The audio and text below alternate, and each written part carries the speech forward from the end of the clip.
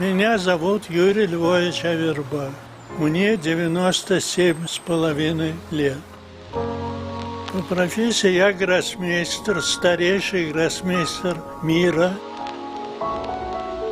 Когда мне было 12 лет, я прочел всего Шекспира. И это мне доставило большое удовольствие. Я считал, что английский язык – это язык будущего. И не ошибся. Огромную роль шахматы приносят детям, которые начинают изучать иностранный язык. В результате они овладевают языком и одновременно овладевают шахматами.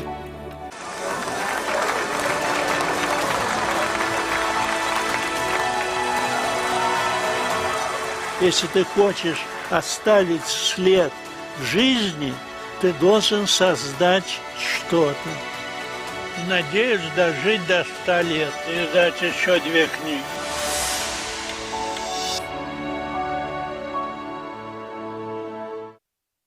Там, где Европа встречается с Азией, Башкортостан – крупнейший современный центр нефтегазодобычи и нефтехимии, территория мощной энергетики, большого металла и передовой фармацевтики. Мы поднимаем в небо лучшие в мире самолеты и вертолеты. Столица Башкортостана – город Уфа. Мы стремимся к победам и побеждаем. Башкортостан. Республика на все 100.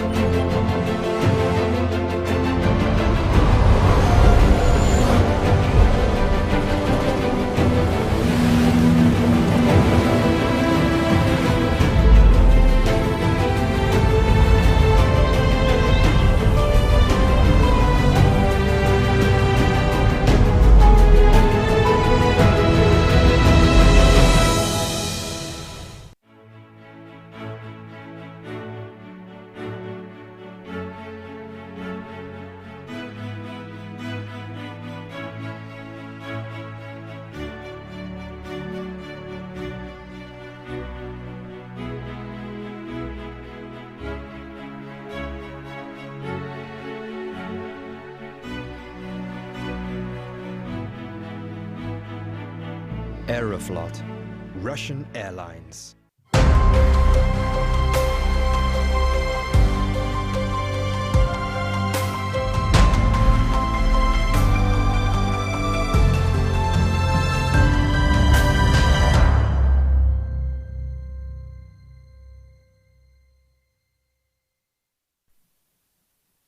Hello and welcome to the Superfinal of Russian Chess Championship.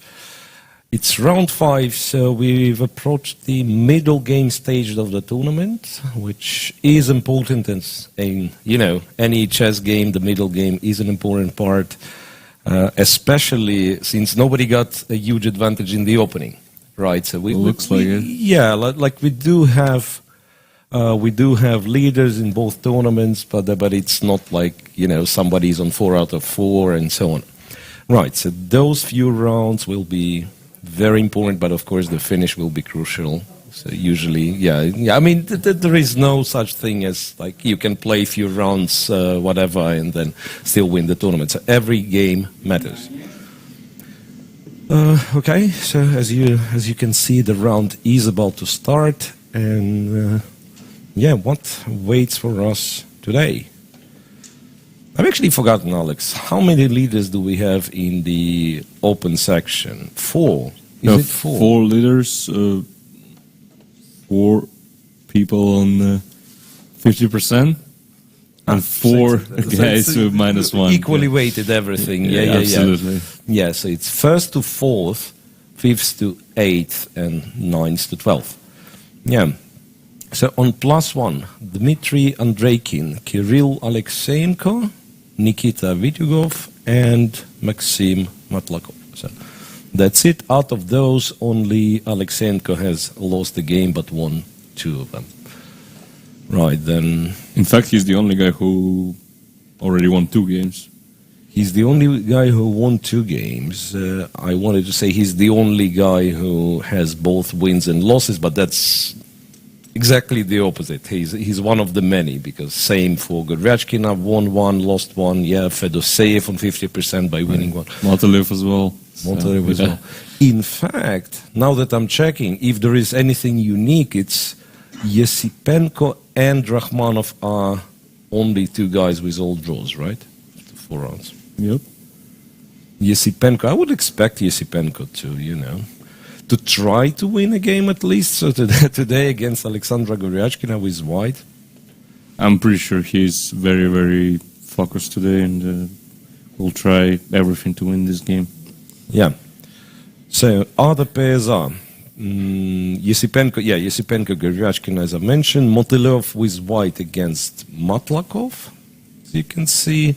Kirill Alexeyenko has white against Pavel Pankratov. Both lost yesterday. Alexeyenko, kind of a painful opening catastrophe, and for Pankratov even worse because I mean he I don't know, outplayed possibly is the wrong word, but he was much better at some point against Motolev. And I mean, from practical standpoint, let's say, so he was keeping the game complex. Motolev was in a time trouble, so Motolev made a mistake, and Pankratov was close to winning, and then he blundered. Then in Motilev's time trouble, yes. I mean, I think it's fair to say that he actually outplayed Aleksandr, but yeah, then as happens to him sometimes, he blundered in his opponent's time trouble, and I was actually predicting something. At least I was saying, it's something that may happen. It's within the realm of possibilities. Yeah. Right. Vidyugov with Andreikin, and that is like 2 leaders playing each other. But at that stage of the game, you prefer to be solid, perhaps, more than anything else. It's not like I'm expecting a quick draw, but they are kind of a heavyweights in this tournament, right. And so there won't be some King's Gambit played or stuff like that. Right, Rakhmanov, who happens to be unbeatable, faces Vladimir Fedoseev, and Maxim Chigayev, who is white, will play against Alexander Pretke. So that is it for men or open. And then for women's tournament, here we have a tie for first between Valentina Gunina and Evgenia Ovud. As you can see yourself, looks like not that much more of decisive games in the women's tournament, which is a bit of a, not very standard, but maybe later on in the tournament. So usually, of course, in women's section, you have many more results, less draws. And I believe yesterday we had 3 decisive games in the open section and only 2 in the...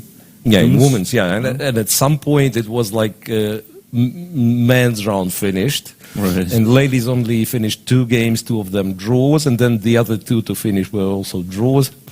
So in a way, we can say that there was more fight, but less results, yeah?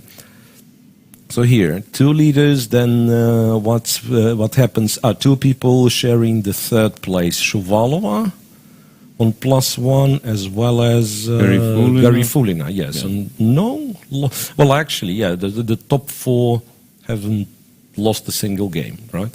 The top 4, yes. First and second, Gunina Ovud, not single loss. And Ovud actually acts in a classical way. Draw with black, win with white. Draw with black, win with white. No, she's been very, very impressive, and if she continues to play like this, she may fight for the championship. Yeah, absolutely. All right, so pairs in women's tournament. Gunina... okay, we start with Marina Guseva having the white pieces against Evgenia Ovud. Alina Bivo will play Valentina Gunina, so both leaders with the black pieces. Gary Fulina faces Shuvalova, so kind of direct encounter for the 3rd and possibly, in higher position in a cross table. Alina Kashlinska with Olga Giria and Pogonina Bodnaruk Voigt against Galiamova. Galamov, after winning a game yesterday, was it? No. Hang on a second. It was the day before. So I expect Alisa to score,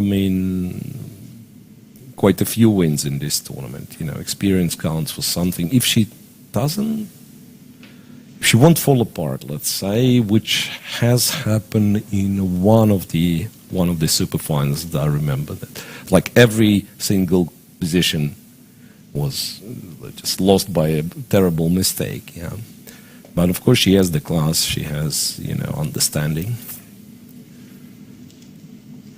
and she has the pawn on b5, which means we are about to see something sharp. And maybe I don't know why I've decided to start from that, but since this game is on our screen and we can start with this game's board. And b5 is already unusual, as far as I know.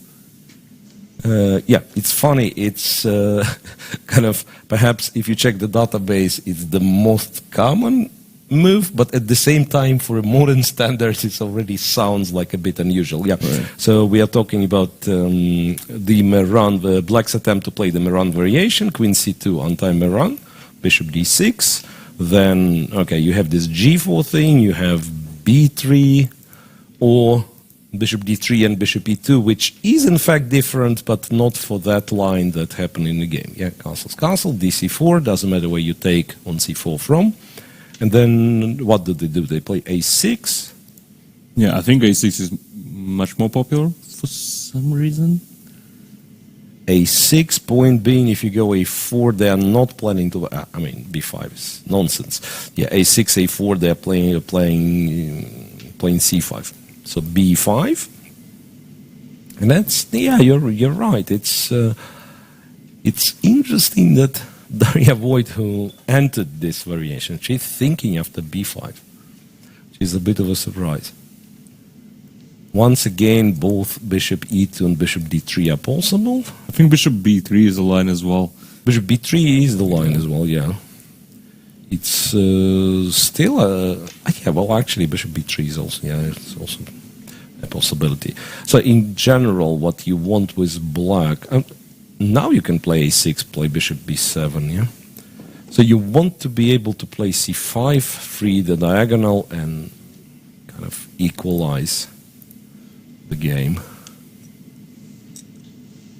And there have been some really theory-heavy variations of this one. Absolutely. Like there was who was that? Topalov Kasimdzhanov was the game where white puts the pawn on b4 and still some c5 break and a piece sacrifice, and Aronian Anand is the most popular one. Aronian Anand, it's kind of Wish is immortal in a way. Right. There's been plenty of games. As far as I remember, black is doing okay nowadays, but white has really a lot of options here. Yeah, it's like a broad choice for white, and you always have to be kind of up to date with black, because if you're not ready, it's very easy to get into some trouble.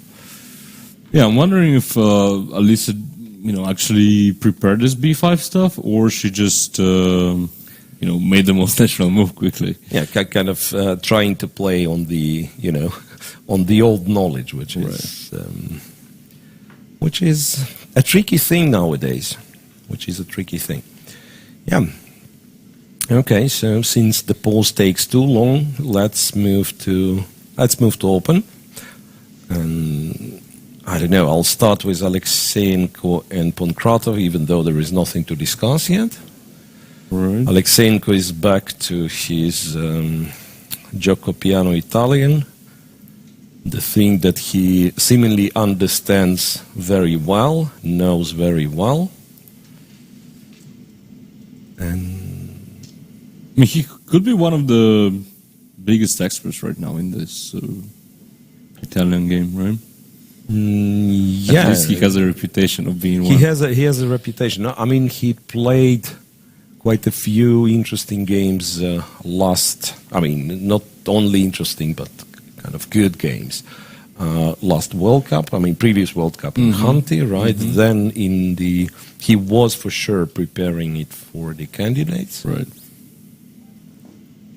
And it's, like plain and simple.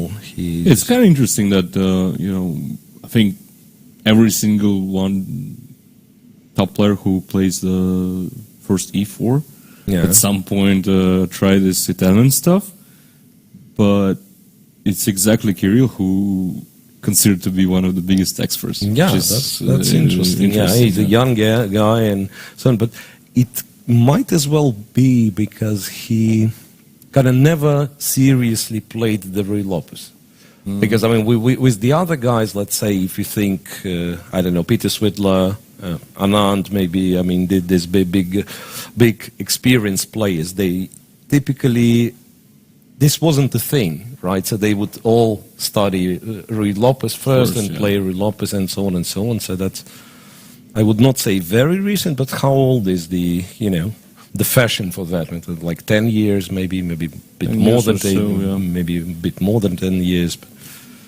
Okay, so castles h3. It's nothing new, I believe. And please don't ask me to explain why exactly those moves made in this order, right? I mean, it always was puzzling to me, Like you go e4, they castle, and now, I mean, you can play a5. That's what... you can play b4, a5, and for some reason you don't do any of those. And later on, black can actually play a6, a5. Yeah, that's the most amazing thing to me. That I think Vichy himself played it a bunch of times. Yeah. a6, and in a couple of moves, black just plays a5 and says, okay, whatever. Yeah. It's all good. Yeah, there was some combo like a6, then h6, and then a6, a5. Yes, once again, like... I mean, I guess we could go into details, but it just like a couple of hours lecture on all these nuances, right? So... Right, yeah, so let's wait for this. Let's wait for this position to kind of shape up a little. Let's move to the game of two leaders then. Vityugov and Andreikin playing each other. Which, by the way, does seem to be, quite a combative opening. Bishop b4 check and knight to c3. So we've transposed to a Nimzo with g3, or we transposed into the Rogozin with g3, or whatever. Yeah. Choose the way you look at it. Knight c3, castles, bishop g2, d takes. Castles used to be a theory for quite some time. Knight c6. And rook to e1. Yeah. And this rook e1 I think this move is very, very rare. Queen a4 is what they do nowadays. Move, yeah. a3, I think, is an option too. Yeah, a3, I remember. Yeah, like if you take, there is always some compensation. Yeah, just because of the dark square bishop. I remember that there was an amazing line when black does something here. You go bishop g5, h6, bishop h4.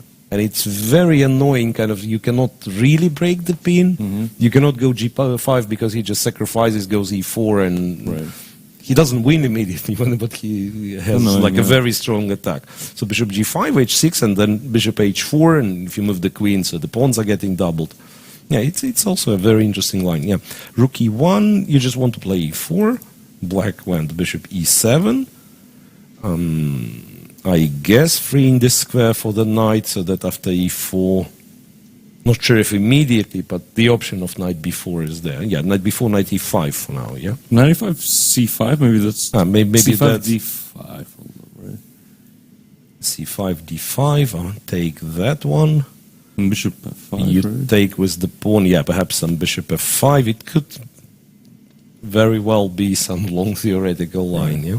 I mean, e4 played quickly by Vityugov, so he's not afraid of knight b4 at least. And I mean, he's a serious opening specialist, so I mean, I'm pretty sure it's all planned. Yeah, it's all planned.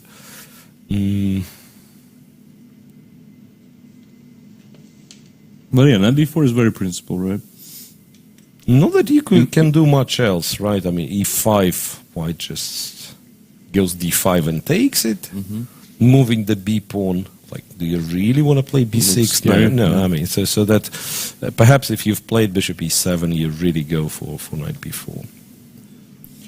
I mean, maybe you can try something like a6 and then rook b8 and then maybe even put the knight on a5. Yeah, sometimes they do it. Yeah, exactly.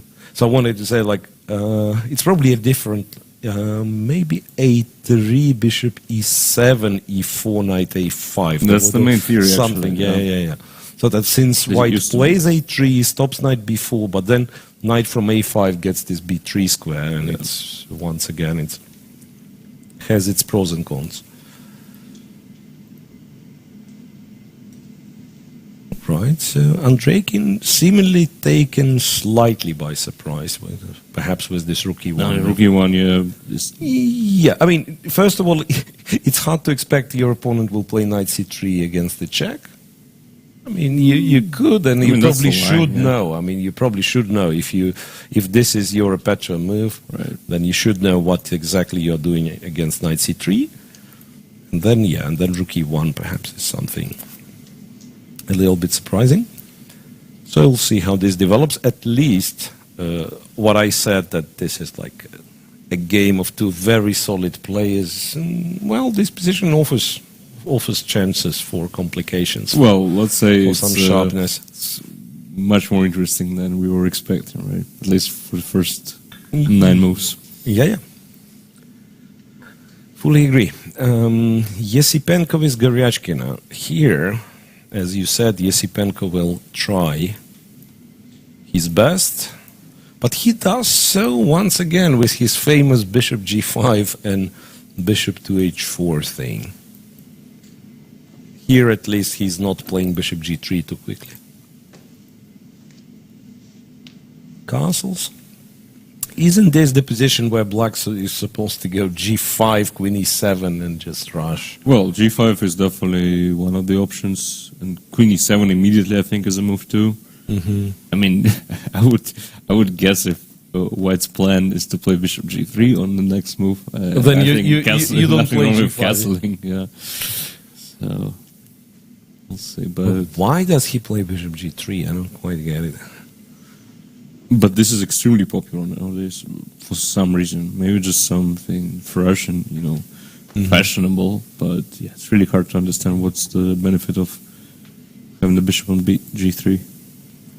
I think in the previous game, though, he has castled and I mean, I don't quite remember the moves order, but there was something like this, like rook e1 and knight h5 was not possible. Right. Finally, we figured out knight h5 was not possible because of knight takes e5. But he was actually struggling. That was the game against Predke, right? And so let's see if he gets a better position against Goryachkina than the previous game. All right. Oh, well, actually, I completely forgotten that Matlakov is one of the leaders as well. Oh, right. So we'll check his game against Motilev. This is what so-called open Spanish, and that's what happened in Bivol against Galyamova, right? We were speculating that she simply confused everything. Not the case with Motilev, of course. He knows what he's doing. b5, d5 takes bishop e6, knight e2, knight c5, c3, d4. This was always confusing to me. Like, is that the line when they play bishop c2, d3, bishop? There was such. I mean, there was. Remember, there was a. I just remember there was a line with the bishop on b1, even though, it looked terribly weird, and still White was somehow trying to. Because prove d3 is kind of weak in some lines, but. All right, so here, bishop e6 had the reputation of absolutely harmless, to be honest. No, but I think instead of d4, black goes bishop e7. And could it be the case that after bishop c2 they play d4? Maybe bishop c2, d4, and move d3. Not b3, d3. Yeah, you are right. Yeah, knight b3, d3. And then you have this. Yeah, which is or you have bishop famous. b1. Yeah, or you have bishop b1. And now black takes, plays something like bishop f5, and this is good for black. That I think Momedyarov played this a lot as black at some point. Yeah. So an immediate d4, then it's different, right? I think so. We may confuse something, but... Okay, so knight e4. I guess black should know what to do here. What's the problem at all? Or maybe there is no problem. Maybe why just wants to develop like with bishop e3 and stuff. No, knight e4 is very, very natural, so I'm sure Maxim should be aware of this move. Bishop e7, right? Yeah, I mean, I don't see the reason not to play bishop e7 and then something like bishop e3 and... Well, if you take queen f3, rook d1... I guess, yeah, if you take a castle, rook to d1, I don't know, f rook maybe, and the queen is somewhat passive, right? c8 or b8, not so important. You cannot play queen b7 because there will be check.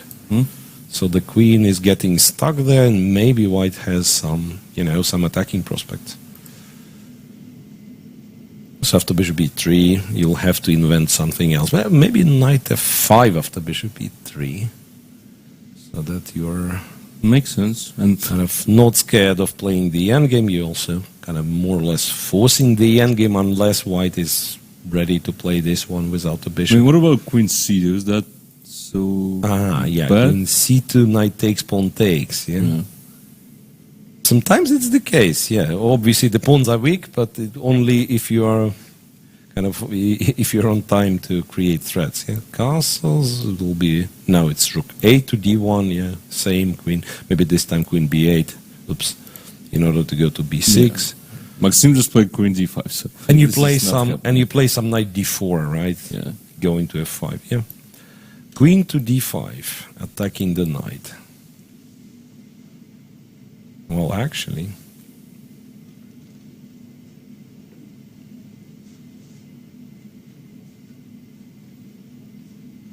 Maxim knows all of this.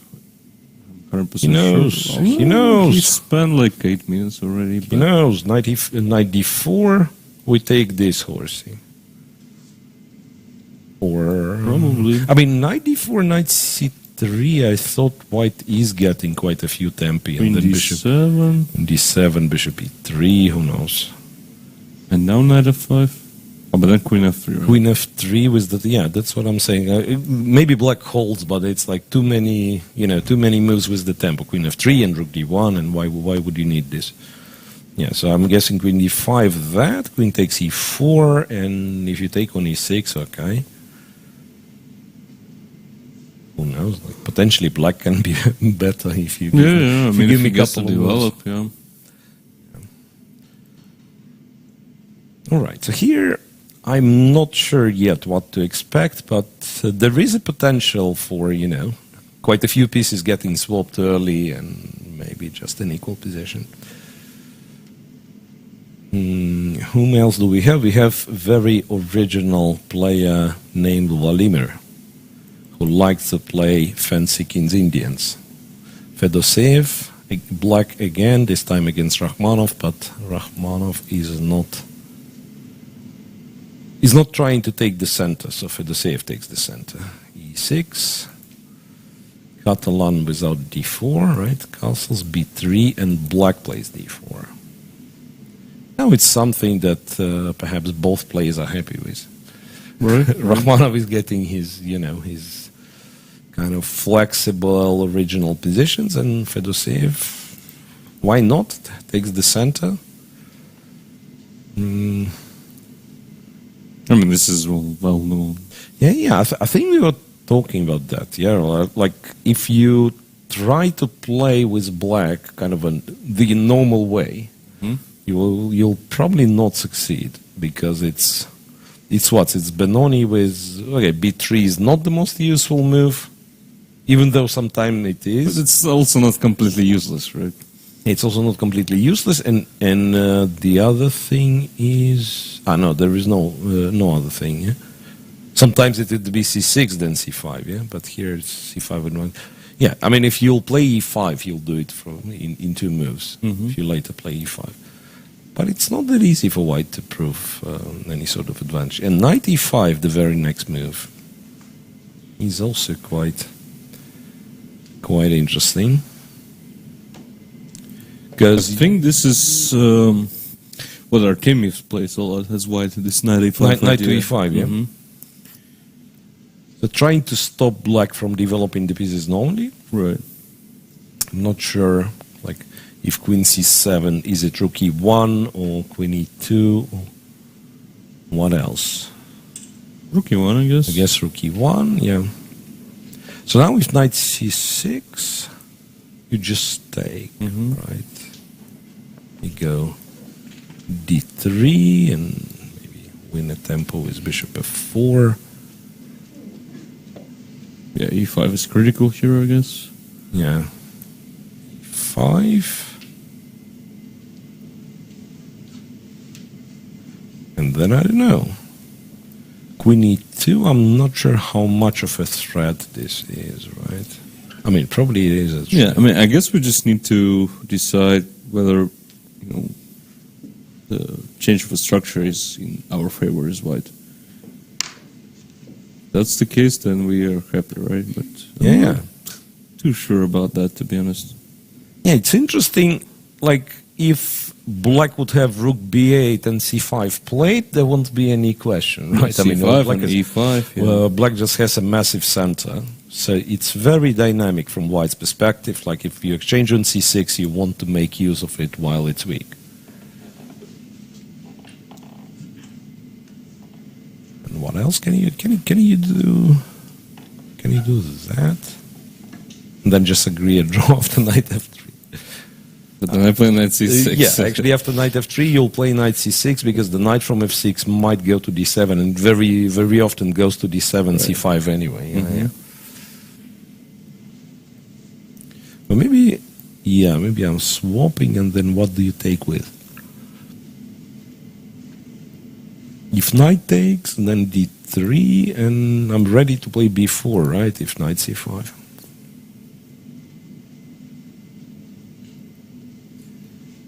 Anyway, yeah, interesting. I mean, as I said, I think both players are happy for the sake of some messy position.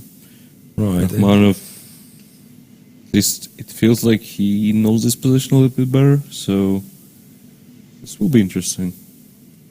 And Rachmanov, he plays solidly, but if he's forced to play some complicated position, he absolutely he's can. Very strong in that. So.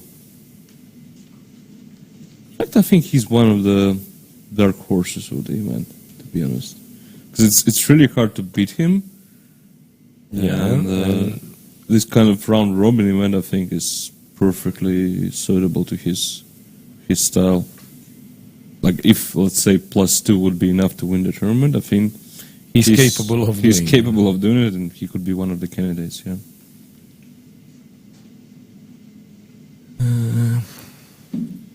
Yeah, as you said, I mean, it's hard to beat him, and if people will kind of keep trying, sometimes, taking too much risk, he can be the one who wins games.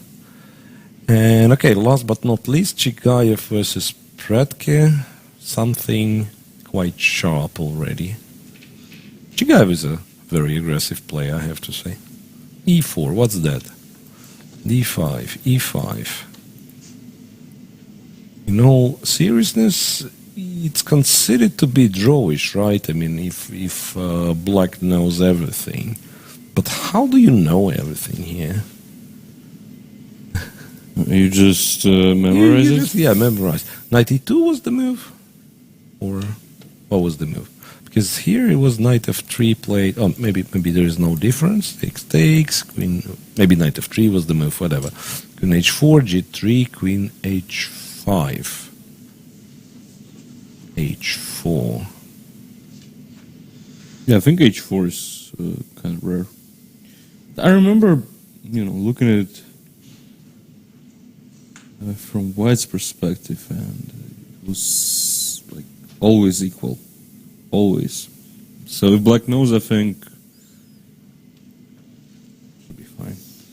I actually even looked at something like this, and then white at some point, I think castle's long, and but still even E5, that. so black wins the piece back. C takes Yeah. D5. This one's hanging. You take maybe Take some queen mess, right? E4. Take on E4. Take on B4. I'm actually. Yeah, this way you probably don't recall it. Yeah. Wait, if I take queen D5, which is scary, right? Because I'm on the various pins and stuff, and I still didn't get my piece back. Somehow I feel like this is the move. Queen D5. D5, castle long. Yeah, He taking on just D5. took it. So if white castles long creates a threat of, I mean, knight takes D5 technically is a threat. Yeah, the E4 knight is. Yeah, so we take on C3. Take on C3 with the knight. Yeah, pawn takes, check, king B1. E takes something. Well, then it's not easy to say what we are taking. Yeah, I mean, if you take the knight, then rook D4 with the tempo, followed up with bishop C4. Queen H1 is a problem. Yeah, there is a little trick which involves taking the rook with a check. But then you take on D4, and I go like that maybe. That looks scary. Yeah, it does. No, Queen E4. I would resign, honestly, with both colors. I don't think that's the plan for either of the players. No, what I'm trying to say, it's like really, it's a very complex position, indeed. Black currently has the pawn, right, for the piece. So, like, for instance, in this line, if you cannot take on D4, you're a pawn down. Yeah, that's a bit unpleasant. Could it be that white needs another move?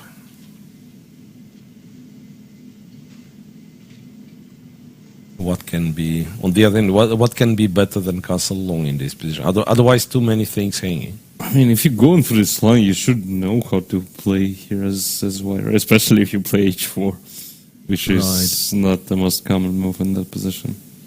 Yeah, it's a little bit weird that he was the one to play H4 not so long ago, right? And at the same time, he's the one who spent more time on the clock. Yeah, but somehow I have a feeling that he's just trying to remember. Yeah, we have to agree, usually Chigayev is well prepared, especially in, say, the lines that he chooses. Yeah, and that's exactly the case, right? So you are the one responsible for playing Queen C2 and E4 on the next move. Yeah, you are the one who played H4, so kind of a rare move, if not new move. Not new, as I said, I analyzed it like a year ago or so it's it's not new for sure, but yeah, I mean, if you play H4, you kind of have to know what's going on there, right? I think he just... No, he hasn't played the move yet. Okay. So, let's move to women's tournament then. Yeah, let's go. And what do we start with? Gunina with black, huh? How about that? Sounds fun. G5 must have happened somewhere. So it's a Caro, and that's the line that is not recommended by Alex Shimanov, or... let's say bishop f5 is way more solid. I mean, c5 is risky, although I have played it myself like dozens of times, I would say. So, as a surprise, I think, you know, I wouldn't recommend it to make it main opening, but to play it from time to time, I think it's perfectly fine. Yeah, and I think it's always been like that. So the move might be better than its reputation. So it was, I mean, at some point, my knowledge, I've never been a Caro-Kann player, but I was trying to pick up e4, and it always was like bishop f5 is the sound move, and then they have this weird c5, which is dubious, but maybe you need to check because somebody's going to play. And there is no straight-up refutation for c5. No refutation at all, and in fact, 3-4 years ago, this line was very, very popular. Like at some point, people kind of stopped playing it, and actually one of the tricky move orders here is to take on d4 with the queen, which is kind of popular nowadays. And if knight c6, just queen f4. So not going bishop b5, not giving away the bishop, but just queen f4, bishop d3, the standard so stuff. you are not allowing black to develop the bishop, and if they play e6, that's some French structure. Okay, maybe not the worst French, but... Which we claim a better one for white, because... Because the bishop it's a French. Yeah, it's a French. So cd4, knight d4, it is a French in our game as well. Just like that, I mean... Okay. Bishop b3, knight c6, white captured on c6. That's something very original. I mean, I don't know how sound is that, how to the point that all... I mean, I guess we can just be honest and say this is just bad for white. I mean, taking on c6, all this bishop e3, knight c6, F4, that's not how you fight for the advantage. g5. F takes, knight f5. And knowing good enough, the bishop f4, something like h6. In fact, why not? Yeah, I mean, h6 is it's not, it's a good move, yeah. It's a good move. No, but the white's play after e6 is just, completely wrong. Bishop e3 is really strange, Yeah, I mean, here. it is. Because it doesn't do much. Nobody was challenging the d4 square yet. And then, especially the combo of bishop e3 kind of trying to keep the d4 outpost and then knight c6, and then you immediately take. Just improves the structure dramatically for black, and once black again, is immediately fine. Once again, Alex, I mean, we can agree that, say, white plays bishop d3, knight c6, and that's not completely ridiculous. No, to this take is not here, bad. make a castle, play rook e1, but even this position is probably just fine for black. Yeah. But bishop e3 and then taking on c6. And then takes on c6. Doesn't make any sense to me. c3, knight e7, probably f4 might get some criticism as well. Yeah, all in all, after 10 moves, it's black who is clearly fighting for initiative and might very well be successfely fighting for initiative. Yeah, especially considering who is playing black, right? I mean, that's definitely Valentina's type of position, so she must feel great. Yeah, about it. So might try to extend her lead even with the black pieces. The other leader, Evgenia Ovod, facing Marina Guseva. Marina had hit and miss tournament, right? A couple of blunders led to 2 lost games, if I'm not mistaken. And yesterday she won in a nice tactical trick at the end. Yeah, so she's been unstable, but again, probably depends on her in this game and in this tournament as well. Yeah. So a couple. Yeah, one interesting thing is so remember that line with b5 and b5, a4, a4 bishop b7. So we call it the Grishuk line, right? But I talked to Fedoseev yesterday, and he told me that he was the one who invented this line. And he was the one who played against Boris Gelfand in one of the online tournaments first.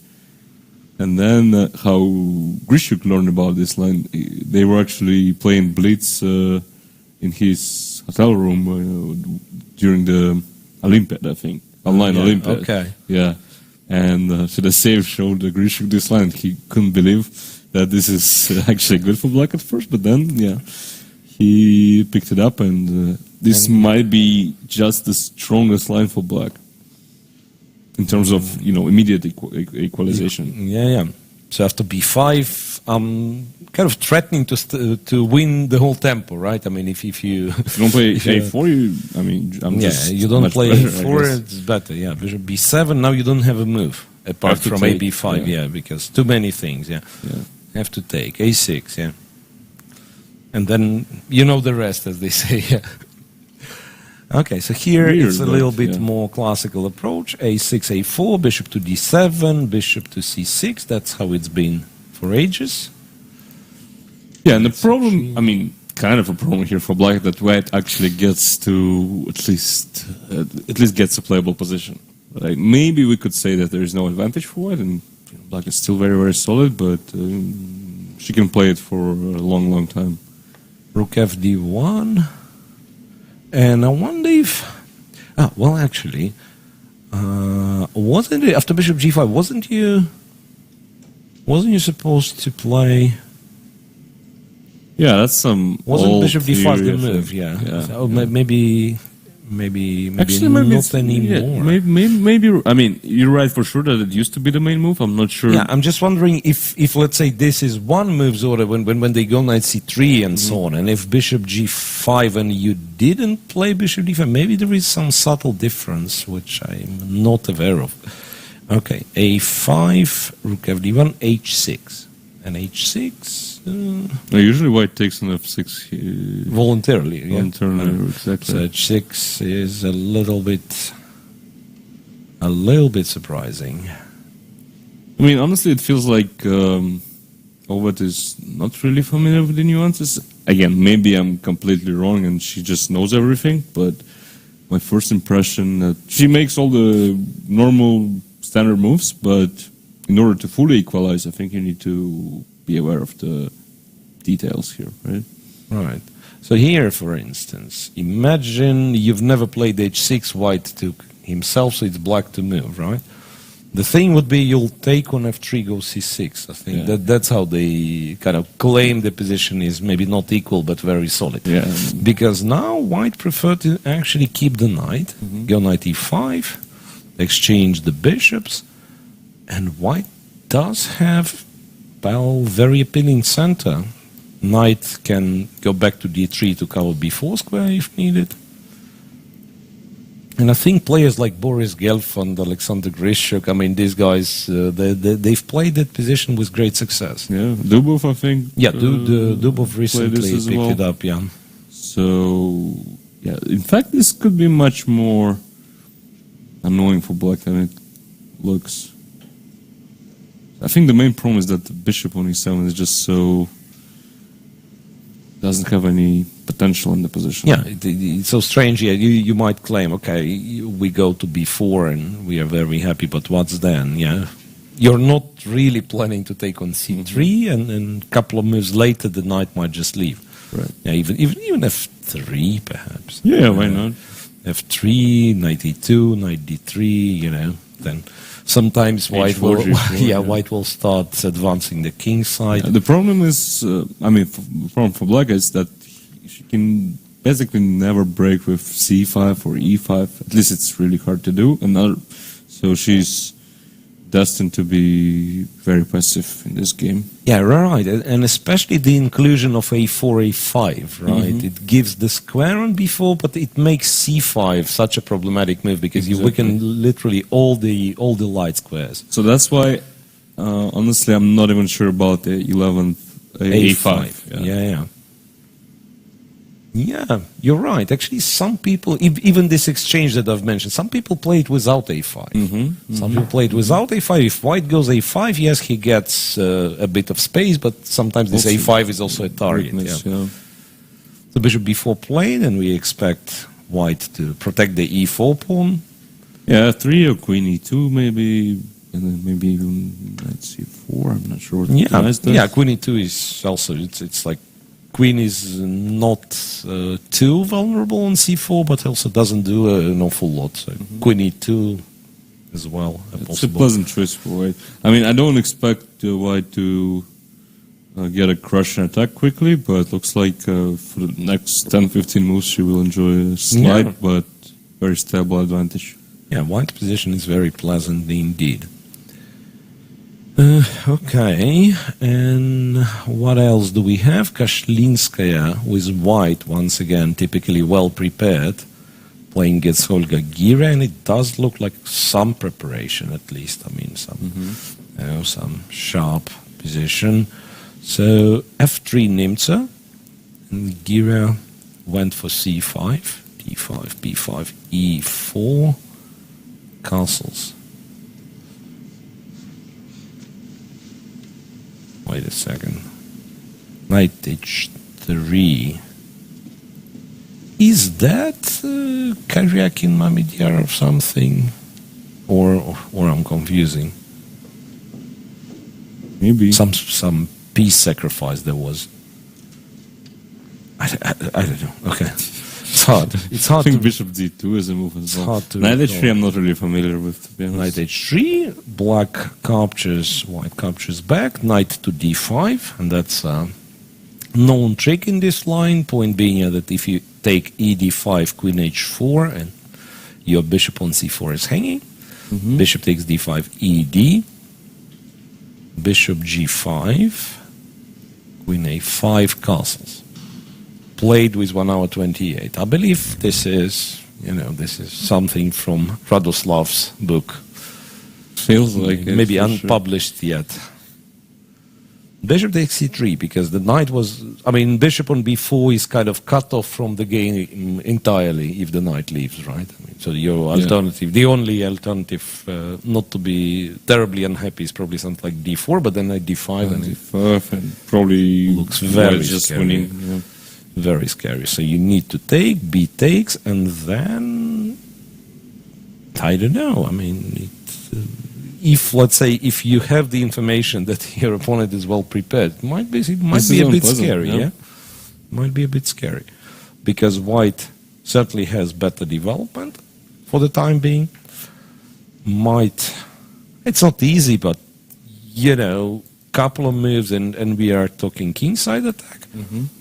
Also, kind of from purely positional standpoint, it's not that terrible. Like if you play a developing move, I take on d5. And if I take the pawn, Yeah, so you need either take on c3 or take on e4, right? yeah, queen c3, let's say. Queen c3. I thought what white does is this. Then queen d4 is. You think it is good enough? Good enough to equalize, maybe. I thought it'd be still problematic. Rook Knight d1, c6. knight c6, and maybe I'm not winning it that easily, right? Knight f4 to d5. H6. Knight f4, I have to be careful, by the way. That H6, is also yeah, enough, yeah. Okay, and this is too long, right? Bishop h4, you go to a6, bishop f2. I'm probably winning the pawn, but yeah, d3, knight here, knight b4, yeah, doesn't look like advantage for white. So, okay, you're taking that. Is it ever continuing to gamble, knight f4? You know what does it do? Gamble. No gamble, no future, right?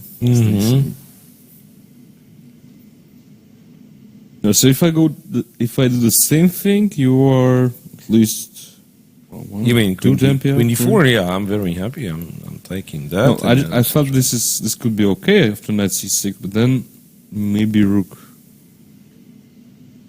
fb1 actually wins some. So you can't play bishop.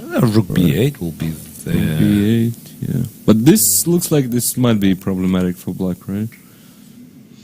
Yes, it's the only question if black holds or white has the advantage. Yeah, it's the knight f4, but maybe. Yeah, but this is not the first time Giri is facing this this situation. Remember your game against Shuvalova? Also, deep prep, and at some point Olga was like 15 minutes behind on the clock, but found all the best moves and held the draw. So let's see if she can do it again. She can do it again, yeah, exactly. Queen c3, I agree, looks very principled. And somehow I don't think I can avoid the queen's exchange for too long, unless king h1. But that's kind of like way too clever, yeah, way too clever. All right, queen c3 is not taken yet. Garifulina with Shuvalova on the next board, and those are two tied for the third place. That's something known? Question mark. Well, not to me at least. Yeah, bishop b3 castles. An invitation to play the marshal.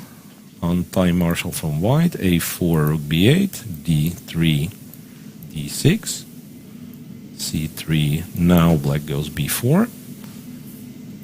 Now black goes d5. Or just takes it. And both spend 20 minutes. Which is, you know, I would call one of the most surprising things in this position. Because you either don't spend any time or you spend like an hour. Yeah. It's more or less. One of the two. Here, do you really have an alternative to knight e5? I don't think so. Probably Well, not. technically bishop b7 for some reason, yeah. You might consider, but yeah, okay, so takes. Then what? c6 would be kind of a standard marshal variation. Yeah, but bishop b7 move. also makes a lot of sense. Bishop right? b7 if it works. Yeah, right. With rook on b8. I'm just trying to recall, and would appreciate some help. So not from this that, line. when we have like a real marshal, right? So c6 is the move. The knight f6 is what Frank James did himself against Kalpa. And then there was a move, bishop b7, which people were playing in correspondence. In some like 1960s, so weak correspondence, right? But the problem was that white has queen f3, and then c6 is kind of sad because you played the same marshal, but for some reason you went bishop b7. So they were trying to come up with some sort of attack like bishop d6, I don't know, some sacrifices, and it would not work at the end. So now in our position, since we have the bishop protected, Right. I think we can just play bishop b7, and it probably is better than c6. My guess would be. Yeah, it feels totally fine for black, to be honest. Maybe more than fine, because c3 is hanging, and you cannot really protect. Knight e4 leaves the rook on e5, kind of vulnerable. Knight f4 could be an idea. Oh, sorry, not that. Knight e4, of course. Maybe knight e4 is actually what you need to play, now that I'm thinking. Because your alternatives, cb4, you don't want to look at. Yeah. And you don't have the way to protect the c3 pawn, because bishop f6 will add one more. Okay, and if I go f5? So knight e4, and yeah, that's a big question. f5, I probably claim that you are not threatening anything. I'm trying king h8. King h8. Something like that, maybe. In h5 and so on. So, my point is that, yeah, bishop b7, knight e4, maybe we need to look for a precise move here. If I start with king h8? You can start with king h8. Might as well take on c3 just in case. Knight takes c3 ideas are in the air, I think. B takes, knight c3. B takes. Yeah, like knight takes, and some bishop f6 followed with queen d4, yeah. Also, that bishop in some lines might be hanging. Yeah, I believe in black's position. Yeah, considering how many pieces are sort of hanging, something must happen. Hey. Yeah, there should be something for black. I have absolutely the same feeling. Yeah. Can't prove it, but by the looks of it, by intuition, yeah, it seems good. Okay, then what else? Bishop e6, played by Shuvalova, yet another way of developing the bishop. Here, though, it's absolutely clear that now knight e4 you just take, and b3 is hanging. So that's the point. So it feels like it's 5 times better marshal, right? Yeah, compared to marshal first of all, it's not clear if white achieved anything, but Black has the rook on b5, which is playing, yeah. C3 is attacked, knight C3 f4 is attacked, and sort of, you didn't play c6. Instead, you've managed to develop something. I'm not even sure what you do with white. Like c4, knight f4, meh. I'd be tempted to take the bishop, to be honest, play knight e4, pretend I have compensation, which I might. I mean, to a certain degree, right? Well, but it's like I need you know, this it's a moral to resignation, be, sort you of, know, yeah. need to play like 3 those moves in a row, so then I'll feel more or less comfortable. Yeah. I'm not actually. I don't have any pride in this position anymore. I'm just looking for a move not to be worse. So maybe rook e6. I mean, practically speaking, this could be the best. That could be the kind of the best solution. Yeah. All right, so let's quickly check the other games. Pogonina with Bodnaruk. I love such positions where nobody is exchanging pieces. Everything's on the board. Nobody knows what's going on, what he's doing. Yeah, he's doing. Started as the King's Indian, or rather, White trying to play something clever against the King's Indian. The worst thing that happened to me after D3, D3 is good. D3 is good. D3 is fine. Actually, you don't have to play E5. I guess. Yeah, knight H5 is a perfectly that's what playable move here. It's actually, that's why Black kind of wants to be clever. It starts with knight, because you can play E5, you can play E5, and it's okay, right? But if you play knight C6... Actually, I looked at it from Black's perspective because I was a bit... It's not like I was really struggling here, but I was a bit annoyed by how solid White is here. You know, when you play the King's Indian, you want to go for some attacks. So yeah, I was looking at this knight C6, knight H5 stuff. And, this didn't happen in the game, but eventually I decided for myself that something like E5 without a knight on C6 is actually better for Black. Yeah. So like move 6, E5, G3, and then C6, for instance. All right. And what was that? I'm trying to recall. There was something funny. Castles, knight c6. Remember playing rook b1 in this position. I remember playing rook b1. There was certain clever point why you start with rook b1 and not with d3. And I was very happy until Korobov played d6, d5 against me, and then that actually feels very natural. And but it's so funny that with the rook on a1, somehow it's sort of okay. I mean, because you can do something. The rook is very awkward on b1. I mean, after this d5 takes, rook is very awkward on b5 because it on b1 because it runs into bishop f5, or you take and a2 is hanging. It's like I was struggling to equalize. Right.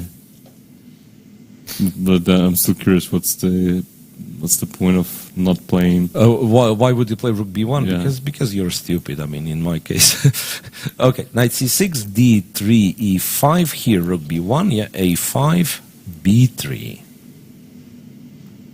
That's something fresh. My understanding is that you have two moves. You have a3 preparing b4, or you have bishop g5, get rid of the bishop and try to play a3 b4 later on. Yeah. And once again, there are like some funny things may happen. Yeah, that takes what they do. Rookie.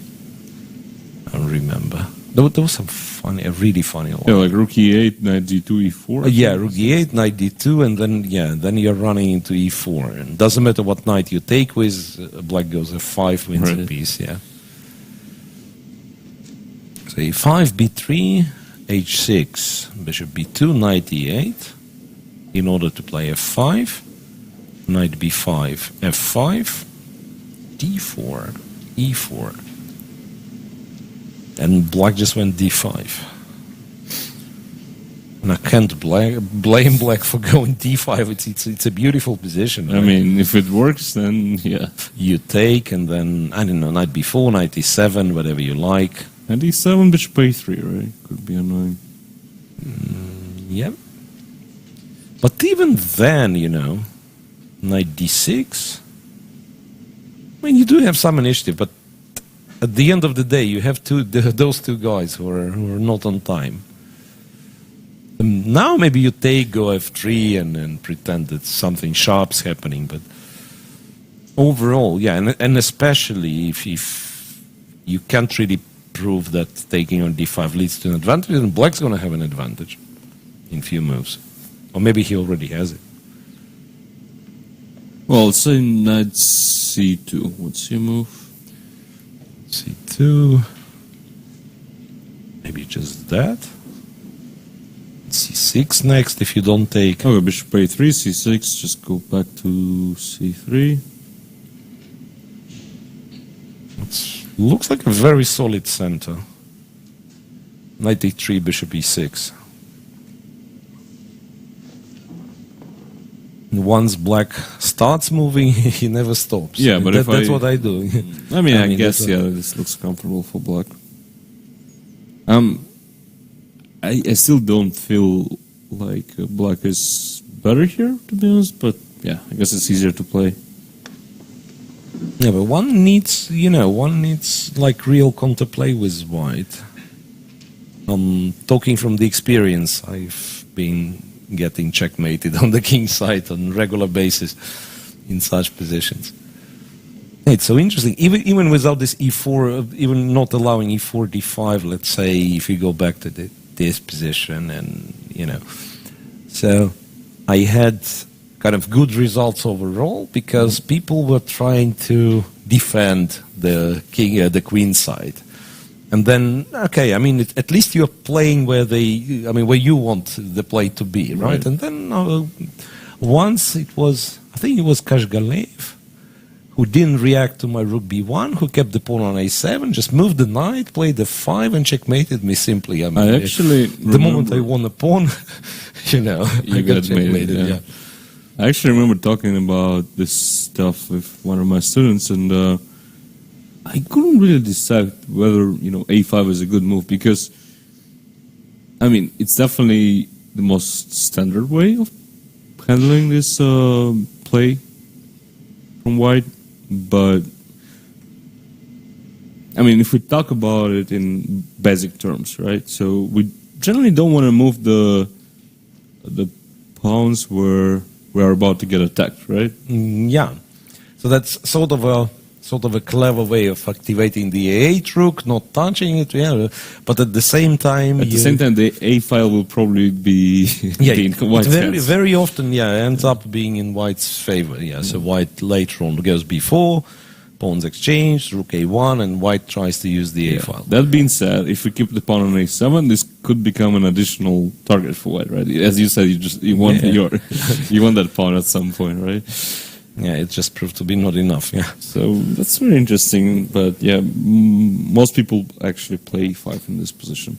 And I think b3 it's just not really good, so not surprised that black is doing totally fine. Already. Yeah, so b3, bishop b2, and also Pogonian spends time, so it's kind of easy to tell that it wasn't some, clever preparation, but rather just she plays over the board and b3 doesn't look that great. One more game. Well, actually, that's the one that we've started talking about here, and it was kind of paused after b5 for quite some time. Eventually, we're getting new moves. So Voigt against Galeamova, right? Bishop d3, bishop b7, knight g5. Oof. I don't quite remember. This is a very interesting line. Remember this being a very, very interesting line, and I'm not even sure if you are supposed to take this pawn. Right.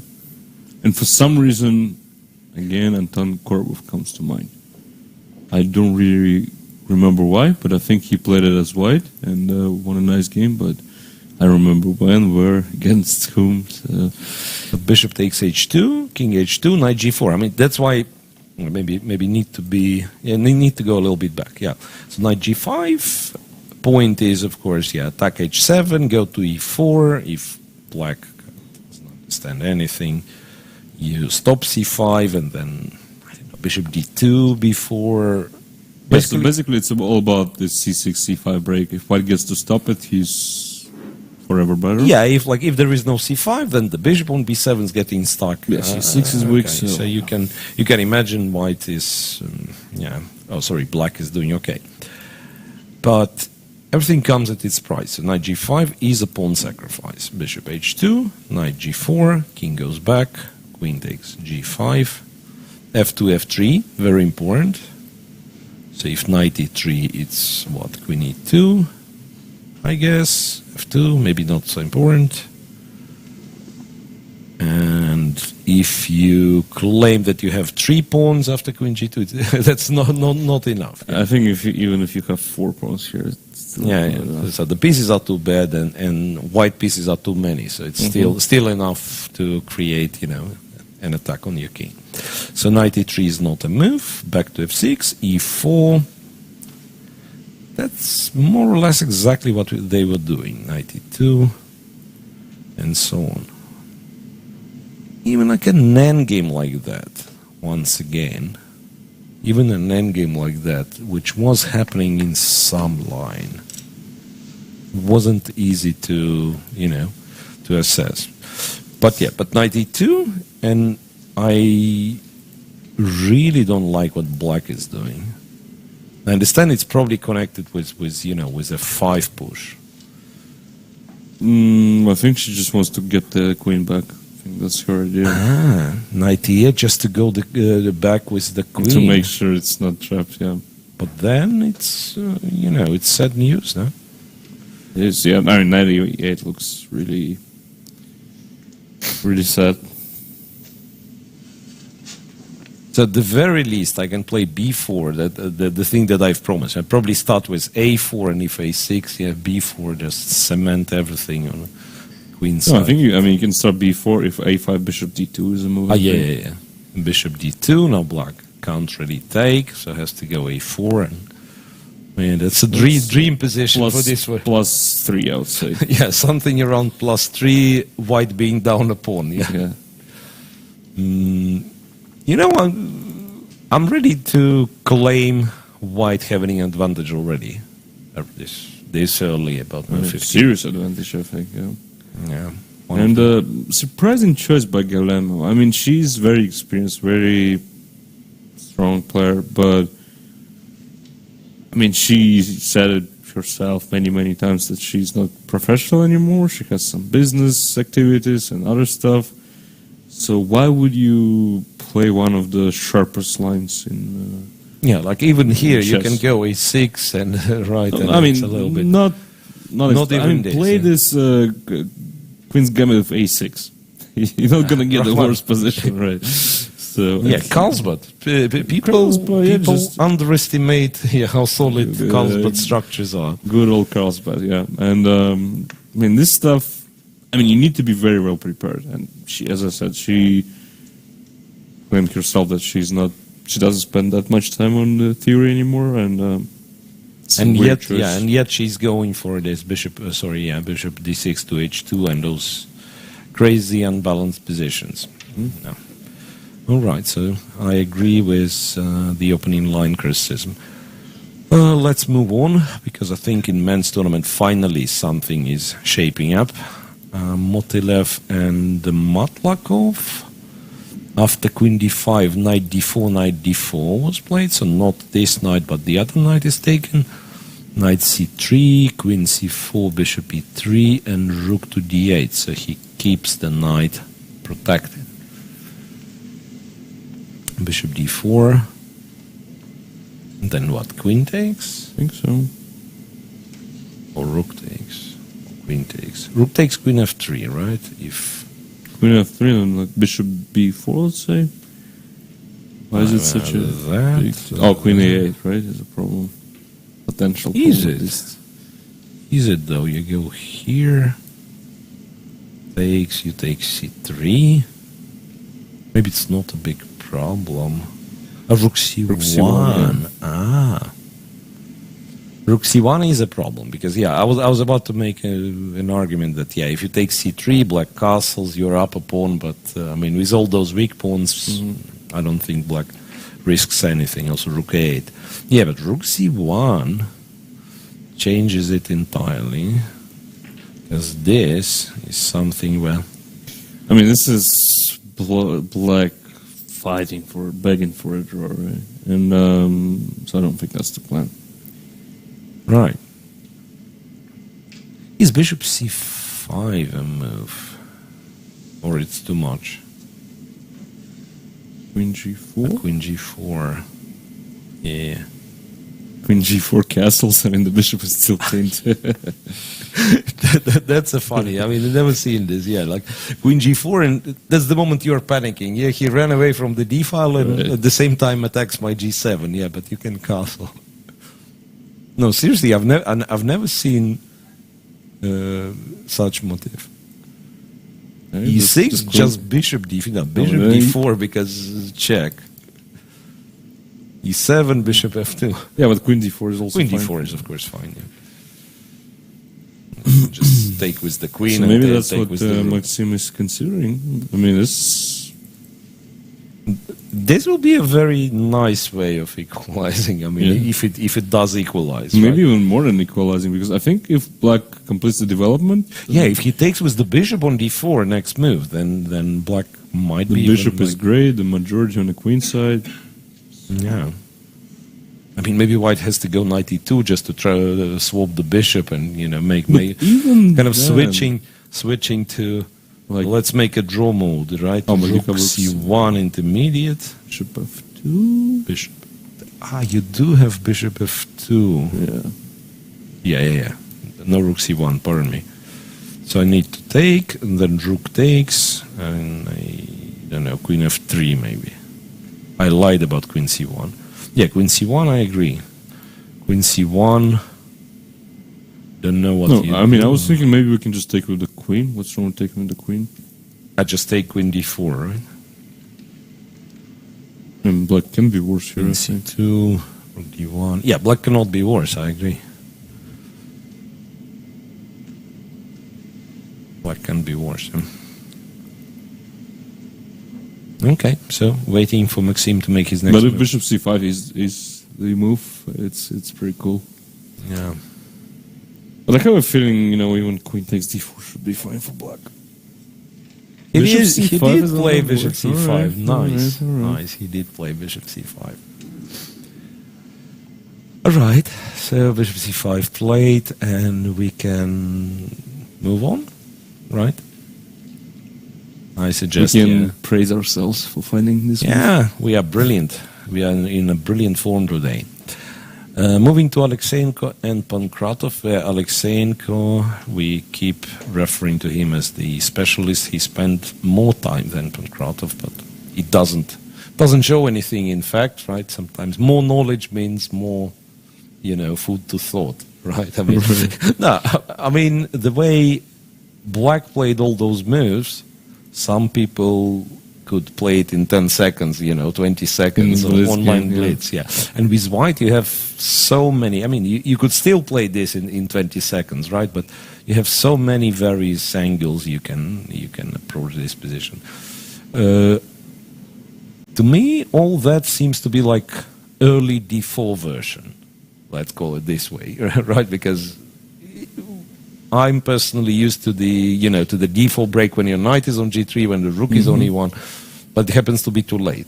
But I think Aleksandr did a similar thing in the first game. He also played d4 very quickly. I mean, his bishop was on a4 in that game, but still. Yeah.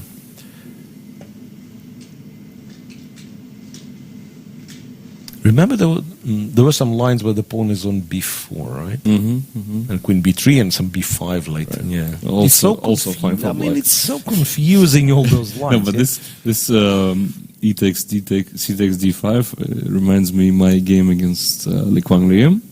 I was white. I mean, it has nothing to do with the opening. Just a funny story how. He played something like c6, I played a5, for instance, and offered him a draw, because I already disliked my position.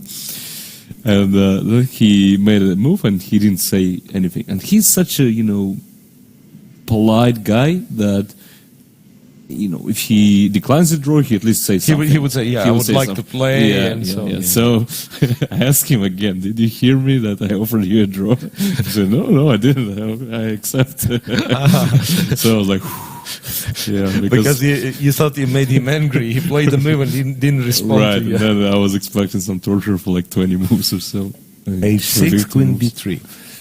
Yeah, so speaking of torture, who's torturing whom, right? Those are tricky positions because White seems for the time being like having a bit more space, right? And maybe arguably the better development. But yeah, it's not that one-sided, right? So one day this can be weak and even, I don't know how A5 can be weak, but maybe it can. I kind of like White, but I agree, like everything can change quickly here. But in general... You'll put it on C5, if anything, yeah? In general, considering, again, that Aleksandr has great experience here, and I don't recall Konkradov being such a great expert. And also the game he lost, yes? They both lost. They both lost. Aleksandr, I must say, is a much more stable player than Yeah, it Konkradov. does seem that Aleksandr... I don't have too much experience kind of talking with the guy, but a bit. Talked a bit, know Right. him a little. And he does seem to be the guy who, on the next day, he'll play fresh game, will not affect it too much. Unlike with the Konkradov, loss, yeah. who is very, very emotional. So, with that being said, I think White's perspectives are higher here. Right. Okay. So, and in fact, while we were talking kind of flexible stuff, I keep thinking about what move Black's going to play next. I'm not so much. Yeah, it looks like not so much convinced Pavel is struggling as well to find a what move. what you do very next move. All right. I think we have a result, and if it's a result, it must be a draw at such an early Yep. stage, right? Chigaev and Predke just made a draw in this H4 thing. Yeah. Look, Queen takes D5. Castle we were short. looking at wrong castle. Yeah, Oh, we were okay. looking at wrong castle. So castle short, bishop c3, pawn takes there, and plain and simple. You just have to go knight g5. Well, That's if how you know this, it is simple, right? Do you have to, though? Because you are the one with the better structure, right? Maybe bishop f3 is such an annoying move to face. Anyway, he went knight g5, and that's what happened. So we have first result. Chigaev makes draw against Predke. We just checked Aleksandr, and once again coming back there. Yeah, I'm curious how much time Konkradov actually has at the moment. Yeah, might as well be that it's like one of those tricks that the move will be made and Suddenly he'll turn he has 10 out. minutes left, he yeah. has- no, okay, not 10 minutes left, but he suddenly will spend some time here. Let's move to Vityugov and Andreikin. Because whoa, something really, really sharp is happening. E4, knight b4, that's what we were talking about. Knight e5, c5 indeed. We've guessed a fair handful of moves, I want to say. Bishop f5, and then, okay, why would you bother saving the exchange? You just go here, rook c2, knight c2, rook e5. Impressive. So now if you take, rook takes, the knight will be lost and black's position will be lost. Therefore you go bishop g6, d6 happens, takes, knight a1. Now at least the fact that the bishop is alive on g6 gives this knight a hope to run back. Bishop g5, knight c2, knight d5. I must say, white has a very nice looking position. I don't know It looks nice, what's the I variation agree. of it. I have not the slightest clue, but it's not very often when you have, that many guys in the center. Queen d6, not a move, by the way. Yeah. I mean, it's hard to argue, yeah, that White's position looks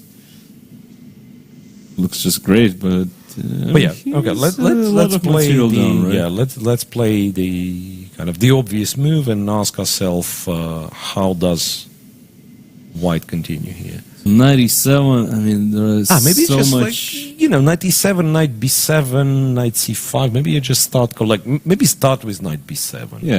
I mean, this could be many, but I was just hoping to deliver some amazing attack. Okay, yeah. So this All this has knight to takes go. F7. Rook has to go, and knight f7 check. I mean, or we take on g6 and then queen h4. Let's say is not a mate, right? If we somehow get the queen to h4. Yeah, but maybe we should just start collecting the material. Yeah, this makes sense. Right. So what Black's options are? Not that many, I have to say. Not that many. Well, technically, like you can do something silly and still knight e7 doesn't win. At least doesn't win the game, right? Queen c2, the knight on d6 is still hanging. But still, to believe that you play rook b8 and get away with it is that's not. Yeah, I think it's a knight move. Knight b4, knight d4, something. Knight d4, for instance, and then really knight b7. I'm not sure where this queen's going, if it goes somewhere at all. Queen b8. She looks bad. Why? Yeah. I mean, at least we attack the rook, right? Check. I mean, just take. Oh, but b7 just isn't take. This anything, one's yeah. protected, yeah, and I'm kind of an exchange down, but with the bishop on f6, I'm not that bad. Doing not that bad on material. It's exchange for the pawn. Like almost equal, right? Yeah, I mean, this Yeah, position queen just d2, lost. queen Okay. h6 looks lost. Could it be that? Oh, sorry. Could it be that something went wrong for Andreikin that early? Because he's also down to 40 minutes, while Vityugov said, could it be like some part of a preparation? I don't know. Well, Bishop I mean, I'm not F5. surprised that Vityugov has a lot of time on the clock, because if you play rook e1, this is like the first line you look at, right? Very, very principled play by Black.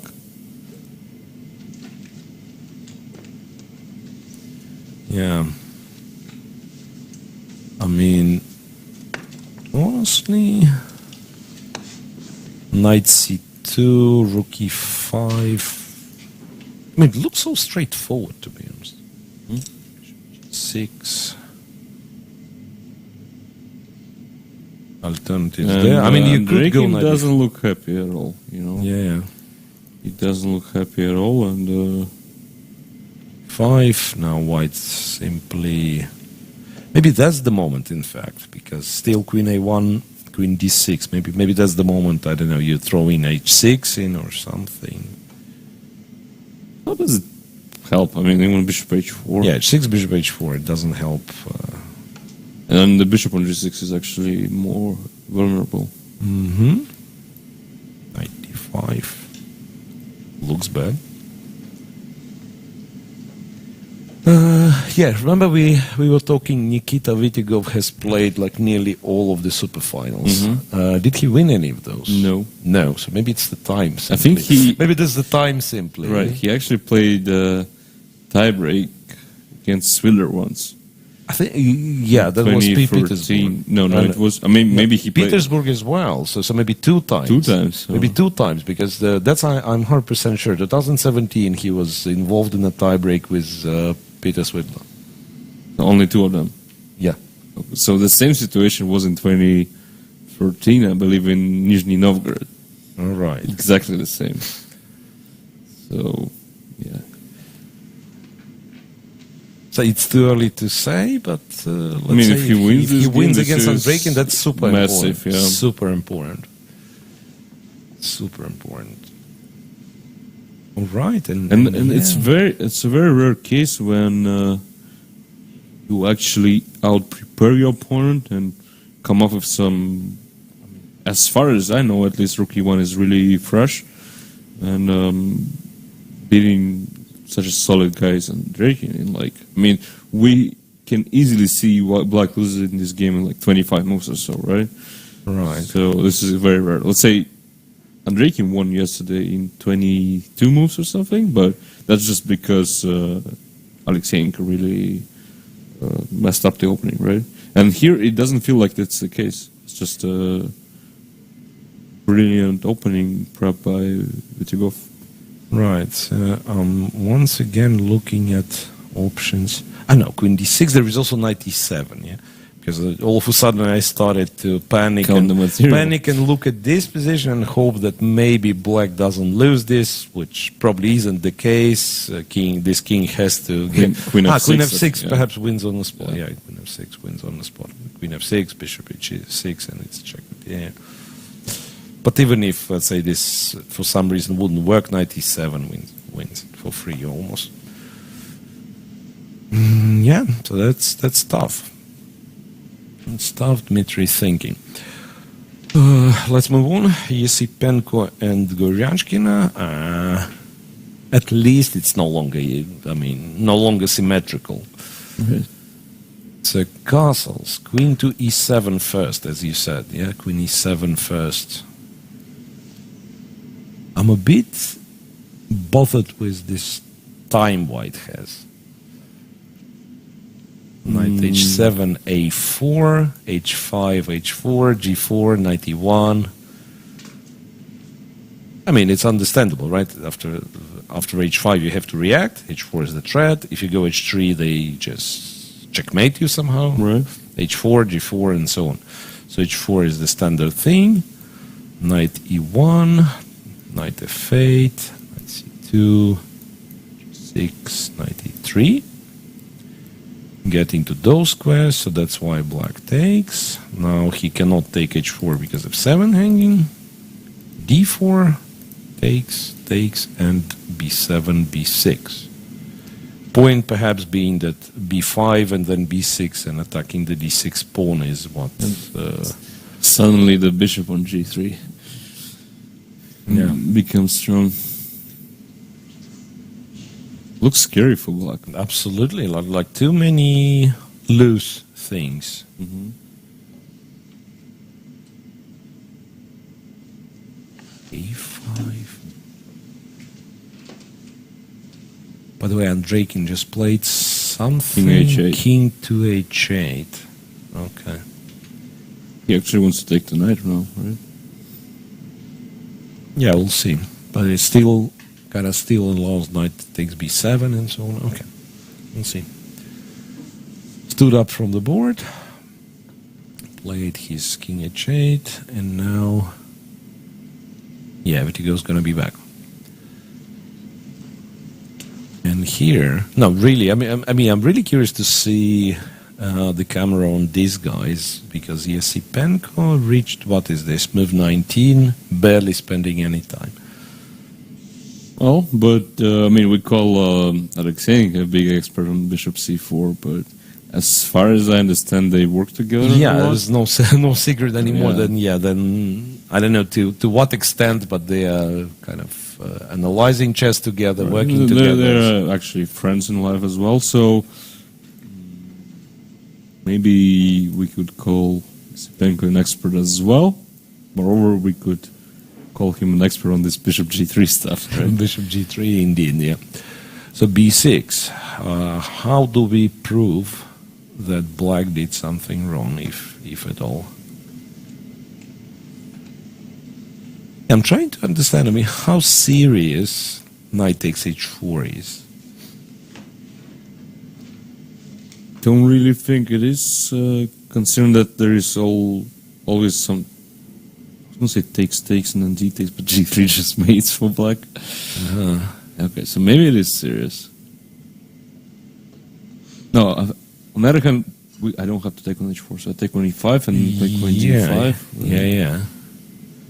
So I'm allowed to say pass, and then, useful pass. Rook A2. Rook A2 does seem to be a useful pass, because Rook F2 at some point.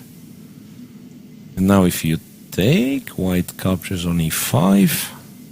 If you take with the pawn, Queen D5 probably just wins. So knight takes, Knight takes, pawn takes, and queen d5, yeah? And Now we castle. God knows what's that. Then we castle, and then white goes rook f2, and once again, absolutely unclear. Or maybe clear, maybe white is just winning. Yeah, I mean, Maybe white is just winning. it's unclear if black is losing immediately or not, but looks pretty bad.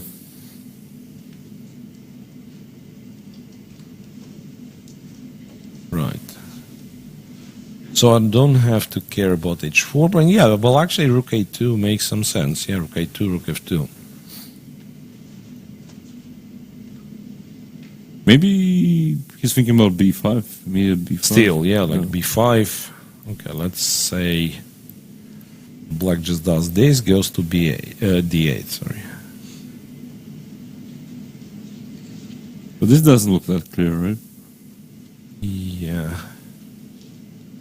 And there is f6 at the end, yeah. No, never mind.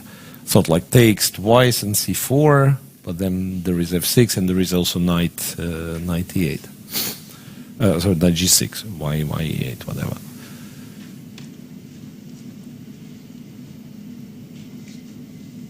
d5. Yeah, d5, yeah, you'll get the knight c5.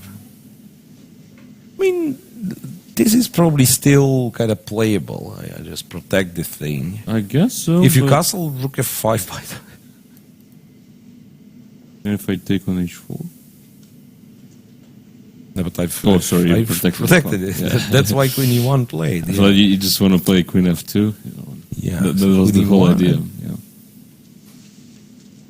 I mean, it's a tricky position. I believe white has to be better in some way here. b6 doesn't look like a reliable move. And once again, not easy to say. But it feels like this is the first moment when Spinker is actually thinking. Which could be an indication that black had something better than b6. And maybe it would be, just take and some sharp line and... Yeah, but b5, b6 just feels so crashing, to be honest. 5. Like you win this pawn, but who cares about it?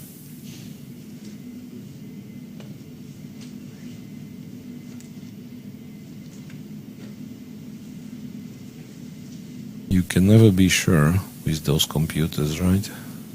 I mean, maybe, but we are not computers, so I don't think we'll be able to figure it out. Obviously, I'd be scared if let's say, someone's going b5 on me and b6, I'd be really scared. Okay, so Goryachkina is in a critical situation yet again, I would say, with the black pieces.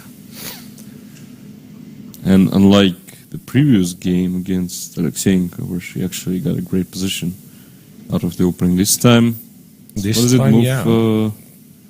20? Move Yeah, but I mean, we could claim that it's still 19, still kind of the opening stage, strangely enough, right? Yeah. So here there was a choice after queen e7, and then since you went g5 was move 10, right? And after that you're only doing logical stuff. Right. But I'm a bit surprised by her prep today. I mean, generally she's very, very well prepped, and it's not the first time Yisapenko playing this bishop g3 stuff, right? So I'm surprised she couldn't find anything clear. Yeah, it's like the way it turned in the game. It's not clear, right? I mean, what she was trying to achieve by playing this time, I mean, if you want to be solid, you probably don't go for like h6, g5, all that. If you want to, I don't know, attack, then you know this b6. line. Yeah, I mean, you know this line better. Okay. All right, so there is that. What else? I think we checked more or less everything. Rakhmanov and Fedoseev is another game to check. Knight e5, indeed, knight fd7 was played. Knight takes, and interestingly, queen takes, so that the knight belongs to c6, says Fedoseev. f4, That's yet again one of the ideas of an early knight e5 to play f4 to stop the e pawn from advancing, then try to isolate and attack the d4 pawn. 5 d3. And the other thing is, yeah, you've exchanged the f6 knights and nothing is going there. Maybe, I don't know how important it is, but... I think it's pretty important, yeah. I mean, e3 is a whole, and... Yeah, like if this knight's here, even some e5 pawn takes knight g4 could be the case. Okay, so a4, knight a3, bishop c5, bishop b2, knight c6, knight to c2. Intending to play b4 at some point, and Fedoseev went queen d6. Queen d6, bishop d7, then he's ready to play on the queen side, right? Or even e5, I think, is an idea. Yeah, e5 could be an idea. Well, e5, there's generally some f5 stuff, but maybe Black's plan is to play f5 first and then try to play for e5. Honestly, I thought White's idea was to bring the knight to f3, not to c2. Not to c2, yeah. Can he strangely just take on c6? We say b takes. So yeah, if queen takes, I'm hoping to go b4 and maybe win the... I mean, I'm actually not sure if it's all that great. But yeah, at least to highlight the idea. Yeah, go b4 and then take the pawn. But if you take with the pawn, yeah, maybe still I'm going b4. Take with the bishop, yeah. Just a bad position. I mean, takes... takes and takes on d4, yeah. You go c5. c5, yeah, and kind of weaken the wrong diagonal. Kind of having weakened the wrong diagonal. Nothing good for white here at all.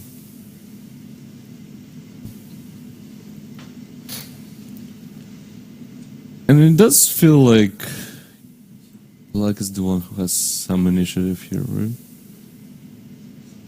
As you said, bishop d7, maybe even rook b8, b5, or f5, e5. What is White's plan at all? What's White's plan is not clear. Queen d2 insisting on playing b4 at some moment, but you know, with the queen on d2, even a3 can be considered. Yeah, but then bishop c1. a3, bishop c1, but will you be able to free up your pieces? Because I'll still have bishop d7, then b5 in the right moment.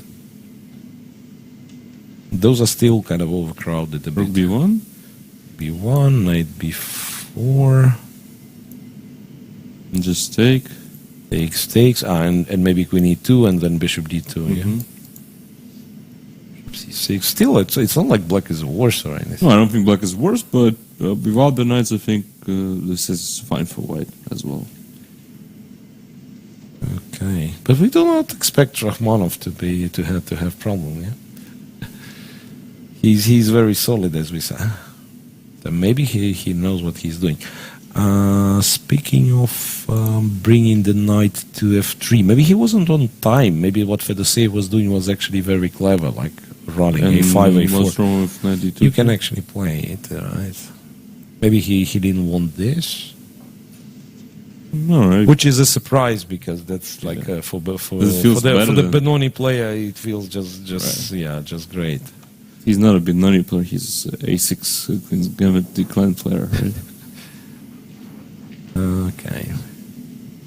Once again, after initial, kickoff shot at the beginning, now games are kind of slowing down. And it's very common. That's right? normal, yeah. So players knew the opening, and now it's time to figure out what's to come next. I see a check. I switch to the game where the check is. It's not something very exciting, in fact. Yeah, Motilev Matlakov, bishop c5, and immediate e6 played. Rook d4, and this is a check I was talking about. Looks like Black is losing the castles, right? How big of a problem that is? No problem at all, I'm guessing. It's like king takes. Maybe a check. F4. Rook f4. Queen d5. You just swap, right? Yeah, although, I mean, 97, a6 is hanging too.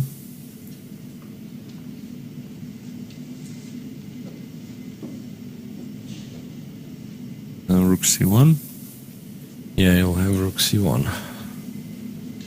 C8, knight takes b5. Oof.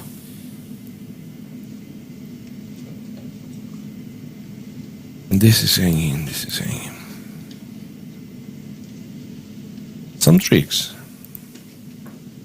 Yeah, I was thinking maybe you take with the queen, and if this, I mean, if this check is played, you go king d7, or maybe even like if this check, you can actually play queen e7 maybe. Queen f3. Queen f3, yeah, it's still awkward. He takes with the queen. Yeah. He takes with the queen, yeah. Takes with the queen, so now I'm really curious about the response to queen e2. You know what, maybe bishop e7 after all. Rook e1. Rook e1, so you can't really castle, yeah. Not that it's entirely comfortable for black, yeah. You don't want to be playing a move like king d7. Here, right? Knight e4, rook d1, and so on. Well, maybe it's fine actually, but yeah. Ideally, you would prefer castle short, right? Right. Ideally, you would prefer I guess this is actually concrete. So, queen to king d7. What's your next move? Now you for bishop b6. Bishop b6, and you'll have queen d5, yeah, okay. And if this... Well, technically you can just take and go king c8. Not that many pieces left, right? Yeah. And my bishop on this diagonal is very strong, so... Right, if I try to be brilliant... Let's just take. Go to d6, right? Rook c1, some queen d5 or something. Yeah, I guess white's not winning by force. That's I'm sure. So what Motilev has to look for is, I don't know, some way to keep at least minimal tension. And I still believe white has to come up with some check so that black goes to the d file or loses the castle, right? That is, I mean, I don't know what's the move Maxim is planning to play after queen e2, but perhaps black will remain uncastled, black king will remain uncastled in this game. But everything else is good for black, so that's why there's a conflict, right? Because if white won't be able to use that... Yeah, you have the really, like, all the pieces are good, this rook will come to e8, f8, whatever. Structure is slightly better. Structure is nice, yeah, so 3 versus 2 on the queen side, the bishop is superior over this knight. It was double-edged. Double-edged. And I think it will be decided in like 3-4 moves, whether white will be capable of fighting for the initiative. Right. And that doesn't really work, yeah? Queen. No, I cannot move the queen here. What's again some glitch. Thought queen c2, but then black can actually castle. Knight b5, and there is still rook c4, even without the b5 pawn. Right. Okay, so exciting. I think, as you said, it will be clear in 3-4 moves, and once again, one of the possible scenarios that white kind of equalizes it. Right. But, I mean, we know that Motilev likes to think, so I think, I mean, queen e2 may happen quickly, but after king d7, I think he will... Yeah, he will tank. He will tank for a long time. So what do we do? Aleksandr Pankratov. Let's check again, because Pankratov played some moves. knight to h4 was played. That was the position when I said I'm kind of struggling to find moves. Knight c5, then black took here, bishop e6. That's interesting. So basically he's claiming that d5 stronghold is enough to, hold the position. I guess if the bishop ends up on d6, white is much better because b7 will be problematic to guard and so on. But I don't see how to manage it. Queen g3 is the first move that comes to mind, but maybe just queen f6 then. g3, queen f6, yeah.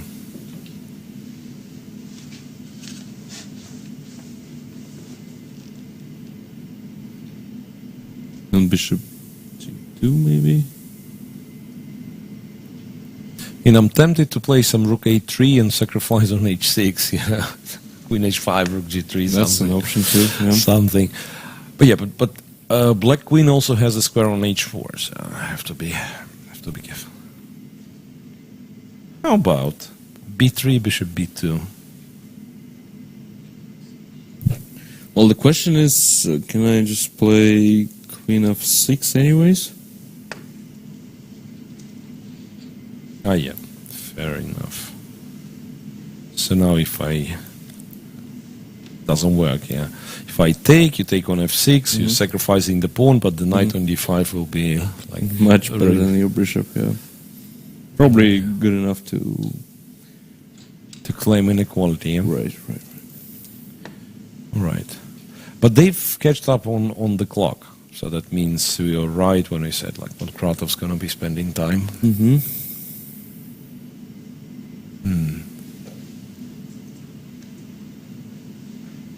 Okie dokie, yeah. Your bishop d2. If knight c7, perhaps the bishop moves. Ah, wait. Yeah, if knight c7, what do we do?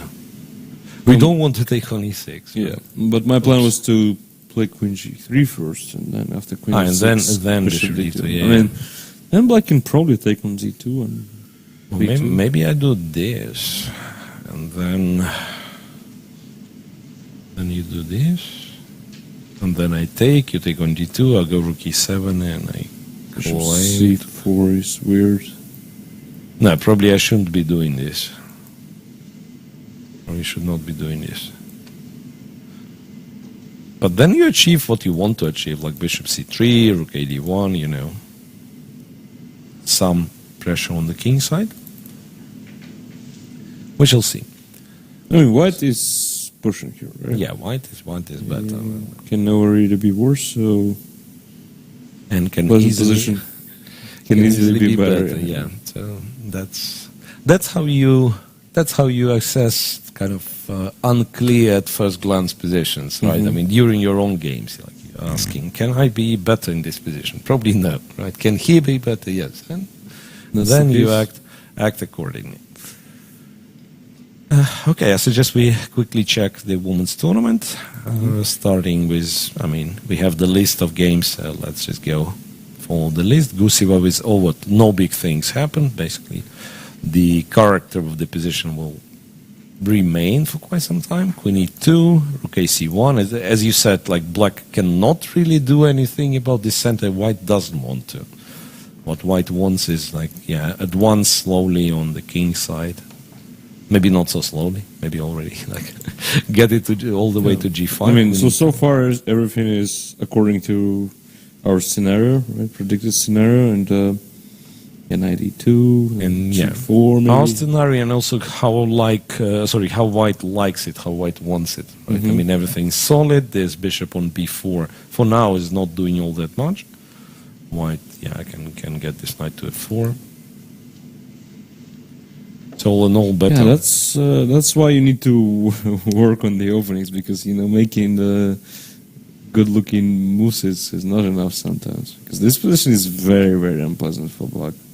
Yeah, and it's like black was kind of trying to play healthy moves, right? And it turns out that each move is, or rather looks normal, looks playable itself. But this fine, combination of 5 this specific moves just doesn't work in this position. Yeah, that's very common. That's chess nowadays.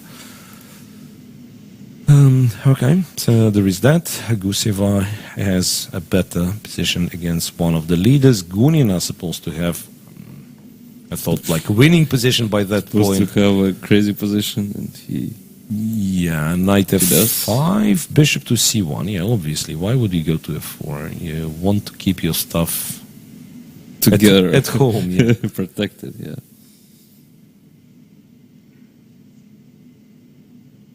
What a beautiful position that is. h6 anyways. Yeah, h6 anyways, because why not? Queen h5, queen to c7, g6, check on e5, takes on g6, king d7. It would be too boring to castle, right?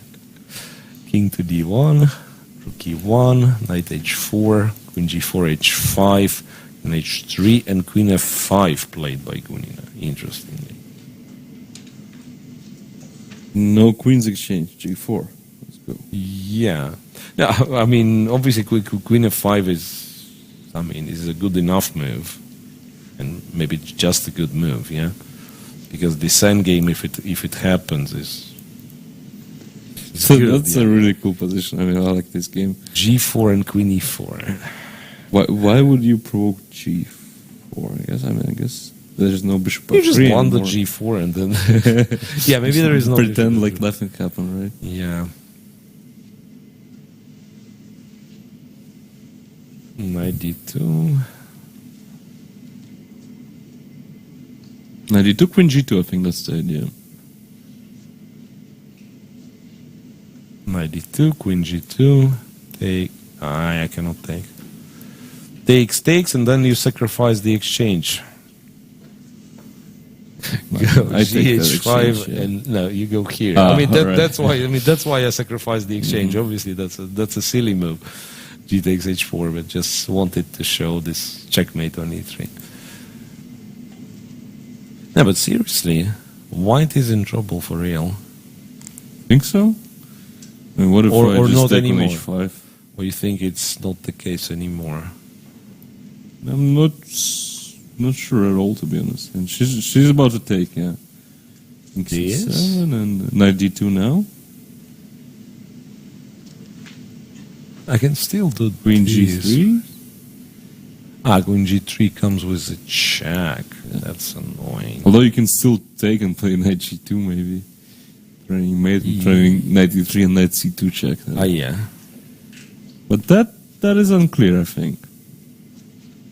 Okay, so as per usual in Gunina's games, that's the position that maybe she knows what's going on, but not us. No one else, yeah. Yeah, not us mere mortals. Yeah, at least I fancy her chances in such a messy position more than, Over's chances in this passive Catalan. Absolutely. So in terms of, who from the lead is going to win, I think, Gunina has some chance at least. Garifulna with Shuvalova is, whoa. White is in trouble? Question mark? Probably he is.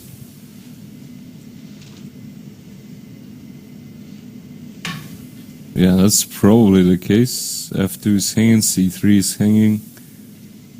White isn't, White is up some material, but not that much, right? So White did sacrifice. In exchange went knight which d4. turned out to be a blunder, apparently. Takes and knight c3. Yeah. And queen d4. And that's hanging, that's everything. Yes, bishop e6, king h8. And Queen d. Queen d2, Queen c2, c2, maybe c2. As a queen c2, there is some queen e5, like hitting this, this, and then the knight is... Also bishop f6. I think like everything's overloaded for black. For white, sorry. And if queen d2, even bishop c5 should be enough, I think. Yeah. How do you protect f2? And bishop f6, and bishop c5, yeah. Bishop f6, rook a3, maybe. Yeah. it's hard to believe that White surviving this. Right? Queen d2, there is actually, I can't believe it, but there is actually takes and queen c3, and the rook's hanging. Then bishop b2, maybe he was still fighting somehow. Oh yeah, rook b2, move the queen, yeah. Queen f7. Not just anywhere, but queen f7. Ah, yeah, queen f7. So I'm lucky to have a check and rook back. Yeah. Yeah, but bishop c5 looks just winning on the spot. Yeah, so it looks like Shuvalova tricked Garifulina into something. If that's the case, then very, very well played so far. Yeah, maybe just this pawn. Poison, yeah. Yeah. Yeah, I just thought, I mean, okay, you can't take the pawn, but you do. Yes, queen c2. Maybe you don't take on d5. Maybe you don't take on d5, yeah. Play like h3 or a5, whatever. All right, anyway, the resulting position seems pretty hard for White. Lost, yeah. Probably lost. Kashlinskaya with Gira, the opening, I don't know, analysis, experiment, whatever. Queen takes c3, this is how you play. You take on d5 with the pawn. d6, knight f2. So you've sacrificed the pawn and you're trying to get it to, I mean, kind of attack d6, yeah? Yeah, but resulting position I'm not impressed with at all. Yeah? Black looks... No, black looks very completely fine, yeah. Completely fine. Probably not bad. I mean, even, like, might be better. If anyone is better, it's black, right? Yeah, because we know how weak d5 usually is, right? And if you move the bishop back, put it on d6, it's nice, but it's not going anywhere, yeah? A2 While, is weak. yeah, a2 can be taken at some point. Clumsy, so... Yeah, that's the thing. I mean, while the diagonal is open, black will play rook d8 and attack the d5 pawn. If you play bishop g3 and d6, okay, the pawn survives, but I go rook b8, rook b2, and then the bishop is kind of out of... But I just want to take on a2, I think, on the next move. Yeah? And how is it not better for black? Good question. I'm not even sure. I wonder if it was all planned or just, after the preparation finished, Kashlinska mixed up something, yeah. Look, okay, so queen c3, ed5, let's assume that it was still prepared. Yeah, d6. Now bishop h3, well, perhaps an idea, yes. Knight f2 looks logical. Bishop f5, rook c1, because why not? Queen a5. Yeah. Hard to tell, yeah. It looks like you don't have anything better than... Maybe it's just some kind of a bluffy line, and as usual, Gira found... Could it be this? I mean, some I can still play knight tactic. You can play knight d7, yeah, and if g4, knight b6 was attacked. At the very least, yeah. I mean, it's very hard to believe in g4. Yeah, g4 is too much. Queen c2, maybe a move to... Right. So it looks like, yeah, Gira found out how to navigate this position properly.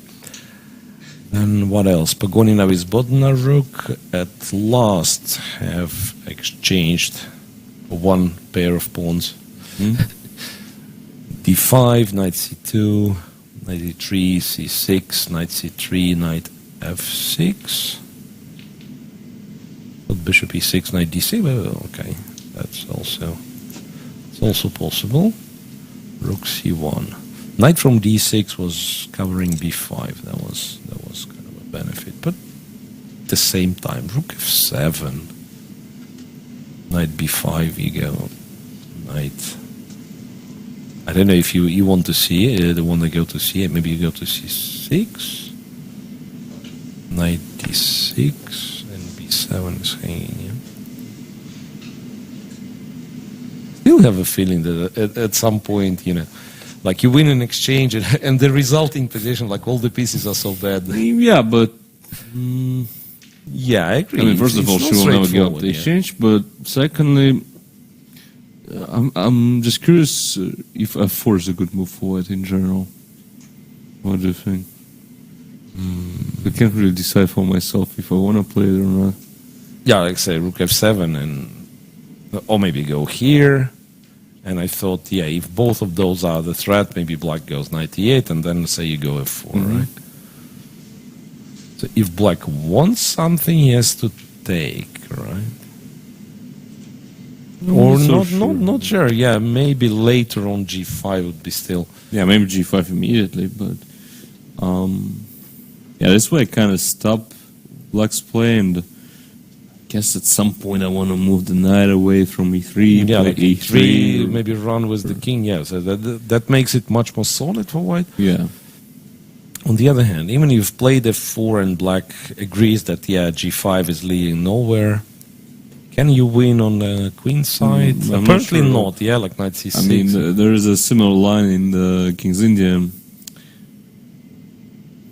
What's it called? 91. Marle Plata? yeah. Yeah. So, where white achieves everything on the queen side, black achieves everything on the king side. I mean, up to a certain point, and then it's like a positional draw because Neither side can make. both sides achieve maximum, and that's it. Is that the one where like the pawns are b5, a5, a7, b7 for black, and then no, that's the. It's when you put as well. You put the knight on f2. The knight on f2, and you Bishop triple on e1, You you know, triple this- on the c file Yeah, something. yeah, Yeah. There is such line. Yeah, and then black is getting kind of maximum ready for g4 whenever you touch any of your pieces, Yeah. but still cannot break through. And the same on the queen side. Yes. Right. So that's one more game, and Void with Galyamova. We said Void has a good position, which probably is correct. A4, a6, bishop d2 was played. King h8, g3. Okay, g3, queen e7, king g2, and e5. At least freeing up something. But on the other hand, the bishop on b7 is still Hopefully there. it's not too late. Yeah. The bishop on b7 is still there, and then white can go rook h1. It's not like you want to take the not to g1. Yeah, rook h1. If you take, you're just helping white to get the knight to f5. Yeah, it still looks full compensation. No, just rook h1, I think. Yeah, that's what I'm saying. Like rook h1, and if you take, I mean knight d4, Knight knight goes to f5, f5. bishop Yeah. c3. I mean, it looks extremely dangerous. So like full compensation, probably more than just a compensation. Right. You know, after maybe in fact what I have to do is like f6 and I just just try don't to think you will hold it. survive this. I mean, You double, you sack on Yeah. h6. Yeah, you're right. like and at some point, like I think all the pieces will join the attack. So Yeah, honestly, it just looks really bad for black. yeah, looks And looks scary. simple to play as white as well. So it's like a double combo. You know? Yeah, you don't have to be like too inventive. You know, you Right. have the open file, just bring everything to the open pile. It's like Fischer said, like h4, h5, take on h5, mate. Right. So let's see if Daria Voit will execute our plan of checkmating black on the h file, and therefore we will go for a quick break and come back to continue with round 5 in about 10 minutes.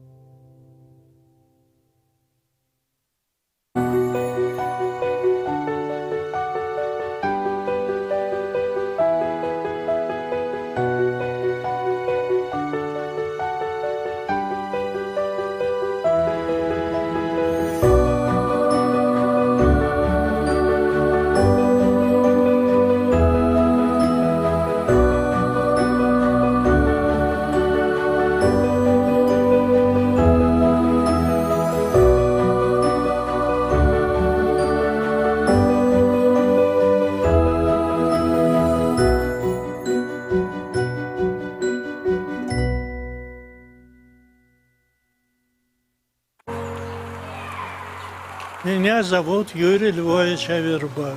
Мне 97,5 лет. По профессии я гроссмейстер, старейший гроссмейстер мира. Когда мне было 12 лет, я прочел всего Шекспира. И это мне доставило большое удовольствие. Я считал, что английский язык – это язык будущего. И не ошибся. Огромную роль шахматы приносят детям, которые начинают изучать иностранный язык. В результате они овладевают языком и одновременно овладевают шахматами.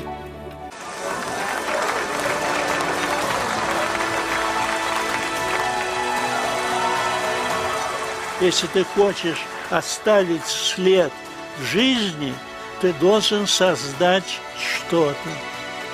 Надеюсь дожить до 100 лет и издать еще 2 книги.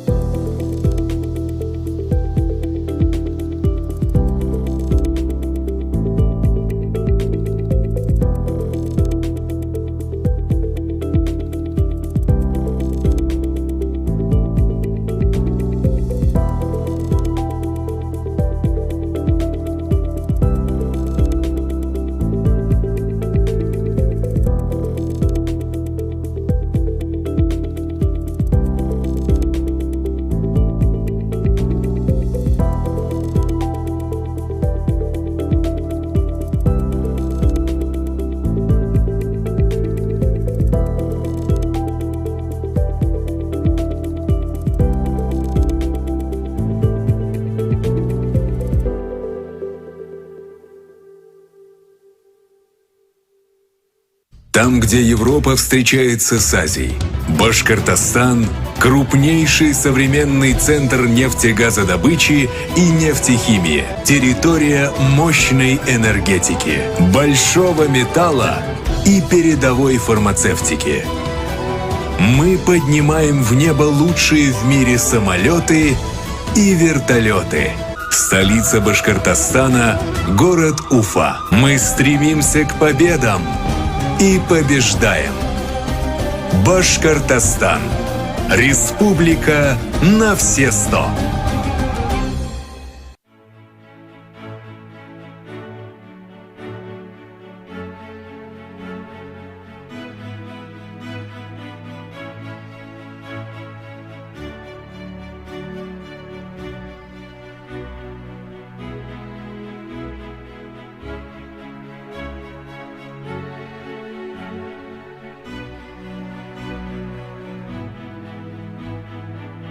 Aeroflot, Russian Airlines.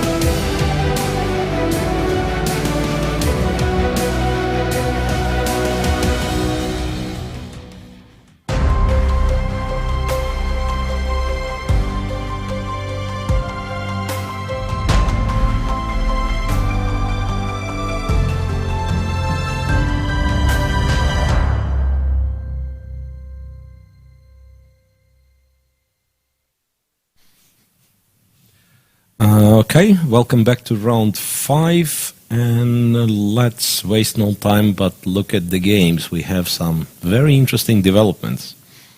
Yosipenko against Goryachkina possibly changed the evaluation quite a bit. Also, Motilev and Motlakov, there are some developments as well in the other games. Okay, so what do we have in that position? Motilev gave a check on e1 with the rook, so we were looking at Queen e2, because this seems to leave f2 unprotected. King goes to d7, there was no choice. Queen c2, bishop to b6, and white has played a4. Disturbing black structure on the queen side.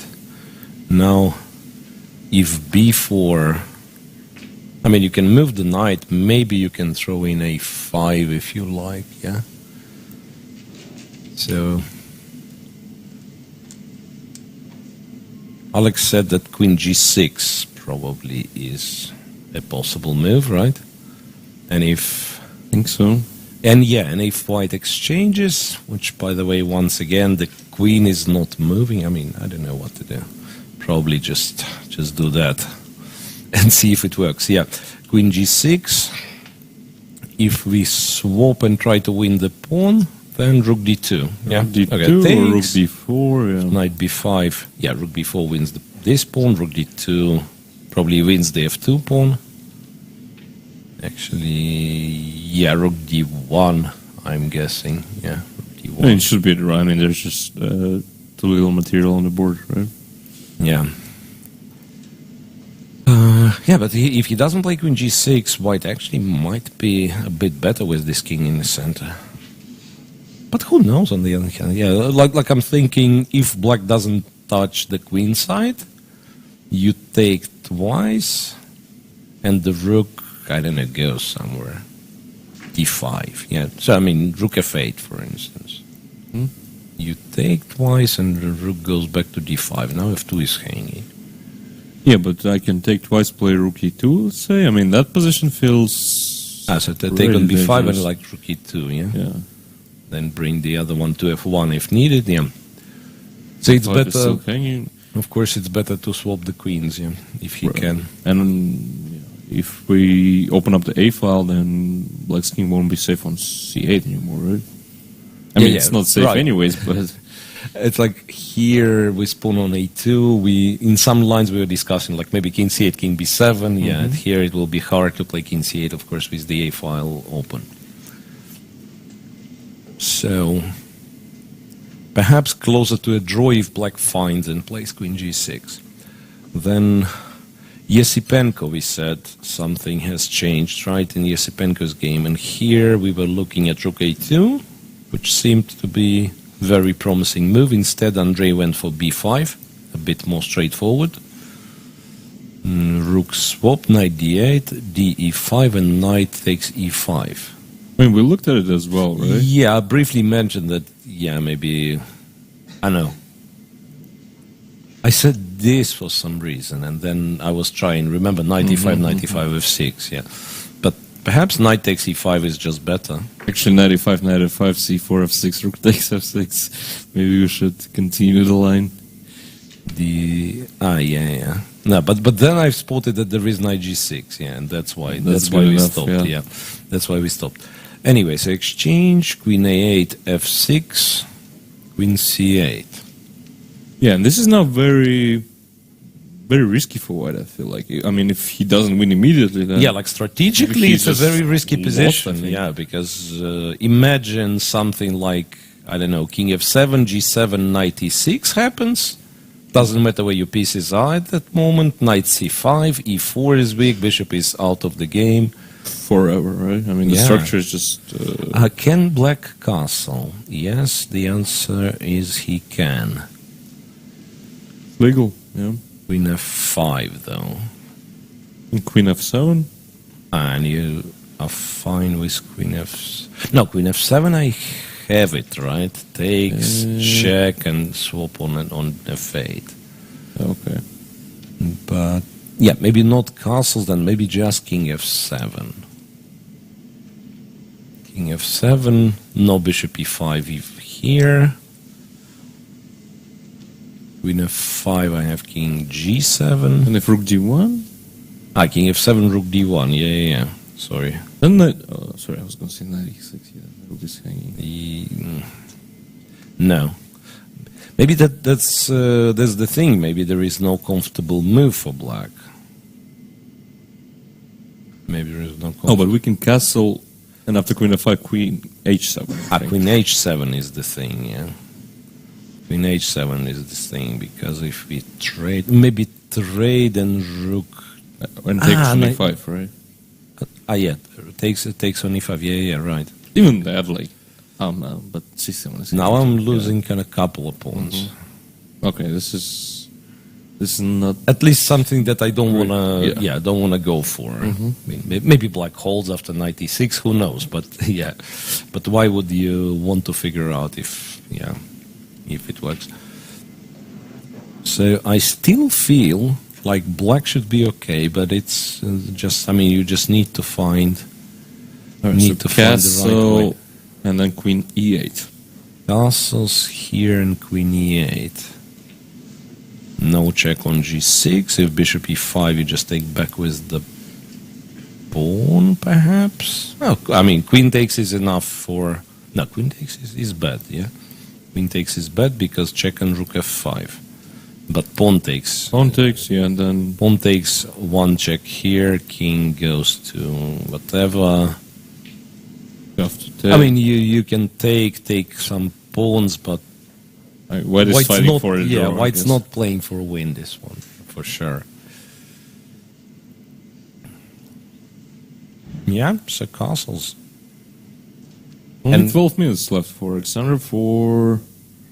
How many moves? 20. It's moved 26, so 14. So not moves. terrible time trouble yet, but may get 6.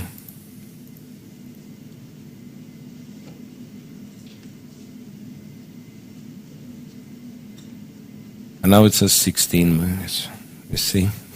So some tricks, So the time control is 130 plus 4 minutes for per move. Yeah.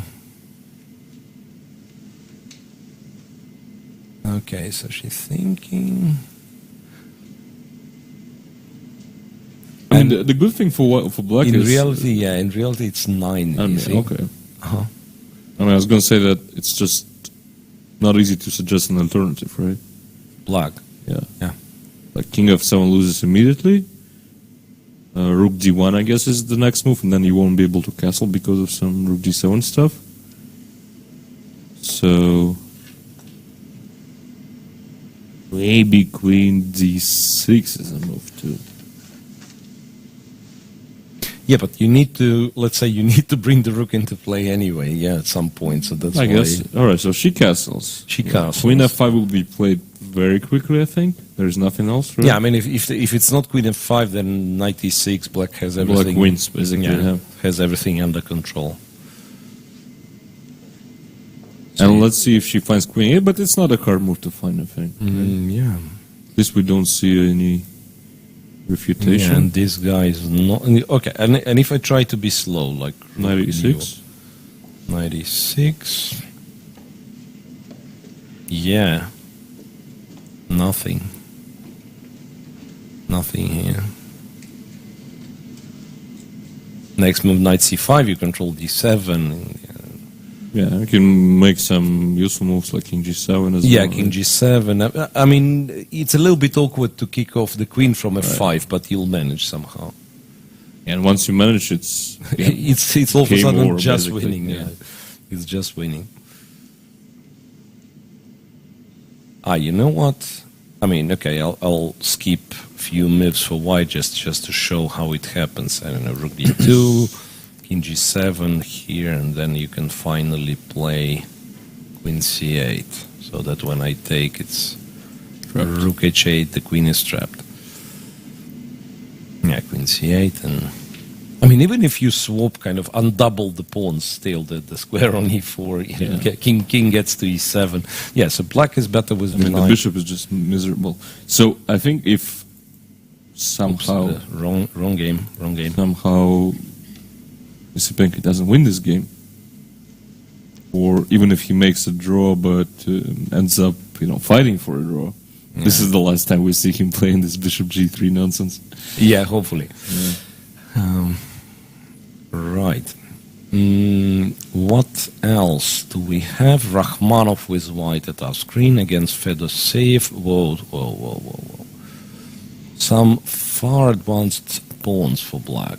Wait, isn't he some material down? Knight c2, queen d6, queen e1. Not queen d2, but queen e1, trying to play b4. Rook b8, then bishop takes, pawn takes, b4, bishop takes b4, knight so takes. Your idea, basically. And then c5. You probably missed. Yeah, because here, if you continue taking, bishop a3 wins in exchange, right? Even that position. One can argue. I mean, how good this extra exchange is for black, for white, yeah, because some queen c6, bishop b7 stuff.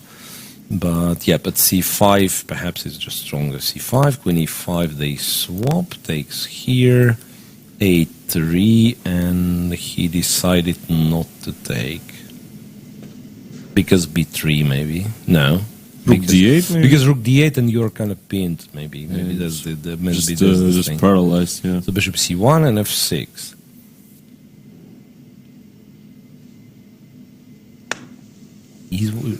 Is white alive at all here?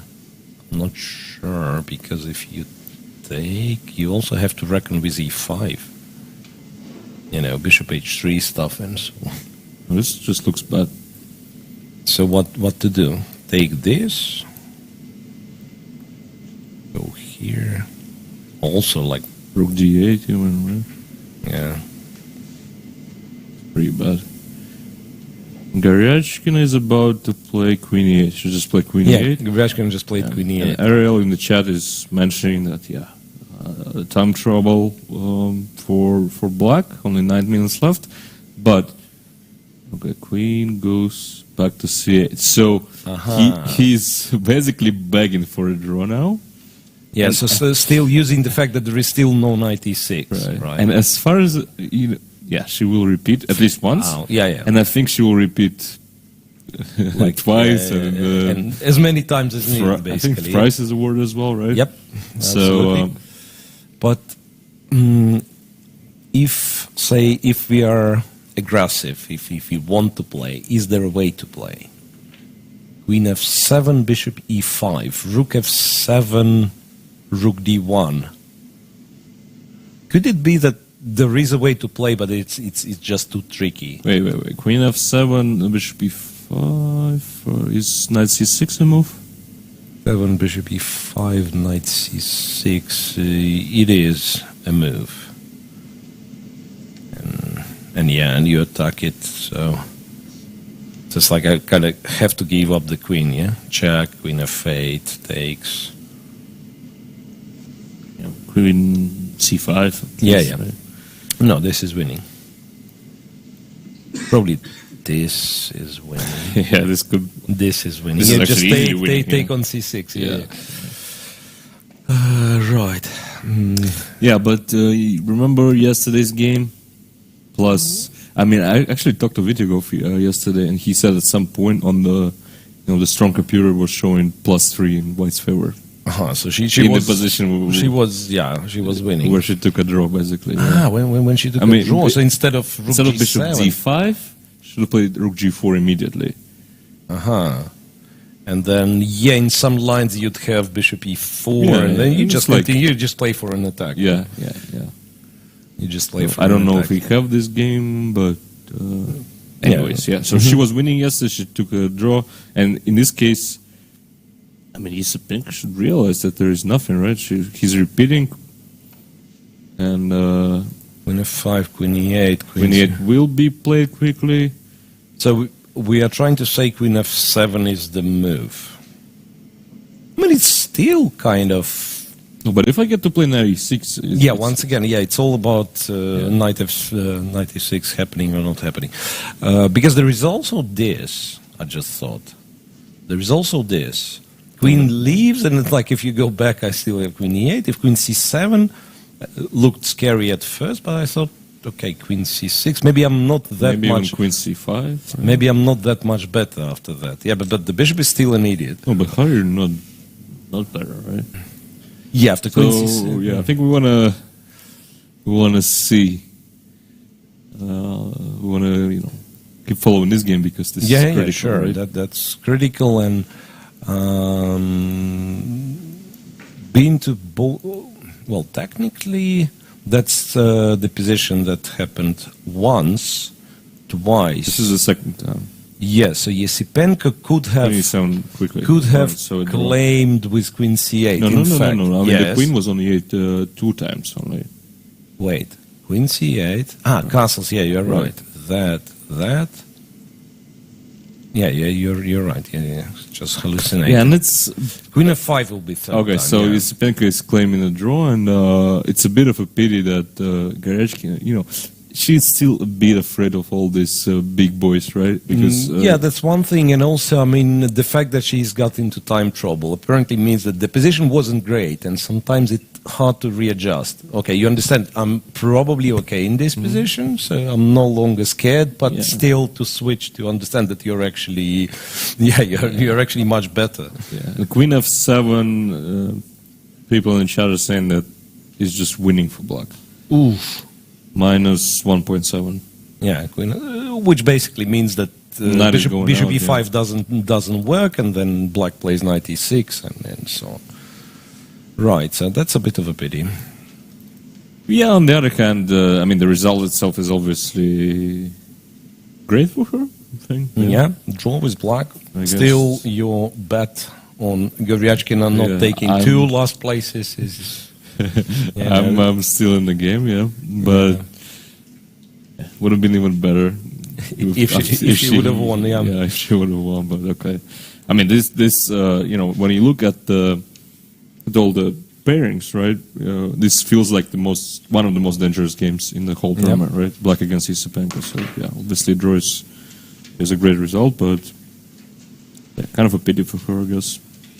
Once she finds out that Queen of 7 is kind of winning, especially right? I can imagine the situation like you come back to your room and you check it and it says huge advantage, especially in the final position. If you've missed it already, sometimes you've missed it.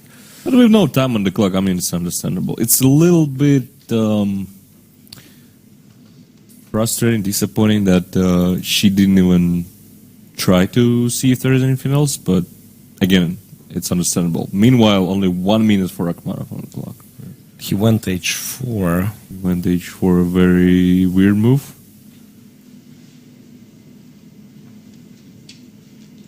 This is what he wants, right? Rook takes b4. Rook 8, bishop a3 or rook b4, yeah. And we might... wait a second. And this one is a check.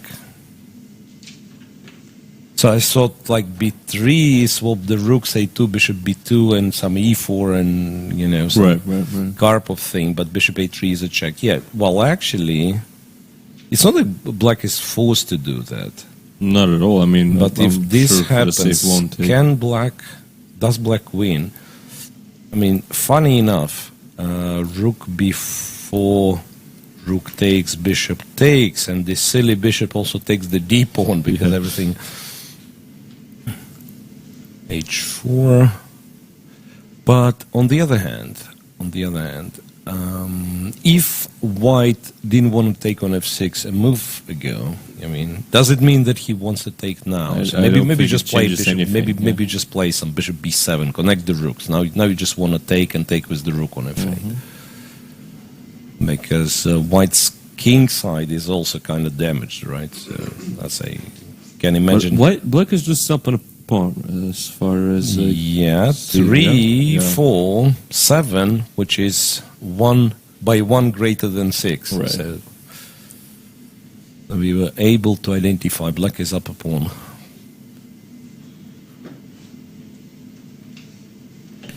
After repeating the moves twice, why didn't she take more time before she repeated the final time? Yeah.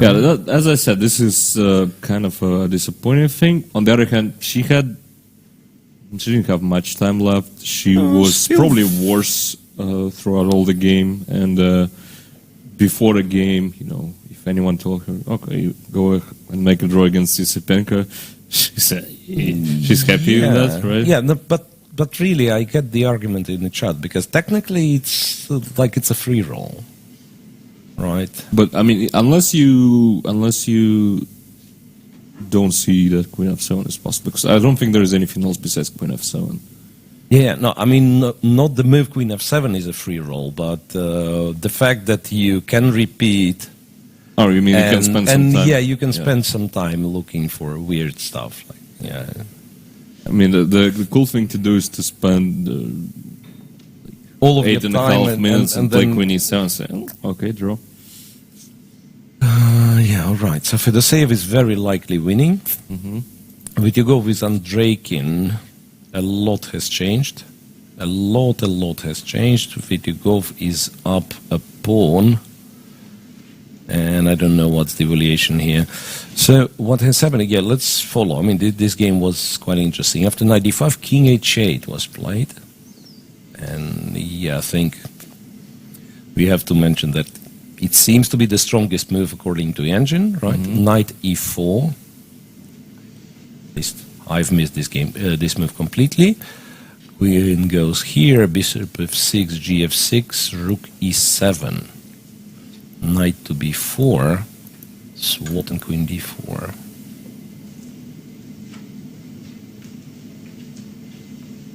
Honestly, looking at this, I'm surprised that black is alive at all. Check, knight d6, and rook c8. So this is how you're alive. Because black looks paralyzed, and then kind of h-pawn just wins. Right. It's like you're semi-alive here, right? Yeah, rook c8, check. This, rook b7, a5, h4. looks kind of winning. White. I mean, pawn up, king is better. On the other hand, no clear plan, right? At least I don't H5 see is one. not yet. King G2, Queen D5, yeah. Or Bishop E4. It's like kind of hard to play for both. So it's hard to play for black in terms of like finding any source of active counterplay. Again, I want to exchange the queens, and this time I don't think I should be blamed for that as black, right? Yeah. Like, but how do I do it? Like rook d8, queen d4. Oh, maybe just rook a7 after rook d8. Yeah, I'm going after the second one, and I don't let you exchange the queens. queen d4, rook a5, rook d1. I thought maybe even this is like not entirely clear because bishop d3 is a threat. King g2, Check, f3. check. Take on Oh, f3. I okay, mean, I didn't see that it's check, probably yeah. probably if not a draw, but very close to a Yeah, draw. yeah. No, but you should have something. I mean, you can put your rook on e7, so I stopped dreaming of any kind of these things. And then, yeah, the question then is how do you win? Queen e5. Right. It's clear Queen that g5, maybe? immediately. I mean, maybe not. Rook d8, queen g5. Yeah, maybe you're right. Maybe it's just a winning position. It's just a winning position. There is. You know what? Especially after rook d8, rook b5 might be strong for some reason. I mean, it's like h5 is the thing. Queen Is it? d5. Yeah, h5, bishop h5, rook h5, d8 is hanging. Yes, okay. I attack the pawn. Today, And queen d4, I thought this. So that I'm threatening rook e8. And I'm threatening h4. Yeah. Must be bad. Looks nice for white, yeah. So Vityugov has a chance. Vityugov certainly has a chance. And two more games, yeah. Aleksandr with Pankratov, 2 bishops. This will be a learning material. Two bishops. This will be a torture. Objectively, it's just lost? Just lost. I'm not sure about lost, but it's okay. It's black to move, so maybe he's just on time, like f6, bishop f7, building. it will definitely be extremely unpleasant for black. This will get there on d6. Maybe I'm just collecting this guy. Bring the rook, bring the bishop to d6. Yeah. There is also like h4, g5. Yeah, it's such a pessimistic thing to do with black. I mean, just to try to. Especially not in Pankratov style. Like he likes to once again, defend actively. He likes aggressive positions. Contemplate stuff, yeah. Yeah. Rachmanov would defend it, but Easily. in Pankratov's case, I'm not so sure. Right, but that's one of the few games that apparently will be quite long. It's move 31, so I do not expect, that this will finish before the time control, and therefore, yeah, like white will try to grind this position down. And Motilov Queen G6 was not played, in fact. After A4, B4 indeed happened, A5, Bishop A7. And this, we stated, might be just bad for black. Right? Not really. I mean, I looked at it in the break, and this was the second line, actually. So that's still acceptable. Yeah. That's still acceptable. Yeah, maybe. Just rook. But looks really scary, doesn't it? I mean, especially with 10 minutes on the clock. Yes, some 17 checks moves from to play. here. Yeah. Yeah. I mean, even something simple like 94. 94, yeah. 94. Let's say you're not rushing with any kind of attacks. Yeah, you just bring stuff. 94, rook e2. Well, maybe I'm not rushing, but I think rook c1 just wins on the next move. Yeah. So I am kind of rushing. Yeah, if I'm not paying attention, indeed, yeah, like yeah. That must be why something like Queen C4 will need to be played. Yeah, and then Queen A4, so you like I have don't a check, you don't get to exchange the queens. if maybe. I do this, I'm losing. So once again, I mean, just to show off, yeah, just to show off my today. Like I'm in a perfect tactical shape. I mean, never mind the moments when I'm blundering rooks in one move, but yeah, cheap tricks are here. And Matlakov is on 10 minutes, and it's move 23. So yeah, if you'd be able to kind of put some problems in front of it. Wait a sec. I can do this and Queen B5. Then Queen B3. Queen B3 and Queen C4. Queen H3. Yeah, completely missing the third rank. So now you actually have two very annoying moves, Right. and I can only stop one of them. I mean, I could go Queen H5, but that's like completely wrong direction. So yeah, well, this might objectively be holding and stuff. Yeah, it still looks like it's white. But maybe horse. just Queen D. Queen D5, yeah, it's centralization. But Rook D1. Rook to D1, and then, I don't know, Rook somewhere. Yeah. I mean, if white is inaccurate, he may end up in the worst position, right? That's also is the case. Yeah. So Check. You Queen know. D8 and Queen B4. Or? Oh wait, King D8 I take. On E8. Knight F6. Oops. Knight F6. Again. Double check. Showing off yeah. again. Yeah. No, but Queen B5, and I can't find anything. Queen B5. I mean, I can trade Queen D1. Yeah. trade and Queen D1 and Queen G4. Yeah. So it will go on and on and on. Although and this is just, I mean, let's say that Queen D1 stuff is just a couple of checks. So for some reason we're really scared of the checks, but maybe yeah, they're checks not are that checks big, are right? annoying. Yeah, because if you blunder the king, you lose. Okay, so guess we leave Motylev thinking. He likes to think. He's got more than half an hour for that. And we move to ladies tournament, but once again, not a single result. Not a single result. Gunina is black against Bivol. Oof, the position is getting crazier and crazier. So G4, Queen E4, remember? Yeah. Knight D2, Queen G2, Queen D3, Queen takes H2. And it's very interesting because on the camera it was clear that Alina almost grabbed this pawn on H5 instead of playing Knight D2. Mhm. So I'm curious what was she Yeah. didn't like.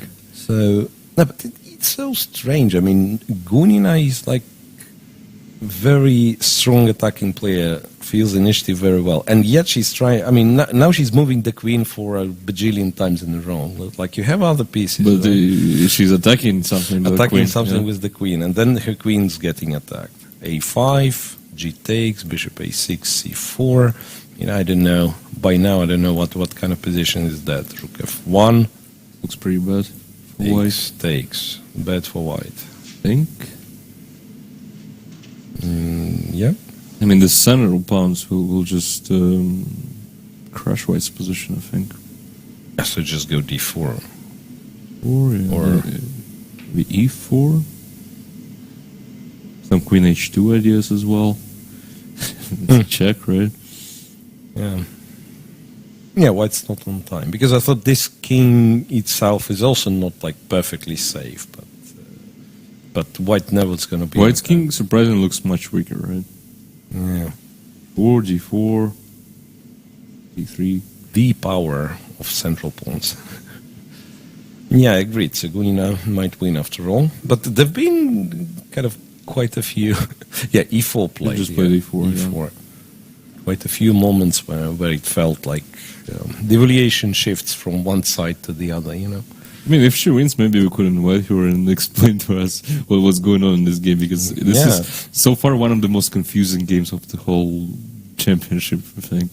Yeah, like first moves like really funny. Right. All this F4, G5, and then black.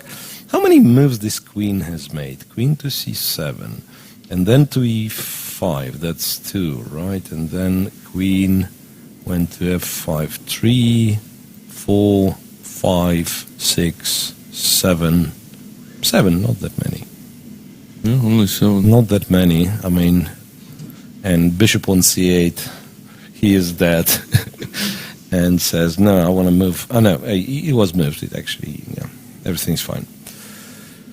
All right, so if Gunina wins, or what is very unlikely to win, that we've discussed many times, and it's still pretty much the case. It's one of those games that you can imagine some people who, fundamental players doing that. Like I can imagine Grishuk on one side and Gelfand on the other. I don't know which is which. And then they keep the position, keep the tension, they spend, keep spending time, and then closer to move 30, something happens. Like Exactly. D5 break and, everything. D5 or G4, G5 at some point. But so far, we saw this position like 15 moves ago, and it's basically still the same. Yeah, it didn't change all that much. So Black moves the knight to B4, right, from via E8. Probably a smart thing to do.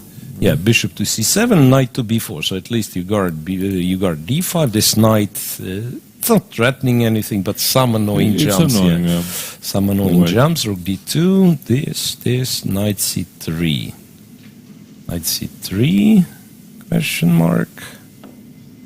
I mean, it's kind of fine, but maybe knight c3 so that to be able to answer some c5 with d5, or e5 with d5. Can it be the case that we actually want to play d5 on the next move? And take everything and claim that we have something just because the bishop is stupid. Right, why not? Could be. If anything, maybe knight e3. Knight e3 will allow bishop b6. Right. Yeah.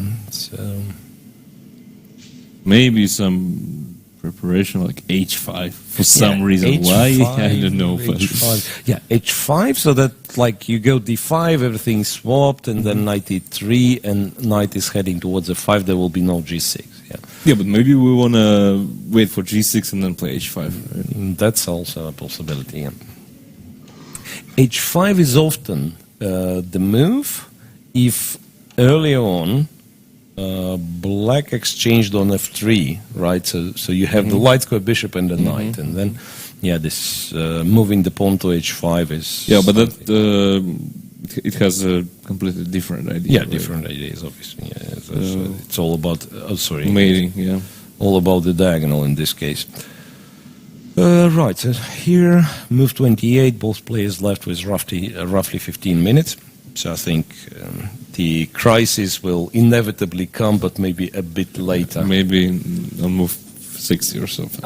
Could be on move 60, yeah. Or what interesting, he plays a lot of long games. Yeah. And I think she should just wait, like queen e8 maybe or something like that. Yeah, it's not like Black has a ton of active continuations, right? So probably just have to wait. Okay, moving on. Garifulina, Shuvalov. We said Shuvalova tricked Garifulina, and probably that's correct, right? Queen on King h8. Simply going bishop e3. Exchange down. I mean, some compensation, right? Yeah, I'm actually not sure about all those. You certainly take the knight. What is bishop a3 about? Yeah, bishop a3 is a little bit strange. Kind of avoiding rook c1, but okay, 5. Because now it's what? It's a pawn, and also like a light. Especially if you play h6. But if you don't, white plays h6. White plays h6 herself, right? So this way, the line squares. I won't be surprised if Black ends up not winning. yeah, I mean, white's compensation somehow looks sufficient, surprisingly.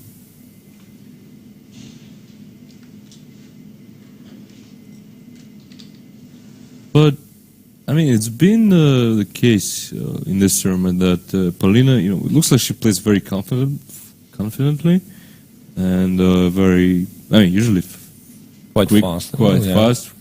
But remember her game against, I think, Kashlinska, right, when she played G4, 94 in that end game very Yeah, quickly, yeah. and just got maybe it was still a draw, but became very unpleasant suddenly. So. Right, so not everything that she does fast is actually good. Yeah. But I'm curious if the last super final result, made her that confident that she now thinks that she's a big favorite in every game. There have been more results. I think she performed well in. Maybe she just beat me, and that's why she's so confident. Yeah, that's why. Queen D5. I'm surprised. Yeah, me too. I'm surprised because now. So unless. You know what? It's a study. And this. Perpetual. Yeah, but do I need that pawn on h5? No, it's first things first. I was curious. How do you don't lose the pawn? Anyway, exchanging the queens is a little bit strange. I would say it's a whole lot strange. Yeah. And how about another study like c5 stuff? C5, beautiful. So when you take, what do you do? Take on c5. Yeah. I presume bishop takes, and you go here, and you win this one, I guess. Yeah, I do. The bishop b6 takes g4.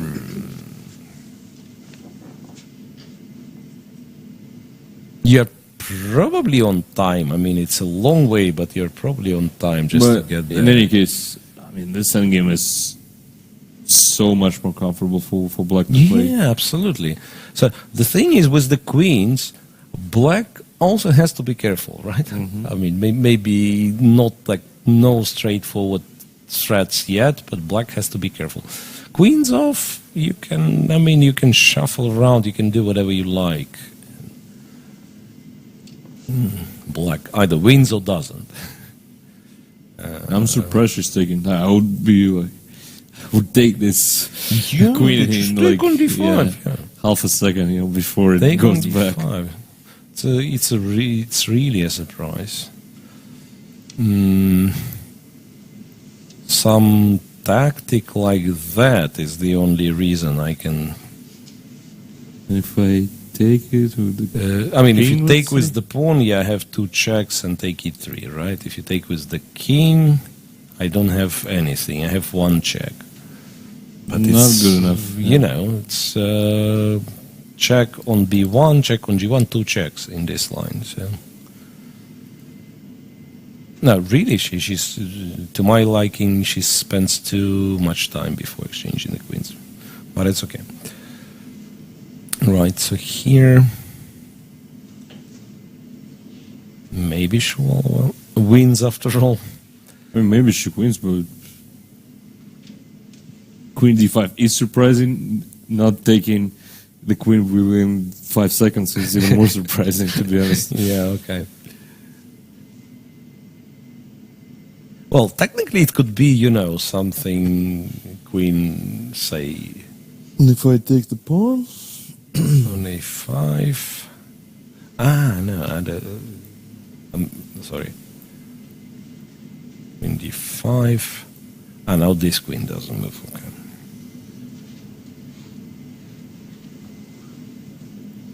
Like queen c2, if you take maybe bishop g3 again, I don't know if it works. Queen e2, oops, not d2, but e2. Even if it works. Like you go here and you go here and yeah. We can calculate all of this stuff, but I don't think you players just actually take. Yeah, you just take on e2 on d5 period. Let's move on. Kashlinskaya with Giria. Don't remember the game, to be honest. Deep prep. Deep prep, which ended up... so she wasn't sure what to do, and she ended up playing 94. Yeah, because last position was getting unpleasant, so maybe it's a good practical chance. But again, White is not fighting for any advantage here, of course. White's a pawn down. Rook c7, knight b6. Yeah, okay, knight b6.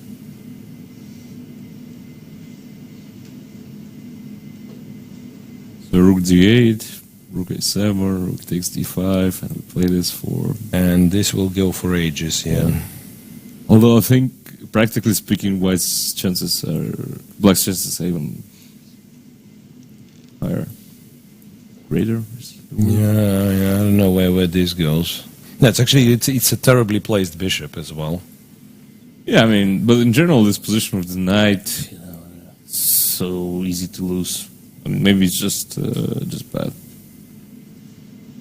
Right, so Black just needs to play rook d8 anyway. Yeah, and if d6, then even rook d7, I think, is perfectly playable.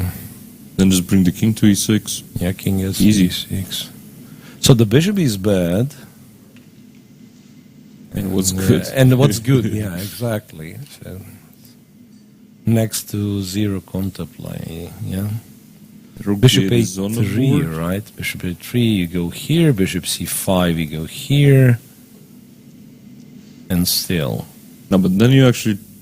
you're not in time, right? Because I mean, you can c6. take on b6 and play rook c6 and hope to survive, something like that. Rook b4? I was thinking a check from e1. d5? Rook e7, something. Okay, we can show. No, the rook is that here, check. Yeah. Rook c7, then you take, yeah.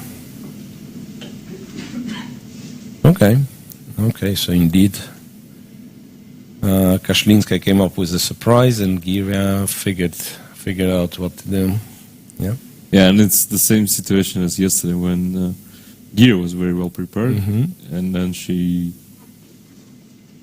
kept losing that game against Guseva. Right. Big update. Shuvalova just played queen c2. Didn't exchange the queens because no comment. Because tactics. I really don't know. Wait a second. Maybe it's check. Okay, this makes sense. That's a check. It's a check and then check and a lot of checks, you know. I wonder what her plan is if White just goes like queen b3 instead. Maybe swap the queens in this case and kind of claim that you have the better version. All right, I mean, I guess it makes some sense. Yeah, I have to confess my brain would be paralyzed after queen d5 because I would see like candidates moves like queen takes d5, queen takes d5. Yeah, that's what I would be like coming back to that. I mean, it'd be funny if this is a stronger move, but it's against the instinct, obviously. It's against the instinct.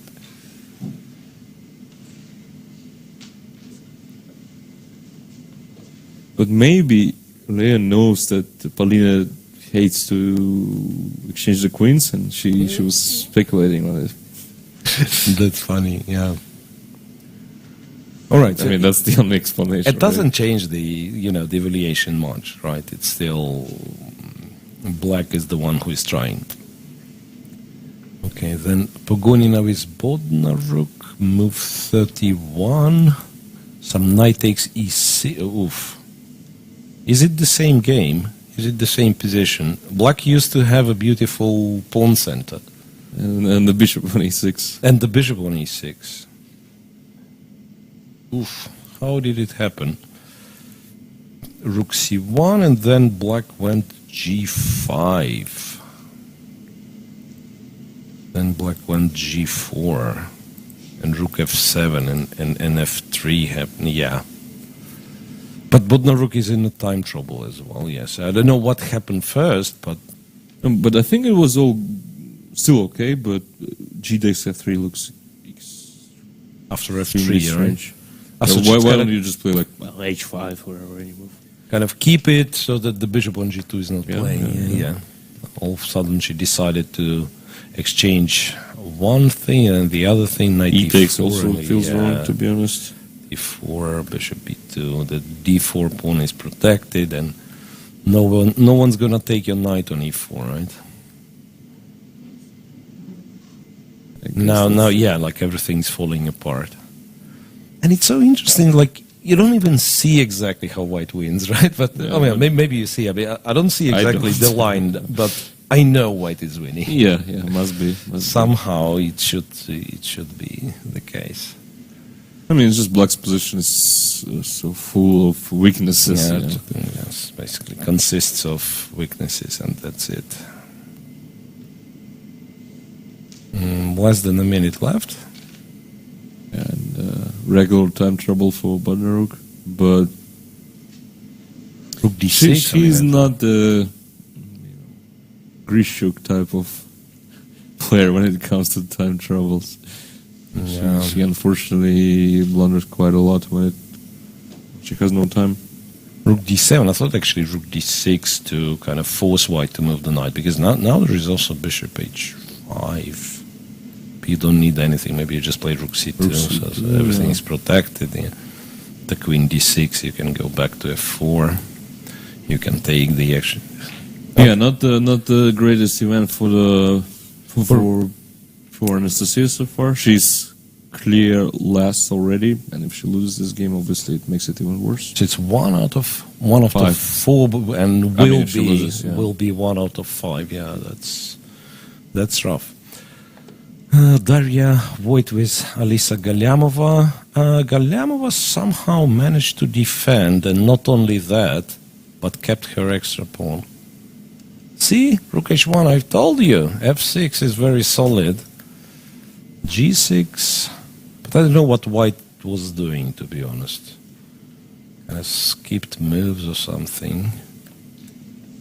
Okay, D5 breaking through. Bishop C2.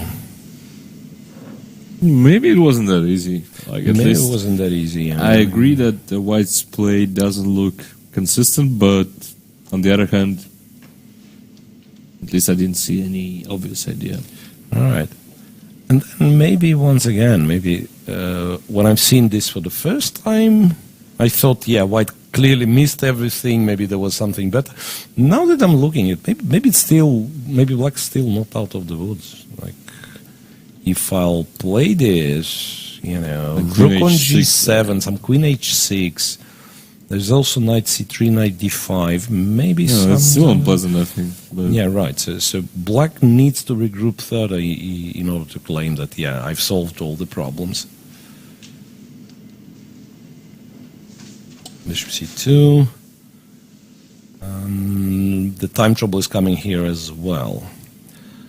I think Gunina, I want to bet, must be winning. I can see that she played C3. There was no C pawn. C pawn was on C6, I think. Yeah, C pawn was on C6. So DC4 was played at some point. E4, H6. This is, you would play D4. I would play D4.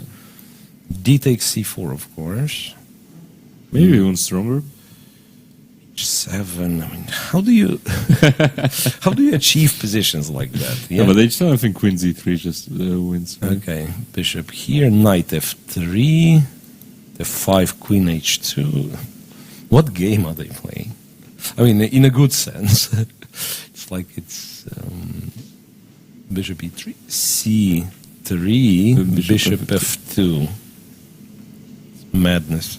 But I agree with your evaluation that this is probably winning for black. It should be winning for black, but it's... The funny thing is that Valentina must feel really comfortable. Right? Yeah, that's... I would be just lost here, what's going on, what move to calculate, right? She can navigate such things sometimes much better than some simple looking to us endgame. Yeah. Mm-hmm. Rook D8 to D2.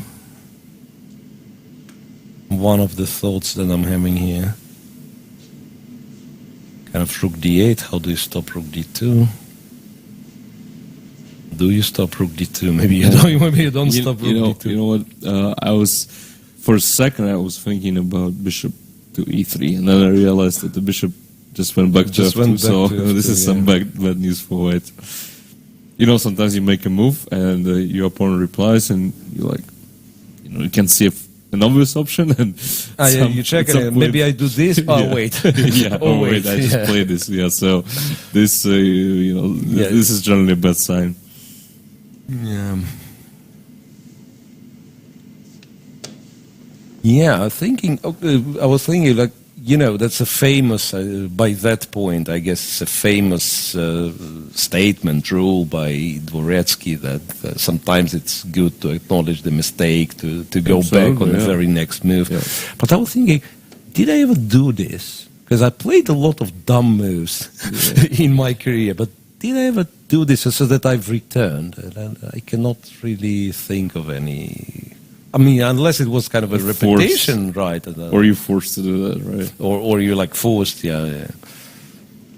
So still, I mean, acknowledging your mistake, acknowledging that you've played a dumb move is not easy. Okay, so Gunna is thinking maybe she'll, of course, taking on b2 is always an option. I don't even know where we go now. Rachmanov, Fedoseev. Maybe let's go to boys. No, I suggest to go to Madlakov because the position is still extremely sharp and no time on the clock. Yeah. Okay, that's interesting. Yeah, just to mention, Aleksandr Pankratov just reached move 40. Also, the bishop got to d6. I mean, my bet would be that at some point white actually plays h5, takes on d5 twice, and wins like that. I mean, you bring the king closer and so on. Okay, but we'll see this. We'll see this game. I mean, if not this variation, but this game. They've reached move 40, so that's that goes on. Indeed, the Motylev with Motlakov is quite interesting. Knight to d1, not knight e4. That's deep. That's deep indeed. Queen e2, and knight goes to e3, so that's why to d1. Rook a to c1, rook d2, queen c4, threatening a checkmate, by the way, and rook goes to d7. Oof. Right, so if white takes the pawn, what's happening on b4? Yeah, I mean, protecting his own pawn, right? Bishop e3, you can still take, right? Well, check, you just go back. He just did it. Queen f7 instantly played. Queen f7 instantly, perhaps, queen b4 was anticipated, and also it wasn't. I mean, yeah, I guess it wasn't much to do for black, right? And also it's a threat, It is. Mm-hmm.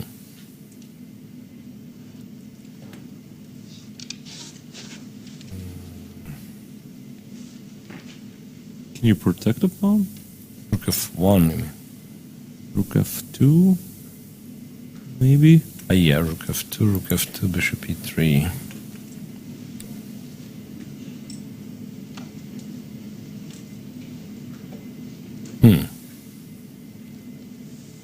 Queen h4, but that's going in the wrong direction, kind of. Maybe even rook takes b2, right? Mm-hmm. Like, it's not about the king's safety anymore. And yeah, but how do you guard it? So if I just ignore it and king h1, let's say. King h1, okay, you ignore it, we take it. Makes sense. Now, queen e4. Queen e4, hoping for me to take on e3. Don't tell me. You were not secretly hoping for queen a8. That was my only hope, yeah. No, but with all seriousness, I mean, that's a very exciting game. Turned into a very exciting game. Yeah, absolutely. I mean, especially considering the time situation, right? Mm-hmm. I don't think we have anything remotely. Okay, I mean, I'll just click through all the games. So Rachmanov is short on time, but that's how it's been for ages already. It's improved for him. He's actually back back in the fight. Currently, even number of pawns. So I don't know if he will lose Fedoseev one, but this looks much better than it looked like 10 moves ago or so, right? because Rakhmanov is solid. He is That's solid, what yeah. you told We know me. that. Vitugov with Andreikin is still pawn up, and Andreikin's queen is back to f8. White king is safe. game No, over. that's dead. Yeah, that's dead. And Aleksenko is the end game. Yes. So let's go back to Motylev. Well, you can play queen e4 then, right? I mean, why would you? Yeah, I why guess the would same you thing. start with king h1? Yeah, I guess the You same can play queen e4 because you actually have a threat. Oops, no, not like that. I don't know. I mean, it did it itself. Yeah, I'm not responsible. And so queen e4, the threat is to give a check, followed by giving a check. That's a big threat. And queen f2, king h1. I mean, you can go king b8, right? Yeah, but then I was thinking maybe knight g4, knight e5. You know, at least. Yeah, it's looks annoying. important. It's important that we protect the g2. Yeah, Yes, yeah, it's a tempo followed by tempo. Actually, say something like this, you don't even have the time to take because knight d7. Yeah, Motlakov might be in trouble.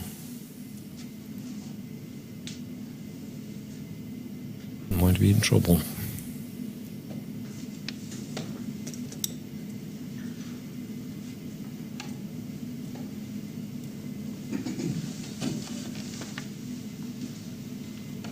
How many games will survive the time control? Aleksenko for sure. This I'm not so sure.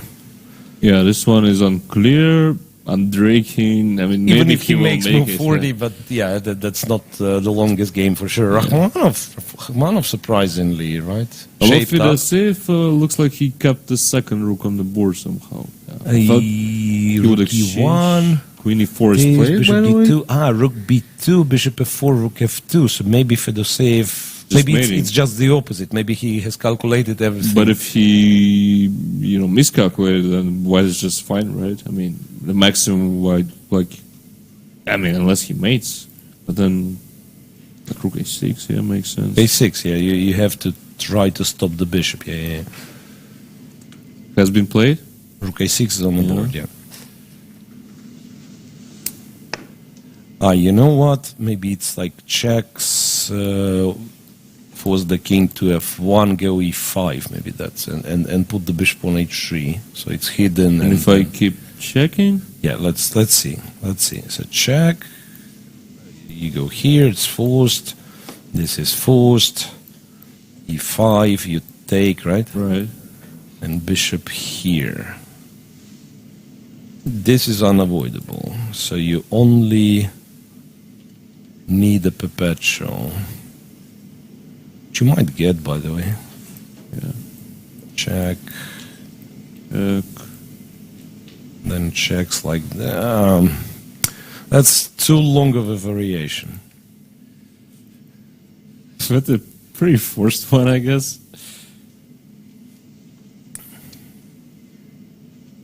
Can white ever somehow improve? You know what? You can speculate a little bit, like check here, move the rook somewhere, don't know where. No, you can't.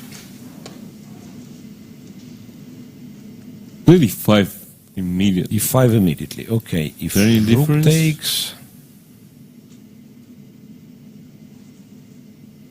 rook takes. Apparently not.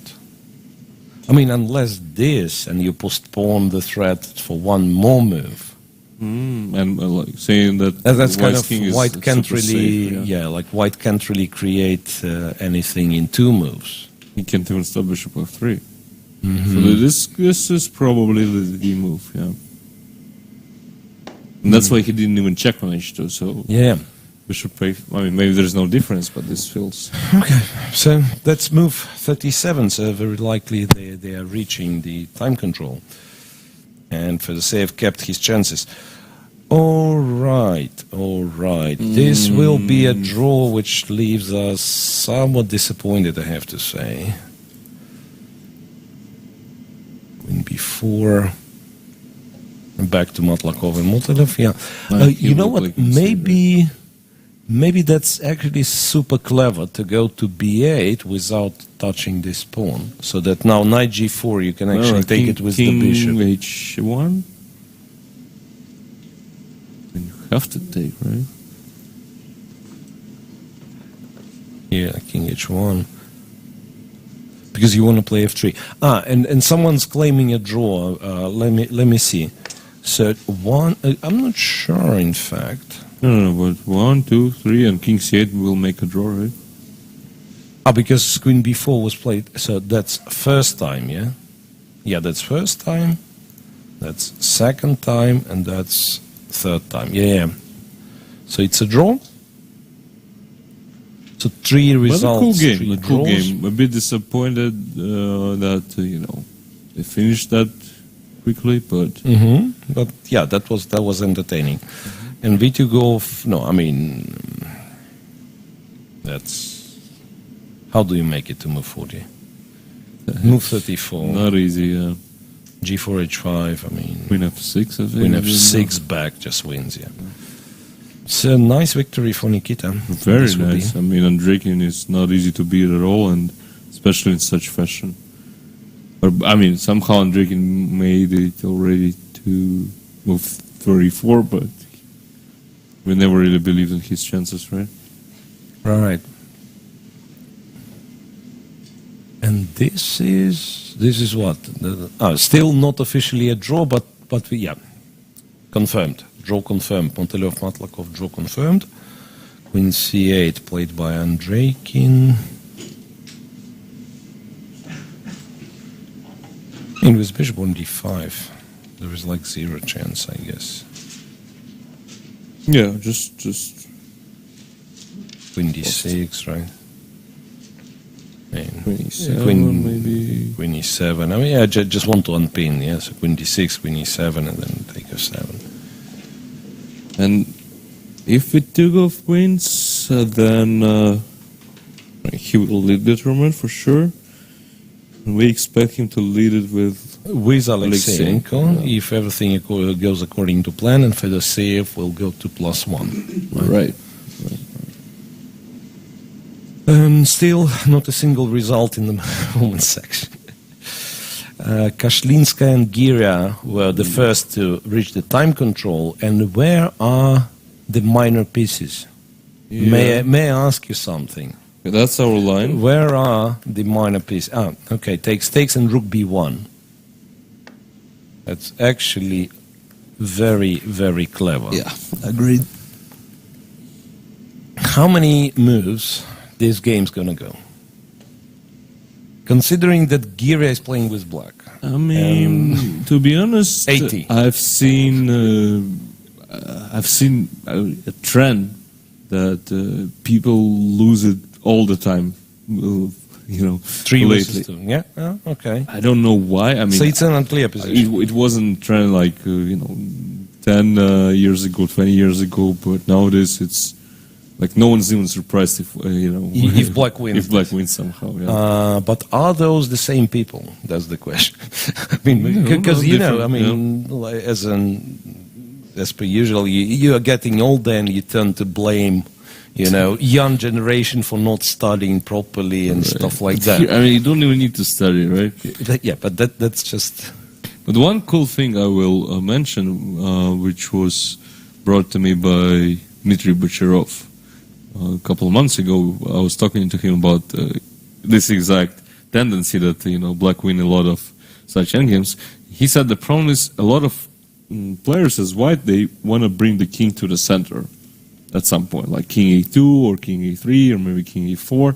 But in fact, we can basically cut off half of the board, and then the center, the central squares would be like f3. So this is non-existent. No, yeah, because we don't really care about it at all, right? Yeah. There is nothing. And therefore, this is your center of the board, right? So and this that's is where you want to keep your king. This is where you keep the king. Yeah, nice.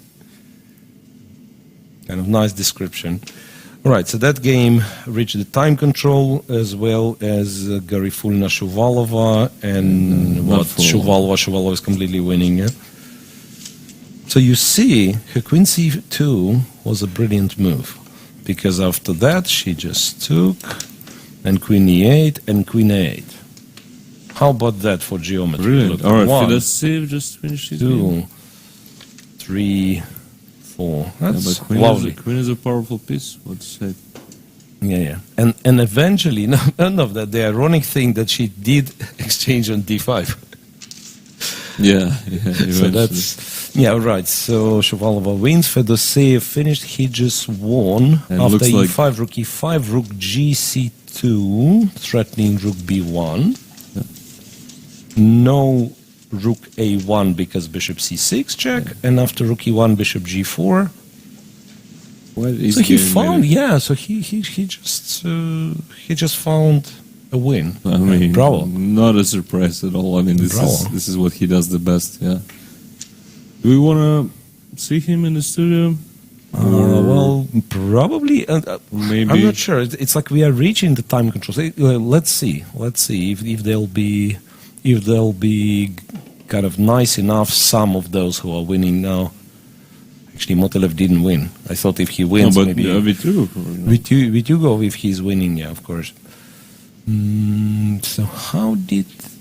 Okay, whatever. That's why we are not analyzing for the saves game. So if he joins, right. if he joins, He will explain us everything. So Kashlinskaya, we know it's a draw. By the way, why do you touch your pawns? Okay, whatever. That's another thing that a lot of people do. You know, they somehow, like, their instinct is to put the pawn on h4. Yeah, play Why? actively. Yeah. Yeah, I know. I think having the pawn on g2, h3, king on h2 is also a draw, and you don't have to. I mean, just use your rook, and yeah, that's it. exactly. Okay. This Right. game will finish any moment as well. This will finish any moment. Gunina's game. This is how you do it. I mean, you pass the time control, and everyone thinks you didn't. Let me tell you something. There have been some new queens involved in this game. That's Like cool. b1, takes, check. King b3, casual. King b3 move. Yeah, but queen e2 just resigns, right? Check from a7 and check from. E6? Yeah, we know, but. I mean, I'm mating you, I guess. Right. But what Gunina is looking for is probably some longish checkmate line after some knight d2, you know, possibly. But I'm not blundering anything, right? Queen No, e2 of is course. good I enough. think you're just winning. Yeah, check and okay, queen e7, and somehow you should be able. I mean, To everything convert, is everything is protected. Yeah. All right. So Gunina wins. There'll be a lot of results. In fact, Bodnaruk with Pagonina with Bodnaruk. Does Pagonina actually win, or she loses? or, I mean, yeah. what's happening? I would like to see this on the camera, actually. This That's is a fun that's one. something crazy. Okay, Pagonina's Fortunately, only 2 moves till the two time moves control, left. yeah. Some stuff happened. Knight f7, queen b5. Ooh. Yeah, look. Queen b5, And knight then go c6, back, exchange and go back. Yeah. This doesn't feel right. Knight e5, boom. Knight But f3. White's king is getting made right.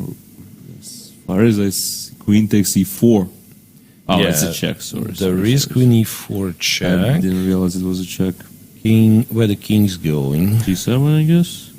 G7, so that if you... Oh, wait, but then I can possibly take this. Or queen g4 in the end. Yeah, if you swap the rooks, it's queen g4. And then what? And then it's a... Queen e5, I think. When you have this silly move, for instance, which I'm refusing to calculate. Yeah, but Rook queen, f6, queen e5, what do you do? Queen e5 was good, yeah. Yeah, still strong feeling that white has to be winning after queen e4. Just Yeah? winning immediately, I think. Yeah.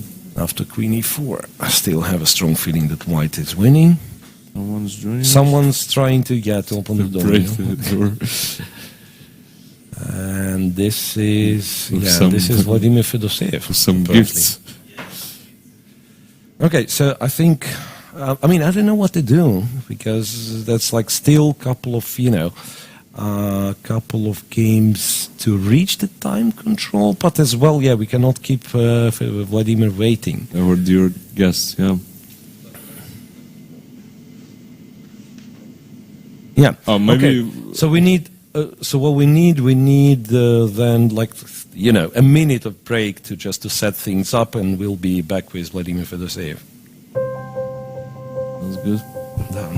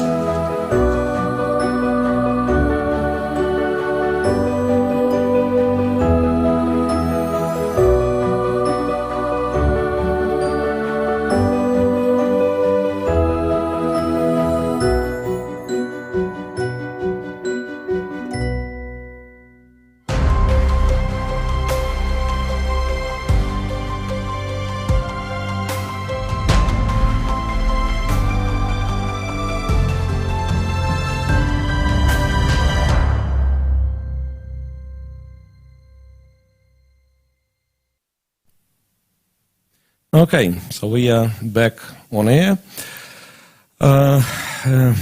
Welcome to the studio, Vlad. And first of all, of course, congrats on your victory. Thank you. I thought let's keep up with the games, but it seems that everyone reached the time control apart from Vidyugov, who has already won. So we are not missing out on anything, and let's go with your game. Yeah, let's start. He was playing knight d3 against me. I don't know why, but today I just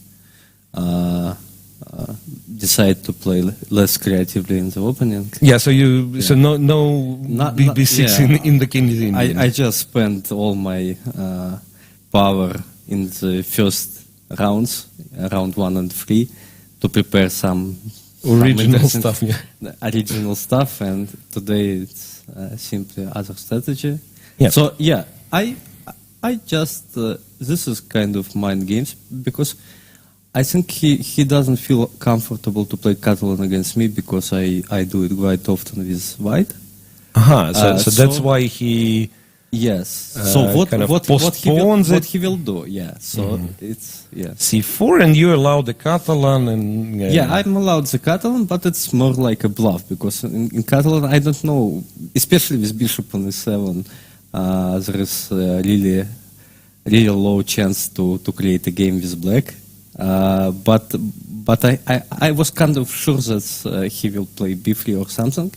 And he was prepared quite good in the opening, I guess, because knight e5 on move 8, it's a really decent move. So d4, e3, c5 takes, and that's kind of a known position. There've been, I believe, different tries, like d3 is the move. Bishop b2 and something, rook e1, and then knight e5. Knight e5 immediately is a good try. I don't remember anything here, because simply spent low time in preparation. So, but I remember that evaluation here is around equal, but slightly in favor of white. Knight f7. This is very logical. F4. I don't know. Maybe he doesn't need to play it immediately. Maybe this is the moment like play. d3, knight d2, and then bring knight to e3. Because I was not worrying about placing knight anywhere else except f3. I guess white just need to bring knight to f3 as soon as possible. So maybe they doesn't need to start with f4. Maybe just d3 here. But I plan to play knight c6 here, and my idea rook b8 and b5. Yeah. Like knight d2, for instance. Yeah, rook b8. And this is quite interesting strategically, because knight f3, b5, knight f3, maybe b5 here. Yeah, you can play Bishop b5, f4. bishop b4, maybe you have bishop d6, or just move the rook. Rook b6 maybe. Rook b6 maybe, yeah. And yes, then if I will exchange some pawns on c4, position can went crazy somehow. Rook ac1, I don't know, bc4. rook c1, Maybe rook c4. it's not Bishop a6 in this case. f6 and then bishop a6. So mainly b5 and exchange is a really good idea on queen side for black. So my plan was to play like this in case of d3. So maybe that's why he tries f4, because here I may be not in time. So that means that if you try to do the same, like if you go knight c6, what does he do? d3? d3, rook b8, and here he with knight on b1, it's very tricky. Bishop a3. Bishop That's the idea. And also bishop a3 was a good idea from the beginning, because I prefer this exchange for white. I guess it was clear move to make position much more solid. Bishop a3. Yeah, like bishop a3. At least here, yeah, but I'm still can bring my knight to c5 or to something, but yes, white is at least fine. I prefer white position here. Okay, f4, a5, d3, and this is maybe strange. I don't know, strange for white, because he allowed me to play a4 and immediately create some counterplay. What did maybe a4 here is a move. A4 for white, yes. Even though it looks like strange. It looks really strange, but maybe it's a move. Because then our plan to go d3, knight d2, f3, b5 is a really good square for a knight, but in b9 even knows with knight on b5 it's only good for equal position, not for more. But if he brings knight to f3, maybe he gets more. So even like playing for a win, yeah. Yes, for sure, he's playing for a win.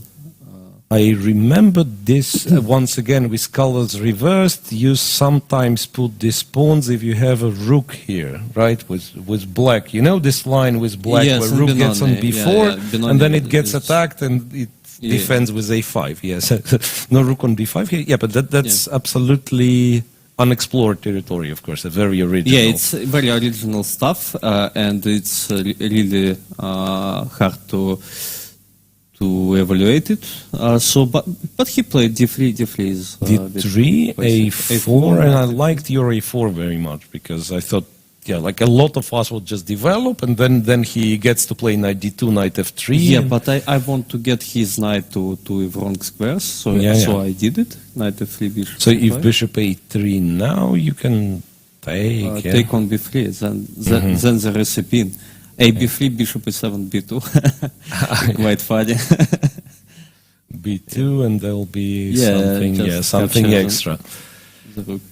Right, so he went knight a3, and this means the knight is not going to f3. Yes, at least very soon. Maybe he still have knight c2, e1, f3 maneuvers somewhere, but okay. This is info tape instead of two. Bishop a little bit longer route. Yeah. Bishop b2. Knight c6, here ba4 was principal. Knight e7, knight b5, knight f5. Can we immediately evaluate this position? I don't know, or we need calculated deeper.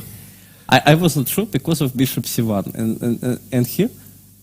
Bishop c1, if knight goes, takes d4, right?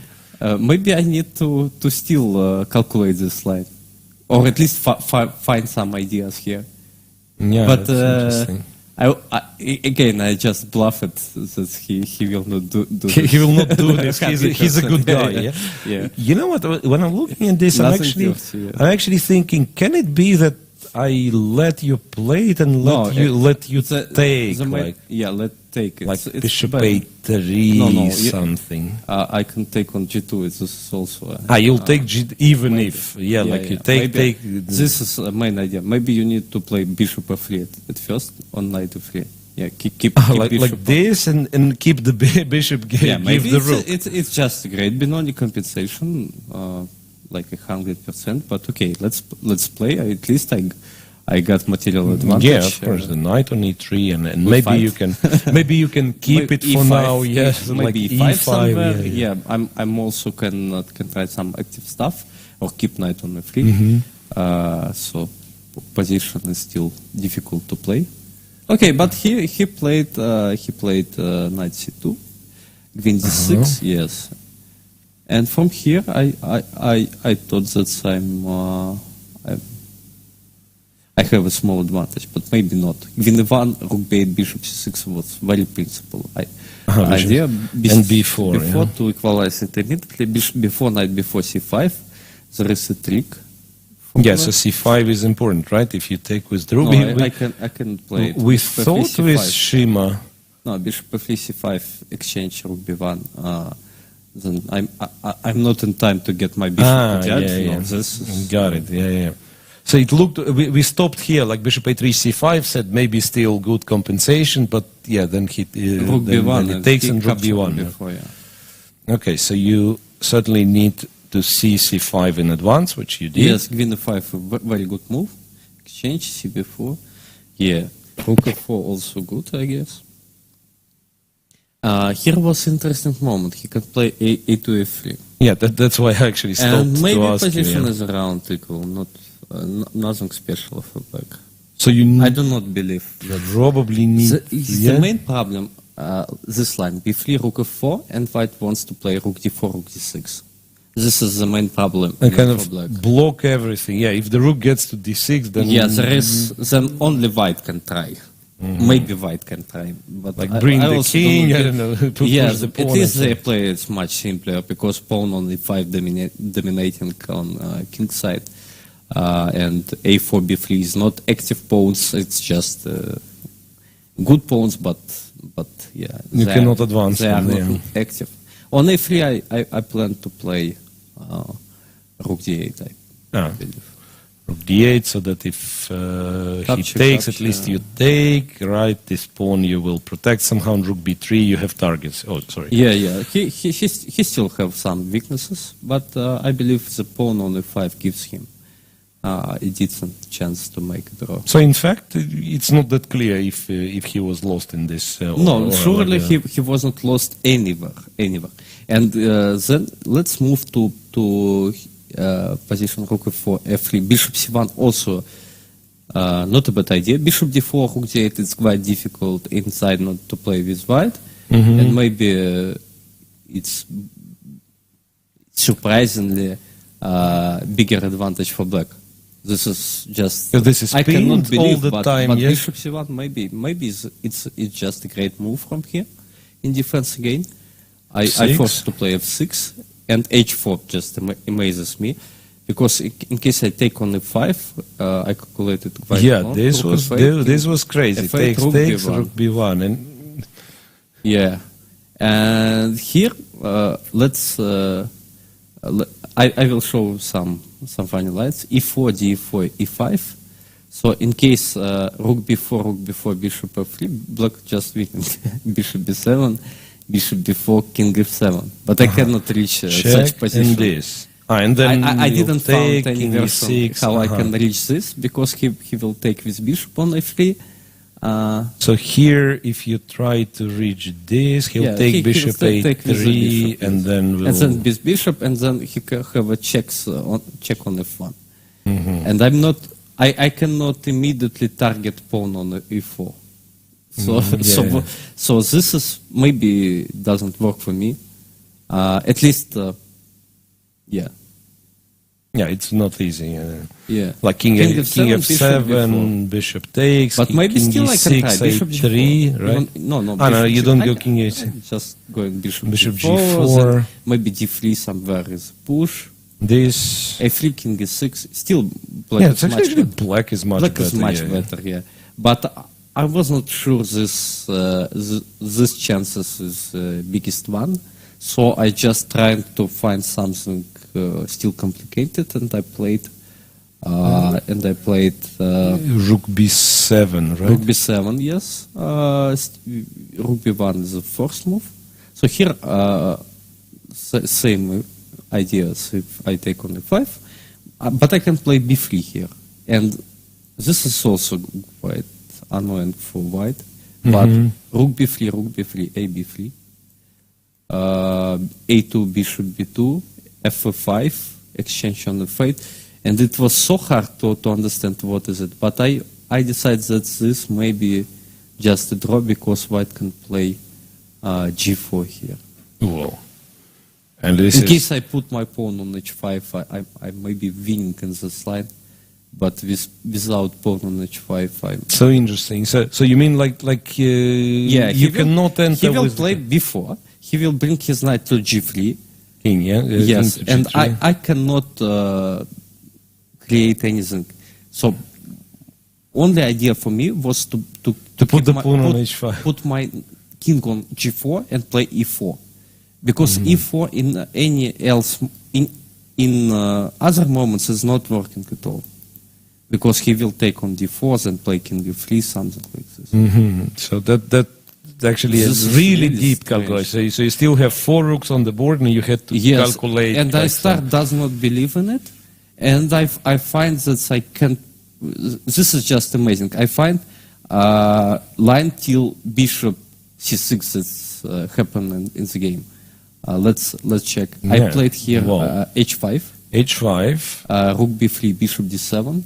Yeah, he needs rook b3 because otherwise bishop d2. You just go I play b3. Yeah, This is important. Bishop on d2 cannot play to diagonal immediately. So this... And this is first, rook fb8, bishop c1, f5, rook e4, and this looks like a draw immediately, but I found rook a8, a3, ba3. So this and here, rook b7, a2, bishop b2, bishop c6. Wow, Very this is beautiful. Rook b5. So this, he's still up a piece, yeah. But still, rook b5. Rook b5. Game must keep going. And wait, but why b5? Because I need to hit pawn on e5. This. e3, king f2. The king is in... Yeah, the king is in the square. This is really strange calculation. Yeah. Wow. Yeah.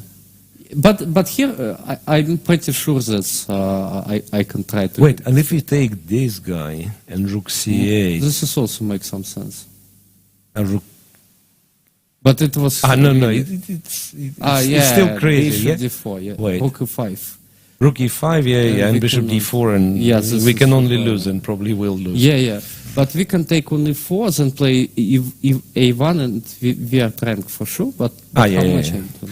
I've forgotten that this is actually allowed. But it was a big luck that he doesn't find this defense on the seconds. It's really hard for white for sure. Imagine that rook b5 just keep going in this position after b3. Rook a3 is losing because power of bishops is just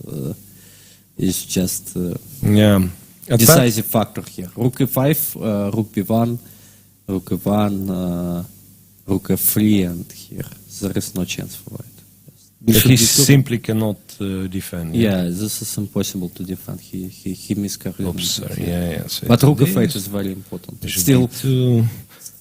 And then you were winning, yes? So there was no chance. Rook b8, rook b2, and then I take second rank, and then I finally find rook. This is still tricky. Rook g2, king h1, e5, rook e5. I wanted at first to play rook h2, king g1, rook g2, king f1, bishop h3, but it's a draw by perpetual. Yeah, that's what we were looking at with Shima. So that you give checks, bishop h3.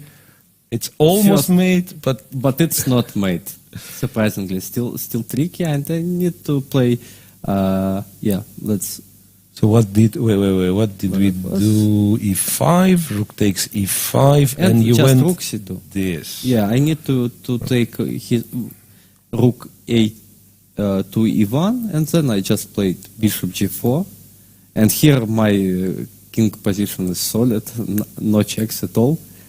Bishop f3 is a huge threat. Yeah, so that's not worse than threatening mate in one. So looks like a nice win. Looks like a nice win. You are back in plus, and let's see how it goes. How it goes. Yeah, remember you. But I am allowed Nikita to start some series. I remember I lost in Superfinal 2019 to Tomaszewski, and then he won a tournament. It was first victory for him, and then he started. So Nikita won another one against Andreikin. He won against Andreikin. It's a difficult opponent, so that's actually a very important huge win for him, like he win against me. But I can say, if we can back to this game against Vityugov, that he deserves his luck in this game, because he defended his position so well for a really long time, and I doesn't feel that this was not deserving win for him, because he played a great game to me. Okay, so tomorrow, who's the opponent tomorrow? Chigayev. Chigayev with white. This is white. Yeah, interesting. And then still 5 more rounds to go after a free day. Yeah, then I will play two straight black games against Rakhmanov and Predke. Predke and Matlakov. Predke and Matlakov. And then I'm finishing tournament with games some whites. Goryachkina with white and Pankratov with white. Yeah, so I believe, was it the first day that we were discussing you have a strategy and I'm kind of forced to it. It's not a strategy. I just need to do this. This is life. This is life. I'm doing what I'm doing and see how it works. Yeah, but the situation is really strange. Okay, but anyway, nice game, and thanks very much for joining. Good luck in the rest of the tournament. Thank you. I hope I will be back some days. Yeah, we are happy to have you anytime. All right. Meanwhile, I believe it'll be a break now.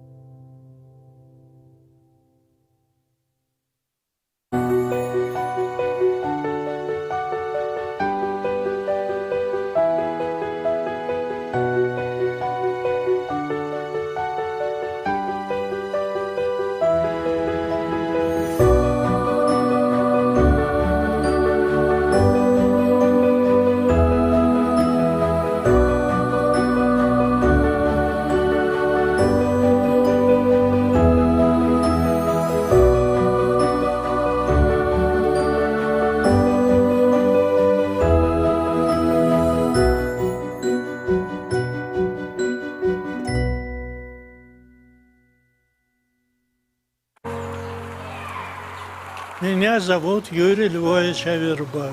Мне 97,5 лет. По профессии я гроссмейстер, старейший гроссмейстер мира. Когда мне было 12 лет, я прочел всего Шекспира. И это мне доставило большое удовольствие. Я считал, что английский язык – это язык будущего. И не ошибся. Огромную роль шахматы приносят детям, которые начинают изучать иностранный язык. В результате они овладевают языком и одновременно овладевают шахматами.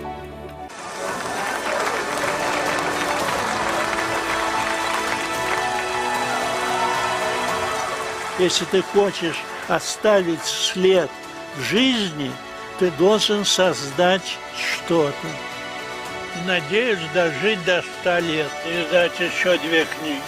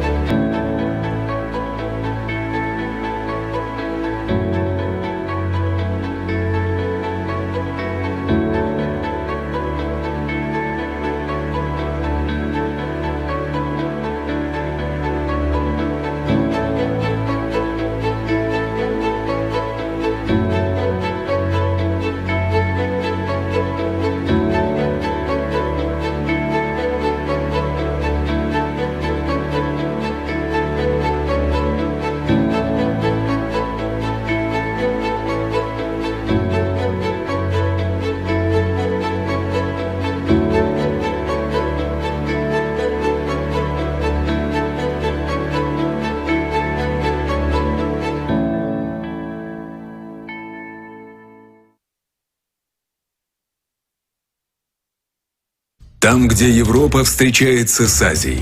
Башкортостан – крупнейший современный центр нефтегазодобычи и нефтехимии. Территория мощной энергетики, большого металла и передовой фармацевтики. Мы поднимаем в небо лучшие в мире самолеты и вертолеты. Столица Башкортостана – город Уфа. Мы стремимся к победам и побеждаем. Башкортостан. Республика на все 100.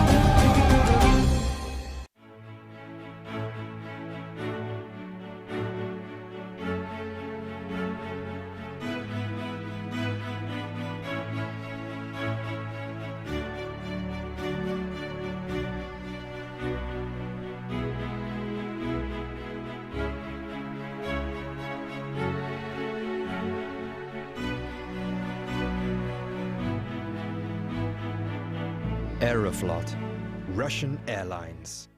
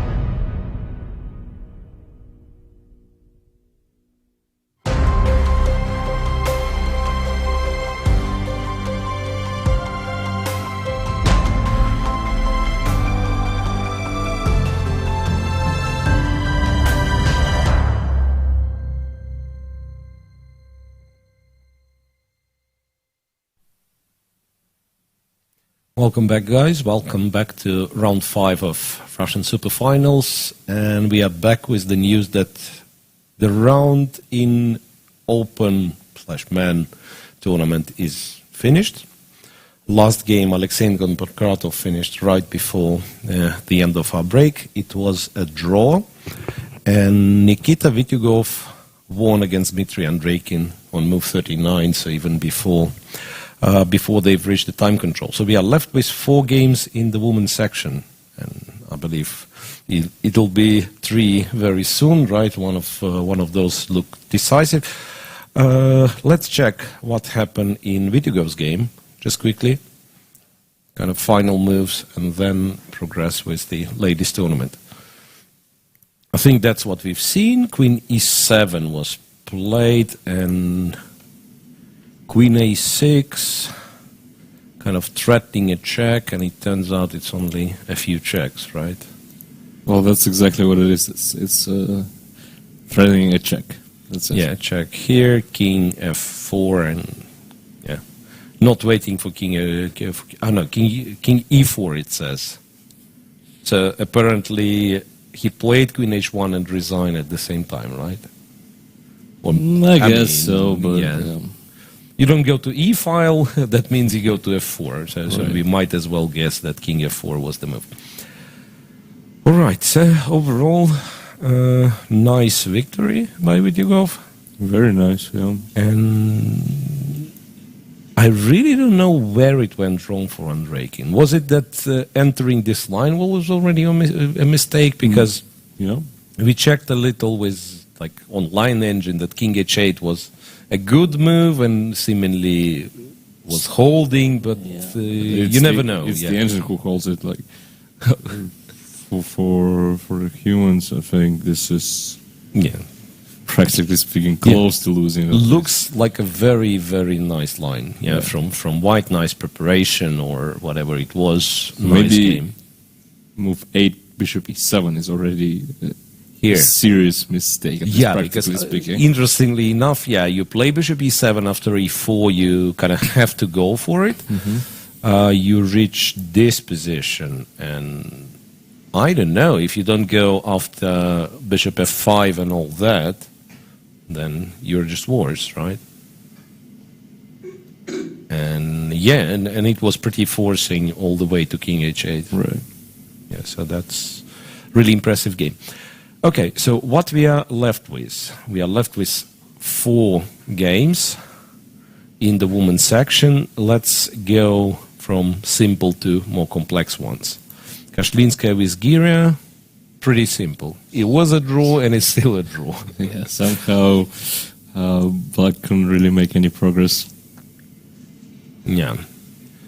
It was, a reminder that we left it somewhere around here, 3 versus 2. I mean, Giria played 1 versus 1 against Gunin in the first round. So So this can go on still. Power, This can go on still, but it's not the position you can win, I'm afraid.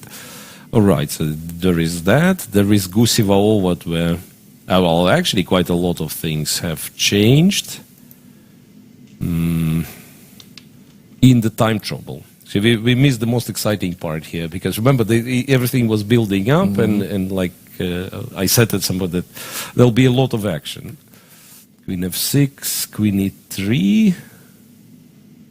Interestingly, back f4, f5. So Black decided not to sit and wait and to try to, for an active counterplay. I don't know, some moving here and there, b3. I don't know what exactly what you call active counterplay, I guess. But I mean, you played f5 and Queen d8, takes on a5. I guess, that's move 40. I think White kind of supposed to be winning now. I'm not sure why. I mean, the material is equal, right? So she lost the h5 dude. Kind of forgotten about that. I guess White is better, but not winning. Not winning yet.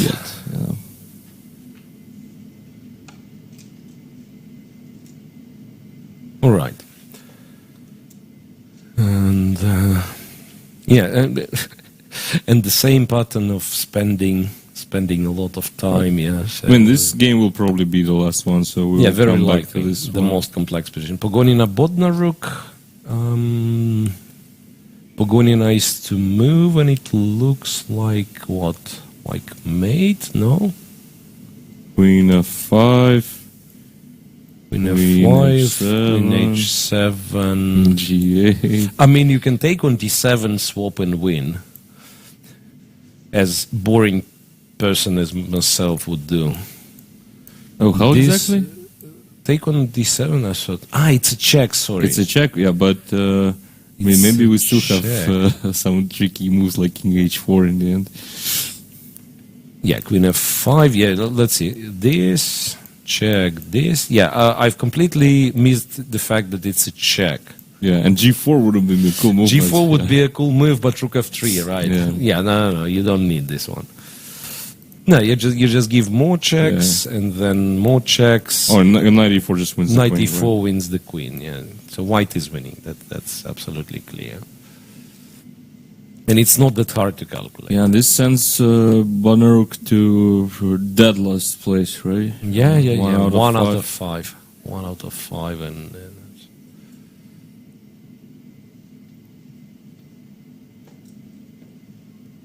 yeah. So Nice. white wins here, and Pogonina, she was on 50% only, right? Yeah, I think she was on... Or on let me minus check. one. Minus in one, fact. actually, yeah. So she is on 50% now. Yeah. So that means we have 3 games. And Void Galyamova as well, where I think white has... Yeah, the game where white has sacrificed a pawn a long time ago, seen kind of ups and downs. Here, it would seem that white has decent compensation. Yeah, Don't know if more than that. Mm-hmm. Black threatens rook g4, by the way. Sneaky threat. Just play queen f8. I'm defending. Don't touch me. And one thing you can do, you can take on c4, quote-unquote blundering rook g4, and winning after rook d8 because there is not a single check. But of course, nobody is going to take on g4, right? So what is this position? I don't know why I'm taking c4. Well, Probably I shouldn't just play some. Why not? I mean, what's wrong with that? Takes, pawn takes. It's a king h3. Whatever. So you don't want to move the queen from... Yeah. I mean, my maybe queen, you're right. I guess, looks kind of Queen good. is nice here, right? So if this happens... I mean, you can move it now so that the rook is on f7, yeah? But I'm wondering if, let's say, I trade and go to 7th rank. What's that? Rook b8? Rook b8, you can take rook d8, king g7. G7, Yeah. And even... wanted to say to h6. No, probably black is kind of never plays for a win. But why not in that line? So you go to b8, I do what? Something. You take rook d8, here, check. Yeah, king h6? King h6. And the bishop is still terrible, right? But yeah, but who cares, right? Even like go to 7th rank, check king g7. Yeah, that's certainly something that white doesn't want. You just play queen or no, it was your move, queen e3, right? Yeah, it was my move, queen e3. So I'm no longer sure which one will be the longest, because here we also have queens on the board, like 15 minutes each roughly. Okay, a bit less. But it feels like white's compensation is probably enough to claim in quality, but Not more, right? probably black is the one who's playing for win here. That, rook f7. Okay, if I keep the queen like that. Yeah, but then say rook b7. Rook b7, same. Let's start attacking, yeah? So maybe that's why I don't want to take on c4, because it creates a weakness in your Yeah, position. opens the b file. Oops, no, that's wrong. Maybe I just play queen e3 or king h3 like that. And say rook c7, which is not a good move. Okay, and rook I mean, f7. you can still do this, Yeah. right? Who knows? I mean, I want to claim that even after exchanging the queens, I will have a draw, but it's not necessarily correct. Let them think. Let's find an easier position to analyze. By the way, only 2 results and rest are draws in the men's section, and already 3 results in the women's section, 3 out of 3. And yeah, and Kashtinskaya, I guess it's a draw. I'm absolutely sure it's a draw. G4, forcing the king to the first rank. Bless you. Thanks. So, forcing the king to the first rank, which hardly helps. I mean, king is doing very, very well on g1, so there's no need to activate it at all. Yeah, you can put the rook on the 5th rank, yeah. That's, wait, king g1, and then you go king f5. After this check, you go to e4, and after rook h5, king f3. Probably wins. Nah. Just It's rook on a f1, yeah. knight pawn, yeah. I'm trying to recall. I mean, once I won it in some blitz. There was some really stupid thing. I don't understand. How could I win? How could I win it? Some rooks exchange. Like the guy takes the pawn, I go somewhere, and it's a check on 3rd rank. I'm blocking, and still rook to the 1st rank is a draw. And he is so okay. I mean, irrelevant. This will not happen. This will not happen. Gusev actually playing moves. Unlike I was expecting, knight b4, queen c5, and black for some reason went to a6. I was not sure what happens if. But isn't it the 3rd time, or No, at least the second? it was different. It was different. Like queen d4, knight c2, queen f2 here. Yeah, but then queen c5, she went back to g4 after knight a6. You mean? Yeah. So you cannot go to. Oh, right. You cannot go to Okay, b4. yeah. So the Never knight mind. is actually kind of Never restricted mind, a bit. I mean, this is annoying for black, right? Yeah, you don't have e6 is petrol. potential The weakness. structure b7 as well. structure is not that great. On the other hand, what's the plan? Take this. All right, I take If you take with the pawn, I queen. think. Yeah, plan. What's the plan indeed? I mean, there is no perpetual yet, but the thing is, once white tries to activate, his knight, Yeah, like his queen. whenever knight is moved, you always have this queen h5 yeah. checks. So that's a problem for white. Maybe you just can't do much. Remember just b4? Oh, she played something? She played queen c7, hitting this. I don't like it. Because now I can take. I'm actually getting a passed pawn. Hmm?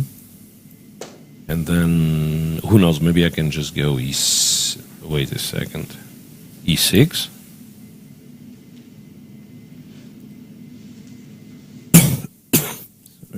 Like taking this and going knight c7 maybe, but that's already... It's scary, yeah. It's a scary thing to do. I mean, it could be that it just works, right? But e5, or I'm going b4.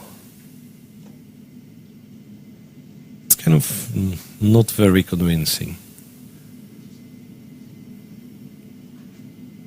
b4, queen e7, queen d6.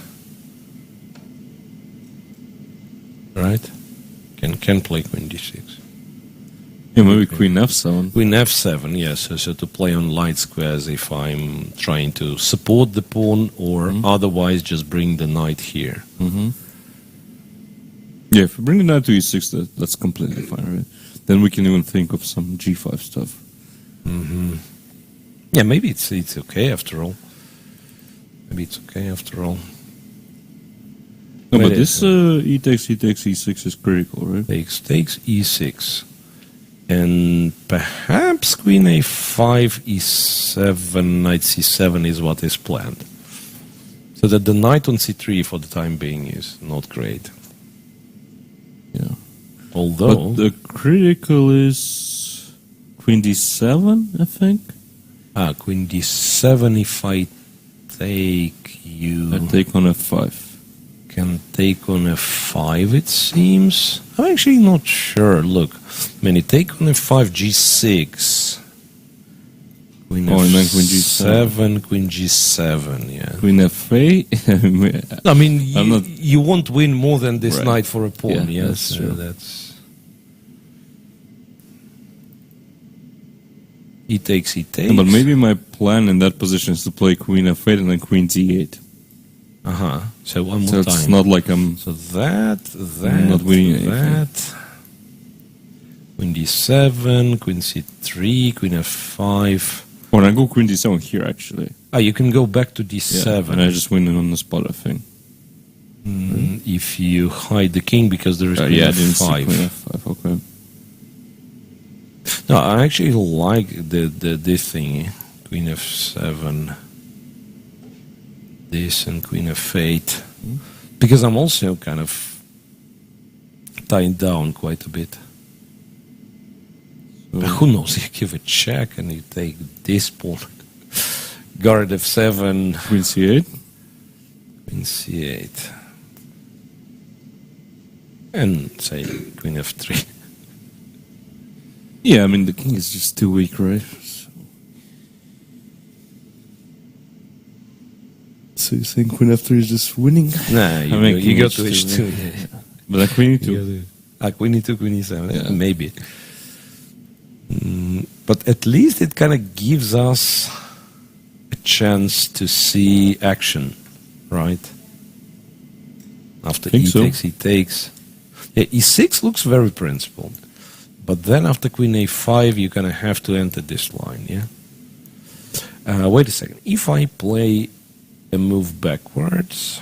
Queen g5? Queen d5, I thought You're I'm taking happy. that I don't know why I'm happy, but at least, yeah. I mean, even this just king g8, knight e8.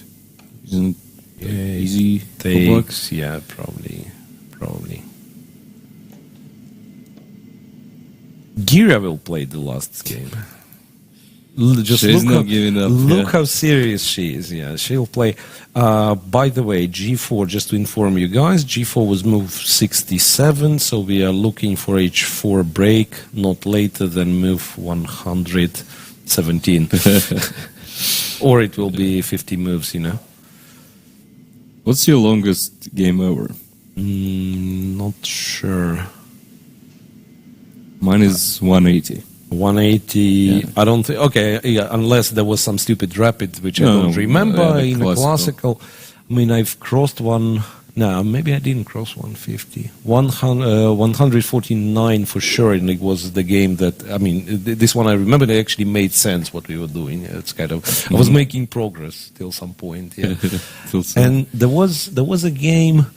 And when you ask about longest, and it wasn't the longest game, but it was a funny game of mine where I started to care about 50 moves rule with rooks, queens, and bishops on the board, and like a lot of pawns. There was some Right. black, like blocked structure.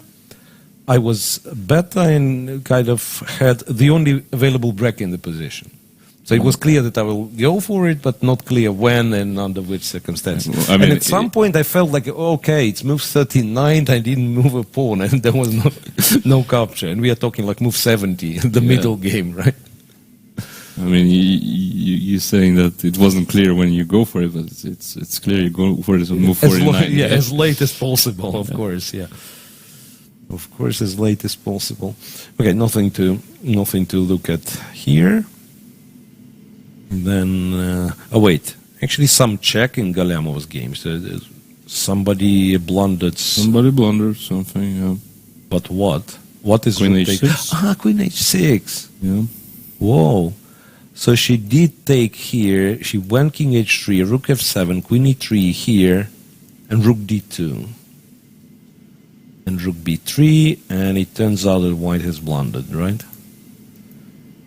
Yeah, this must be lost now. Wait a second. What's that?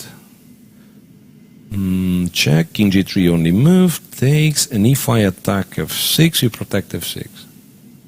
That's what I do, exactly. That's what I do, yeah. So that, I mean, you can give check so that, yeah. I mean, you can only attack it once, right? Mm-hmm. Pawns up for black. No real compensation, I think. Yeah. And if she wins, then Daria will be on -2.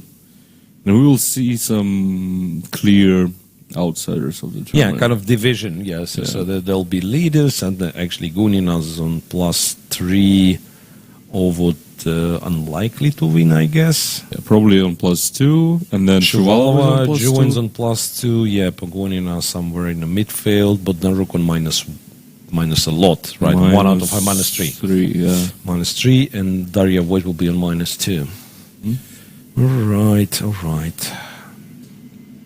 So nothing happens, in fact. Yeah, Queen C6 is in none of the games. Oh, Queen C6 has been played. Yeah, Queen C6 is played, and I was looking for a way to, maybe I do give this check. Okay. King G2, I presume. Or maybe you don't care. Maybe just King G7 after frame of the king. King G7, check, and... King H6. You go to H6. Yeah, I go to H4, in fact. Yeah, wait, but this attacks two things. Yeah, I was gonna deliver check on D5, but yeah, Queen D8 is strong. Even here, But wait, G5 is but still maybe I keep the queen here. In C6, I just go. Yeah, makes sense.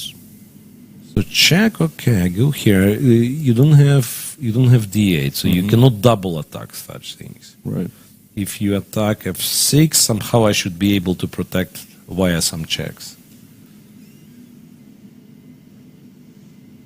Yeah, it's winning, it's just that it can be tricky. Yeah, absolutely. Can But be I tricky. mean, if something goes wrong, you can always just play Queen G5, even with the king on H6. Let's say. Actually, with the king on H8, now no checks, no nothing. You go Queen G5, and Yeah, the H5? next move is H5. Okay, yeah. I think it should be winning.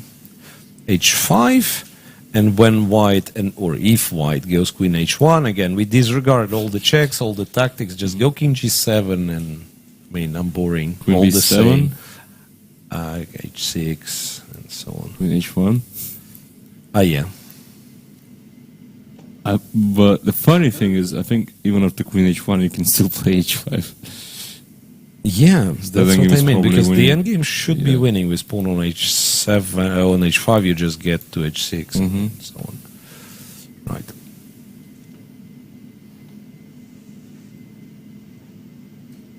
Yeah, no, unfortunate blunder. Her position looked very promising at some point, but looks like Alisa has Actually been defending check. very well. Yeah, can check. So Alisa indeed defended pretty well.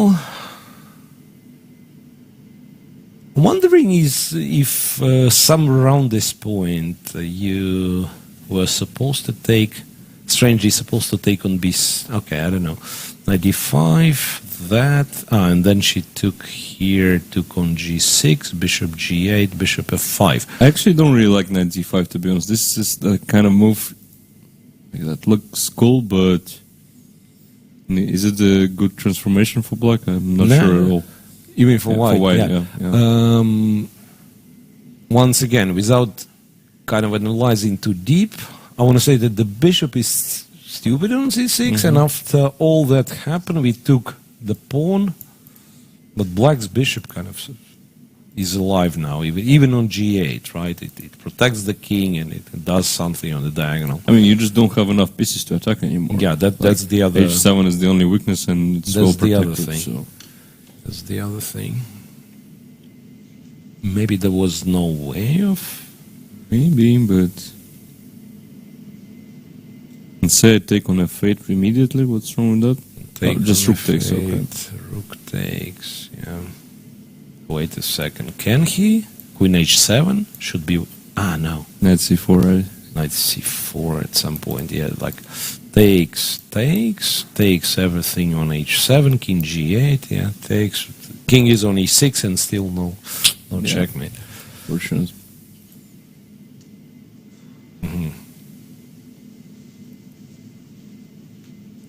So queen went to g5. Yeah, I mean, black will win this game, so let's go back to Gusev game, I think. Yeah, which the only one which is still kind of unclear. Right? So It's takes unclear, on I think. f5, I'm not even sure if white is better anymore, to be honest. b4, c5, takes. And Oda is well known endgame expert since yesterday. Yeah, absolutely. 3 minutes on the clock for white. You know what? Yeah, the king is, black's king is kind of safer, right? It's a 3-result game, I think. Also, yeah. a5 is hanging. If you're not careful, somehow you drop a5, didn't progress here. If you protect, immediately some check starts, and knight d3. Yeah, so I think e6 was the only way of actually trying as white, right? Because allowing this c5, knight takes c5, and Wait a second. This is not a move, no? cb. It's guarded. Right. Sorry. It's guarded. Yeah.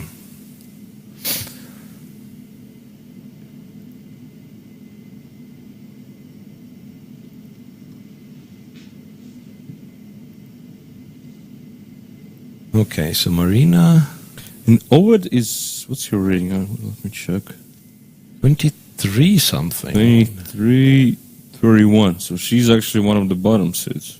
The tournament. Yeah, I think she used to have more than 24. I think she yeah. was above 2400 at some point, but never 2500. So it's still a bit surprising to see her at the top of the standings, but well deserved so far. Yeah, well deserved. And let's say, who do we have as the top seeds? Shuvalova performs relatively well. Kashlinska kind of not Doesn't do well at all. She's at -1, I guess, right? no, she's at 50%. 50%. Yeah. Yeah, and won't win today. Unlikely to win. Yeah, Queen b4 is played, so now a check will fall. Actually, I don't like it at all for white. Check. King f2 is a bit inaccurate. Yeah. If this... Maybe still knight d3, queen f3. That's what I mean. I mean, how do you hold it? Maybe there's like Maybe push you pawn at don't some hold point and make a draw, but this is maybe very you tricky. do this. Maybe you do this and try to claim it's a perpetual. Queen g6. I mean, You still want to play I do. g6 because queen h5 whenever the knight. Yeah, I agree. So when we say 3 results. We mean two. Yeah, it might be 2 results came where, the result that is not happening, white winning, so which initially was... Interesting to see white collapsing so quickly, right? It looked super safe for white, right? Mm-hmm. Who would have thought that, like 3 moves ago that black could won this game, but this is the case so far. Yeah, queen c7. But here, I mean, there's no way you should be even remotely in danger. And yet, I mean, the safest thing is to just push the pawn to e7 and lose the pawn e7. Yeah. Queen c6 is on the Also, board. queen b4 is pardon me, but kind of looks terrible. I guess. Man. Although this was one of the first moves you suggested, right? No, but exactly I've suggested if you go queen b4, queen c6, it looks dangerous, Yeah. right? And that's... But actually, I remember Gusev lost to Shuvalova. She was also, I think she was up a pawn. Last year, right? Last year, I don't. I so have no this idea one. about last year's game, but this year, I mean, 2-3 rounds ago, she was a pawn up, but in time trouble. Remember, then she took the pawn on h7, Right, yeah. and then suddenly we come back and she's lost. And the So game finished, yeah? It's like she's not handling time troubles too well. Kashlinska and Gira, something has changed, and nothing has changed. It's a draw. Well, at least Gira made as much progress as she could, I guess. That's exactly our line, right? Yeah.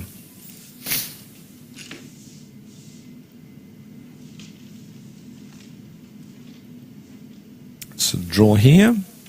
Gusiva will be... I think Gusiva will be concluded faster than this Galiamovas game.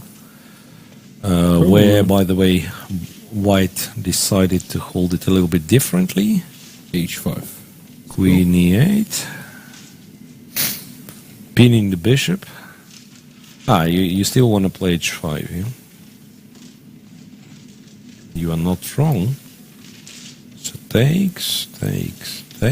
King goes. Not a single chance, I think. Yeah, not much I can do. Yeah, King H6, and okay, let's pretend that, I don't know, I do something.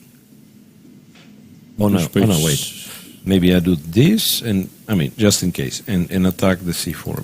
But I'm running out of moves. Yeah, you just go f5, you go f4, you put the bishop on e6, so that, or start with bishop e6, then go f4. Yeah, I mean, those are just rolling. Right, but I'm looking at the camera and I see the move queen d4, and I'm wondering if knight e1 wins immediately. Well, Gusiva. Well, how do you deal with all the threats? Queen f2, knight is hanging. Yeah, knight e1 is just winning.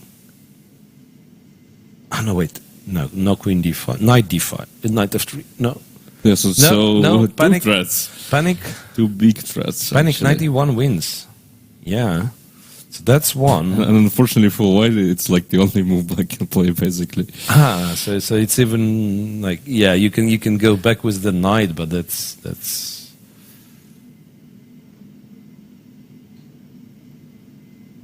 Yeah, I'm sorry, I don't see anything at all. This takes e6, but even King g8 I think is good enough. Right. Queen b4 stops it. Then you just go king g8 and queen c2, right? Yeah, Again, that's pensioner the most style. precise, yeah. Pensioner style. Yeah.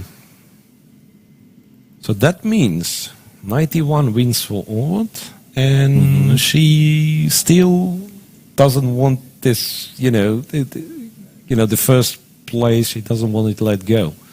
So she'll be sharing with Gunina this time on. And if she wins, it's Gunina and herself, and then half a point behind is Shuvalova, and then the rest of the field is 1.5 points behind. So like 50% or less. So we may say that these are the three participants that will fight for the championship. Yeah, which is quite impressive. Even though it's still 6 rounds to go, and people get tired, people lose few games, people win quite a few games. We're obviously not saying that this is what will happen, but this is very likely to happen, right? Yeah, exactly. But either something's wrong with us, man, or they don't see it. I mean, it's 91. You're threatening. How do you not see 91? Exactly. Exactly. Yeah, the timing's sometimes weird when it comes to this tournament. But she'll play it. She'll play it. Yeah, I'm sure she will, but what is she thinking about? I mean, alternatives are knight b4. Yeah, losing knight b2. Knight c1. Yeah. Knight c1, yeah. Okay, queen f3 is kind of a viable alternative if you see. If you don't see, see. Honestly, I didn't see queen f3. I guess. No, queen f3 is like a serious move if you don't see knight e1, but she saw it. And to be honest, I thought like if queen goes elsewhere, then queen d5. Interesting. Queen d5, we take the horsey, right? Take the horsey and then e6. Okay. e6. Yeah, but then just check and check. Hold on a second. Wait. Yeah, we give. She goes e6. Yeah. Mm-hmm. Okay. Check. Could Actually, it not be? that simple. No, wait. Do you need to check? Can you F6 just maybe? play Queen f6? I mean, you might want to give a check for whatever reason. Hmm? Presume King h3 and then go Queen f6. Yeah. It might be important though, because somewhere you'll play Queen g6 and it'll be an extra tempo. Yeah. So, okay, at least it explains why Black was thinking and what White meant by going there. It does look like a chance, okay. Does look like a chance. No, it's Queen f6, Queen d7. Queen f6. Yeah, but then like- it just makes Queen b2, right? So maybe I don't want to actually, check you don't want first. this check. Yeah, you go here.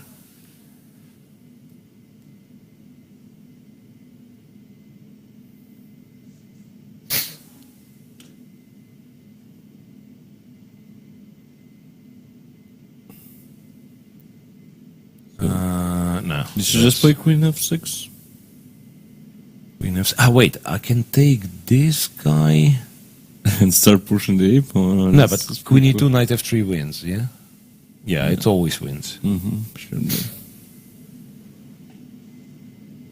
So you here with Queen on d5, the benefit is like you have an extra threat of Queen takes, yeah? Otherwise, it's kind of easily lost. But she's so nervous, I mean, Yeah. here, okay, I guess it's kind of fine to be nervous, but yesterday she was like a rook up and still was shaking. Yes, a Queen f6. What else? Nah. I mean, not much. White can't really move the queen, right? I mean, it has to protect the g2 and has to protect the pawn as well. And if you can move the queen, like, what are your chances? Yeah, I don't know. g4? Some nonsense. g4 doesn't look like a serious chance.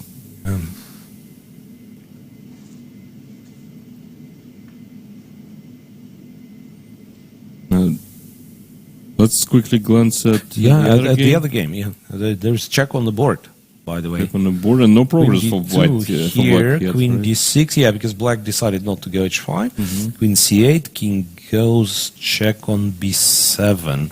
So now, if you go Bishop f7, I guess it's this. Mm-hmm. And actually, it's not clear. I mean, There's this is no a pawn, checks, yeah? no nothing. Yeah. It's a pawn, and yeah, I mean, she won't play this, I think. But they that also means- have that means- very little time, right? So But that means you kind of have to move. Yeah, they have much less moves played. Oh, not much, in fact. No, I don't know why it's so different. It looked like Ovod had... no. It's Ovod more or less is the also same, down. right? Yeah.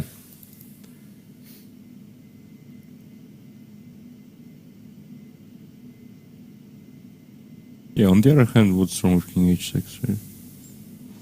Nothing. I think it's actually The Queen on d6 is Yeah, nice. that's what I was It gonna say. protects it. protects So f8, if I protects attack f6. it here, you bishop go f7, here. If I attack... Bishop g6. You probably just go Bishop g6, and you win. You win it, no problem.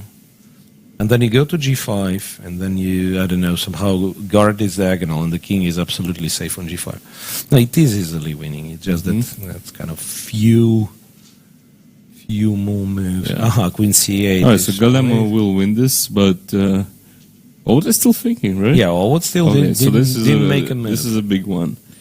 Didn't make a Although, move. like, how do you actually mess it up as black? Like, I'll say you don't see Queen f6, but how do you? How do you really mess it up? Yeah, I mean, but by Queen not e3 maybe? Yeah, like And- Queen e3, Queen f5, Yeah. and making it draw. yeah.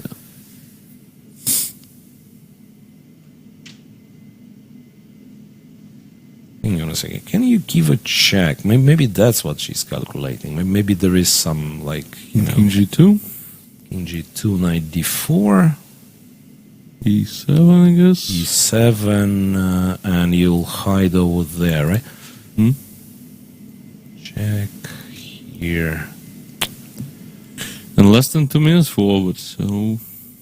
I mean, it's getting exciting. It is getting excited. It's getting exciting, this one. It's kind of cool how the time actually affects our, perception of the game, right? Mm-hmm. We've Yeah, Knight she F3 does is on the play. She board. does play Okay. Knight F3. Okay. What's the plan? There was one that I was thinking about, is that you go... Oh, wait, you can't even do that. Like Queen E1, Just Queen take the F3, knight, Queen yeah. E6, but B7 is heading at the end. I And also Queen mean, F5 is a perpetual. That's not what we No, want to no. see for sure. It's Not certainly- this Queen's game, please. Yeah, that's what I mean. Yeah, Knight F3 is, seems like a huge mistake. Because how do you stop it now?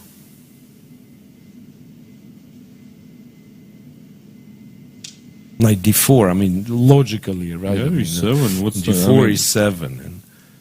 And F5 is hanging too, right? And So Queen E3. And it is a Queen's endgame. Welcome. oh shit. Welcome. That's what's going to happen. I mean, She'll Queen play F7, Queen F7, Queen E1, I presume. and just go back to G2, let's say. Oh, but then, No, I mean, there should be some checkmate, right? yeah. Just Queen 2, Queen F1, yeah. Knight F3.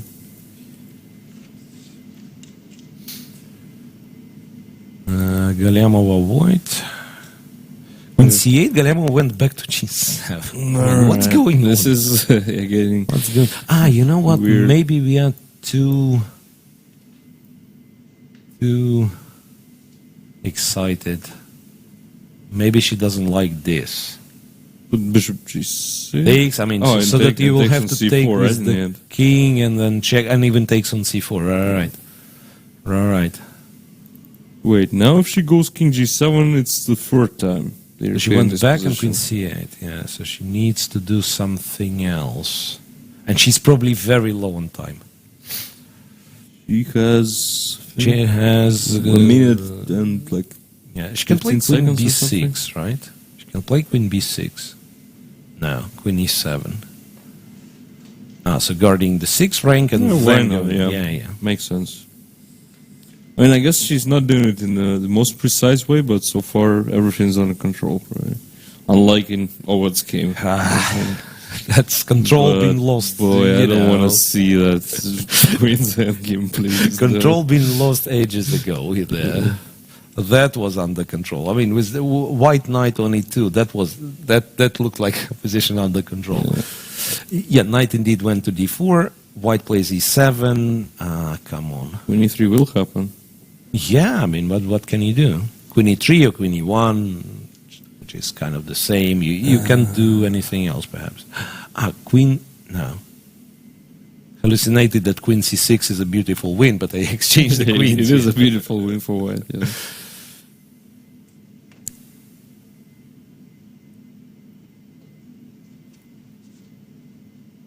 Finally, Alisa gets the king to G7 and there are no Yeah, now checks. it's And super then the safe. bishop, F7, and I mean, then activate the you should queen. also watch out for E4 now, I think. Okay, so Yeah. No, but probably you play bishop F7 and then at some point you just go queen B4 and White only gets to play queen to the 7th rank and then you, I don't know, take the Checks, pawn and after checks, bishop checks, E6, yeah. lot of checks and protect the bishop. So you win the other pawn. Yeah, king G3, bishop F7, because why not? No, queen A7. Whoa, some lessons in geometry. Yeah, that's tricky. Lessons in geometry. So kind of watch out. Yeah, I have threats of my own as well.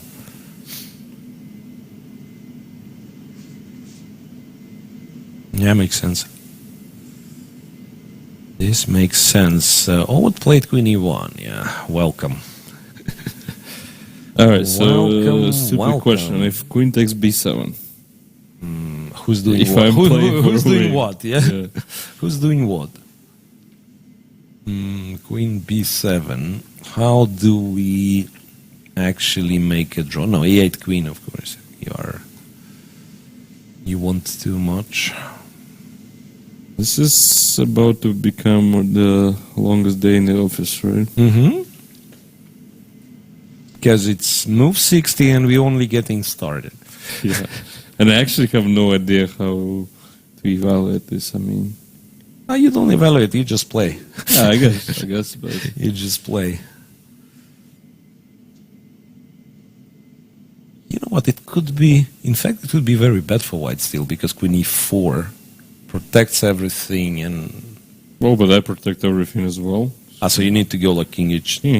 Wait a second. Don't check, right?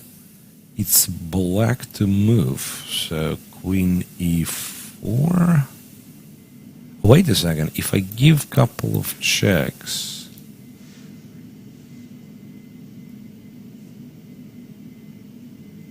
no, I cannot win. I thought maybe I can somehow grab this. Yeah, okay, so I'll end up playing queen e4 and you will have to go to first rank. And here we go, yeah. Will be a lot of shuffling around.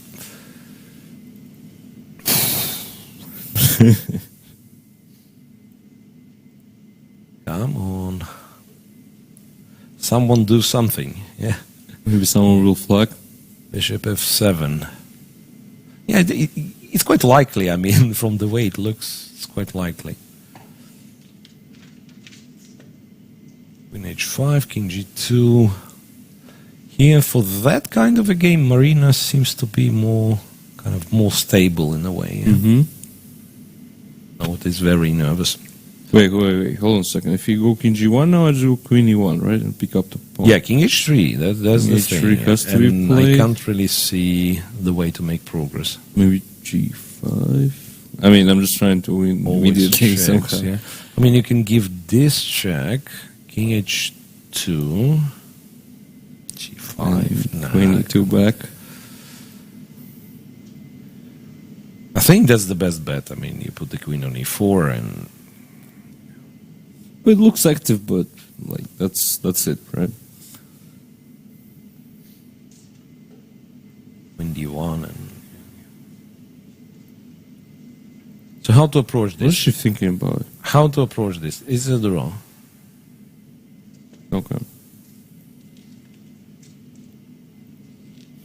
I think practically speaking, it's still very unpleasant for white. You know, like all these queen's endgames where the agent always says it's like easy draw, but I never really understood how people, could save it. Actually, at some point you blunder something. I right? think you lose like 99% of them. I mean, she exchanges the Queens. the queens, yeah, that's simple. Then black is going to win, yeah?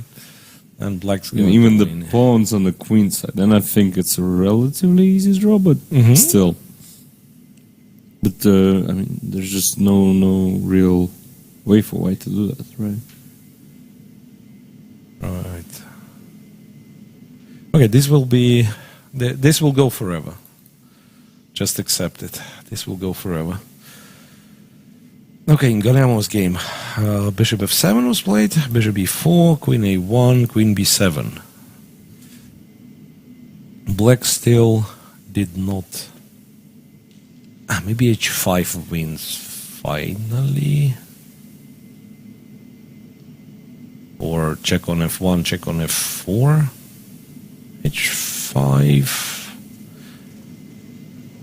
Yeah, that's what she does. Queen f1 check. King g3. I'm guessing. What else? Check here. King h3. I mean, at some point you'll have to play h5. That's... No. She repeats once. h5, h5, h5. Yes, so now white doesn't even have a threat, right? Bishop d5, there is always a check. But white doesn't really need a threat, right? Yeah, white It's tries your to claim, try to claim it's the your toss. task to create a threat here as black.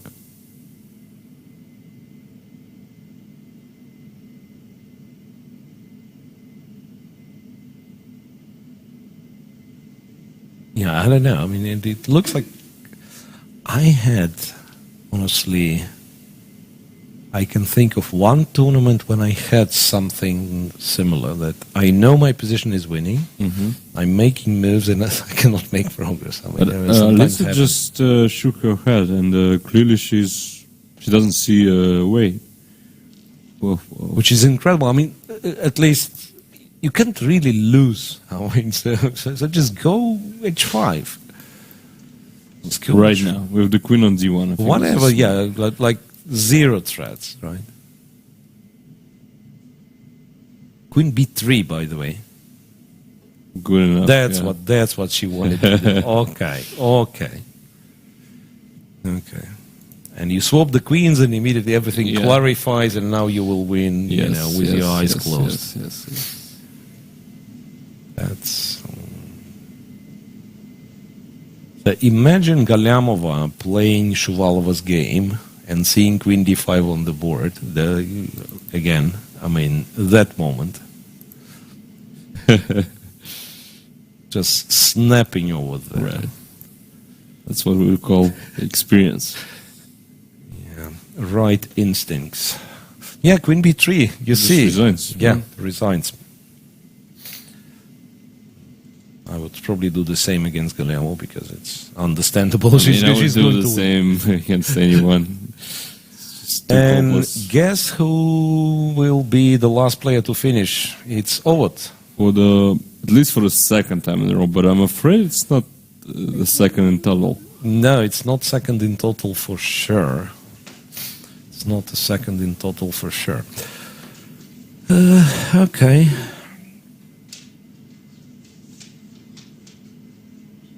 Good thing is that they don't have like extra half an hour added after move 60 Yeah. because With that here, you don't really need much time, right? You can just play on that increment. you don't and need it's anything.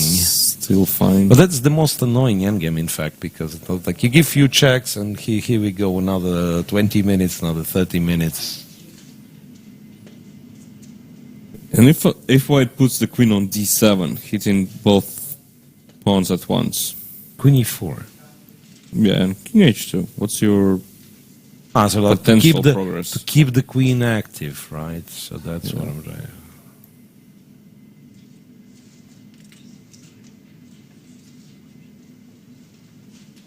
She put the queen on a1. Wow. I mean, maybe she wants to play a6 at some point. That makes some sense.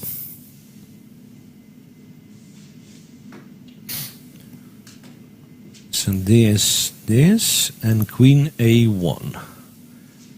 So it's kind of if you're not threatening this, maybe I'll go a6. H5. King g6, a6, yeah. h5 has been played, which looks like an absolutely horrible move to me. Unless he wants h4 in some... I was actually thinking that, yeah, I know it's kind of absolutely anti-positional, right? Yeah. But maybe with my queen somewhere, I don't know where, Yeah. I want to be kind of threatening. Queen f3, h4. Okay. All right. I'm taking my words back. Because like g5, which is a normal way, is very hard to get. Yeah, but you kind of want to keep it as an option, I think. But yeah, I kind of underestimated that h4 stuff. that and h4, right? So the question is, what happens if white goes king h4? Queen f3? Queen f3, right? And king g5, you're that's not yet simple. running away, yeah? Yeah. You're not yet running away. Maybe it won't be such a maybe it won't be such a long game after all. Well, I mean, if then white needs to... king h2? But That's now what queen she f3... Or queen d2, h... Actually, queen d2, king h3, h4. You have And queen you- e5. Regrettably, you have queen e5 because this is kind of a nice tactic, Yeah, right? the queen, yeah. You I mean, I was initially planning this, but now it's also a pawn. Yeah. So can't prevent myself from grabbing this pawn and then queen f6 and then take on a1. And she does play h4 without a check, which is smarter, in fact. Which is smarter It doesn't because... allow queen e5, yeah. Yeah, it doesn't allow anything, and if you take, it's queen d2, and you collect f4, and that's already serious. That's an f pawn, passed pawn, h pawn weak. I think it's just lost. I'm Just lost. so ashamed by me saying h5 is horrible. Like, this is actually one of the best moves in the whole game, I think. This No, I h5, mean, she h4. won in 2 moves with this h5. Yeah. I mean, I and didn't know especially if she won already, considering but- the time situation, this is extremely annoying to get this h5, h4 stuff. And yeah, and king h3, queen f3 game. Queen c3, okay. Queen c3, does h3 win, possibly? Well, Tactics everywhere. queen where, right? Queen to c2 maybe. queen c2. Yeah, it doesn't win. But then, I mean, we can just take on a5 now. So You can take on a5 and then And this is play progress another at least, 100 right? moves. Yeah. No, but I'm guessing maybe taking on g3 is kind of a faster way to progress. Not sure. if queen a2 check. King h3, queen Uh, f2 or something. h3 Yeah, is she on does the play board. h3. Okay. She does play h3. This is a communal decision to make, of course, but queen c2 is the only move, then it's okay. Wait, queen Oh. b2? Queen b2. You mean so if I take, you You take, take on the b7, other yeah. one? Yeah, that's the thing. No, That's the h3, I mean, you want to make sure, but you don't have time to make sure it works, right? So practically speaking... Queen b2 played. Yeah. Okay. Okay. So now, what I would do, I would play king g6 and pretend that I'm winning the pawn. Yeah, that's smart. So that, Okay, I actually don't know what I would have done here. That's the best you have, right? I mean, taking on the 5 queen b7 is just an immediate draw. But maybe I can... Otherwise- yeah, she's threatening to take, yeah? So she takes on a5. Yeah, but that's just Queen b7, you can't really save this one. Mm-hmm. Now it's a draw. Ooh. I mean, I hope she takes on b7 now. because if she Because the doesn't- alternative is to take on h3, right? No! Come on. What is that? This is the most sincere no, genuine no I've done What in my was life. that?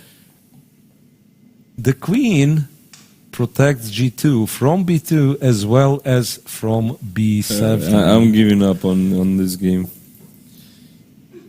Dude, that's painful. That's really painful. That's yeah. painful. I mean, queen d5, okay, king h2 back, and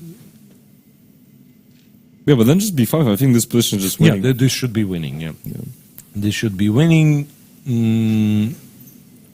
because, I mean, jokes aside, should be winning because white king is exposed, so you will be able to somehow sneak in. I mean, we are only talking perpetual check, Yeah, right? but I'm We're not only even talking sure if I perpetual. need to bring the king. Maybe you don't need it, Yeah. right? And just somehow control the squares so that white never gets to this king. Yeah. We'll see. I mean, it's clear that white, in order to create something like, queen e2, threatening perpetual, who's going to fall for it? Who's going to fall for it? I mean, Who's gonna fall for we it? just saw queen b7. We've seen happening. stuff, yeah, I agree. We've seen stuff. Yeah, I guess this is kind of obvious. Hold on. Queen e4? Queen takes b5?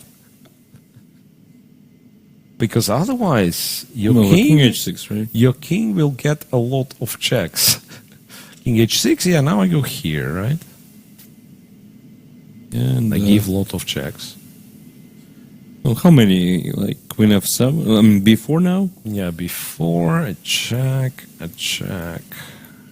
f7, and I think I just... 7, and You're running out and of you go checks. here, and you go b3. Yeah. That's what I'm saying. At some point, you'll have Queen to... e7. Oh, wait, hold on a second. Queen e7 is something interesting. Queen e7. You're not letting b4, and you're also threatening... Same perpetual, by the way. Same perpetual, exactly. We are not that far from this moment where black plays g6 and white will be, you know, at some point threatening a checkmate. Come on. Queen c6 drops the pawn. Queen e4, maybe? Queen e4, yes. She's so nervous, like chess is so like nerve-wracking, self-destroying. I don't know. This is clearly not a healthy situation right now. Look, you go. Come on. Queen e4 is played. Yeah, Queen e4 is played. So check. You run to f7, and that's the situation I was referring to. So that you'll still need to run away somewhere like this squares, and then you're easily winning. So let's bet on something. Now it's move 75. How long this game's going to last? 100, more or less? 75 is longer than, yeah, 75. Yeah, Queen e4, move number 75. Less than 100. Yeah. Interesting. Actually, I'm guessing it to be more... depending on the result, yeah? Depending on the result. I mean, if it finishes in a draw... I think now it's... If it finishes in a draw, it's certainly more than 100. Yeah, of course. But I think black is kind of simply winning. Like, Queen e4 just controls everything. Queen e6, but now you go to h5, right? What's wrong with h7? No, I just wanted, once again, my idea... Queen h5, Queen d1. Sorry. I just missed it. Yeah, but now you don't even have this you don't have right? the mechanism, yeah. So b4 happens... Yeah, it's next move. Yeah. Right now, play b4, please. b4 happens next move. Oh, I'm sorry, it's white move, but still. You can still play b4. Pre-move, yeah.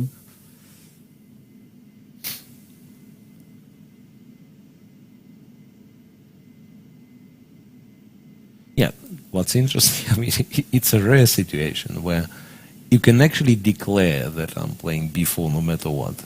And white still cannot change the position. Pre-move. Or you can actually literally against any move. Right? Against any move. That's what I mean. Like Queen d5, yeah, of course you would prefer to take. Yeah, but maybe g4. G4, or you can still play b4. Yeah. No, but then gf. GF, probably. Yeah, I agree.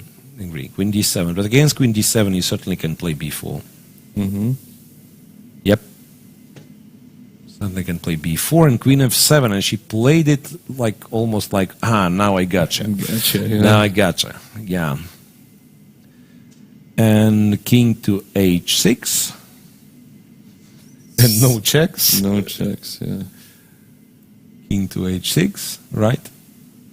No, but it's so strange. Look, I mean, she plays few excellent moves. Yeah. Really. Yeah, sequences of excellent moves in the endgame, just to mess it all up with some, really strange thing.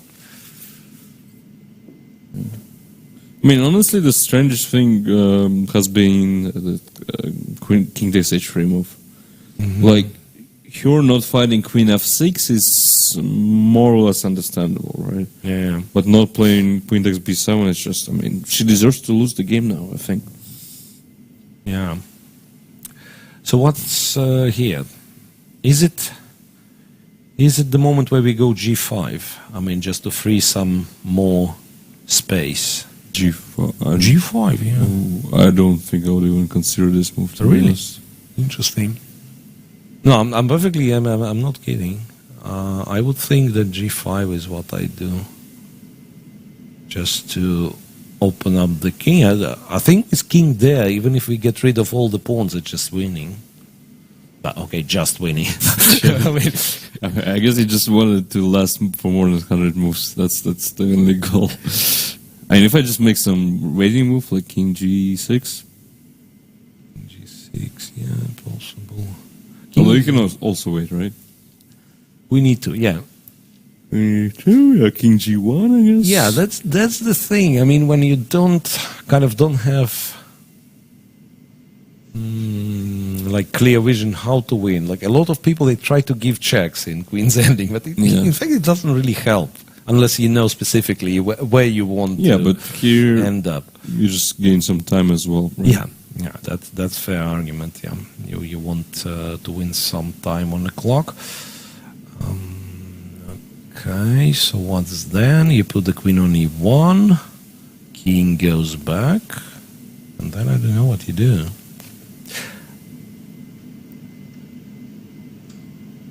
Oh, wait a second. Genuine question. Is that a win? Yeah, but I don't have to go king h3, right? Oh, no, wait, maybe it's not a win. You play this, and you play queen a8 at some point. But b3? Yeah, queen a8. I thought, whatever. Let's stick to the game. Let's stick to the game by that point. I mean, I'm just...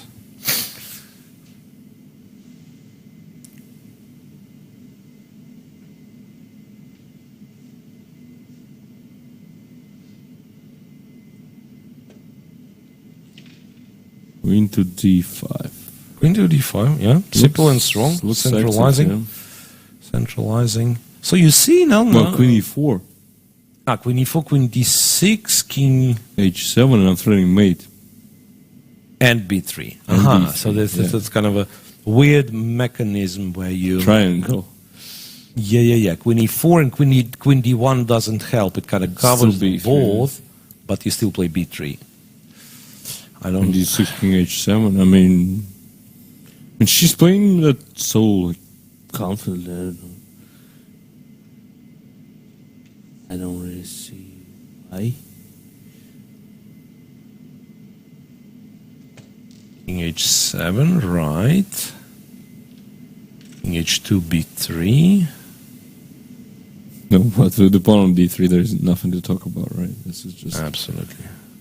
automatically. Move 82. So my bet is still... Yeah. No, you're in a perfect position. Yeah, in a perfect position. I should have known better. Yeah, that was an easily winning endgame. No, but seriously, I'm surprised you suggested g5. And as I said, I wouldn't consider this move at all. Because So I'm just because it's curious not winning, or No, because it opens up my king so much. as well as White's king. Yeah, but White's king, I mean... Yes, but White's only source of counterplays to deliver, some pressure, right? And I mean, it's not like it's getting White closer to the perpetual, but there's just so much more checks in the position. I'm actually curious. I mean, is it possible to check with, kind of with the database? Because after g5 takes, it's what? Seven pieces, right? I mean, I can check right now, I guess. What's it called? Nalimov or Lomonosov? Nalimov something, yeah. 7-man chess table, basically. We've got to do something. Okay, White plays g4. Brilliant move.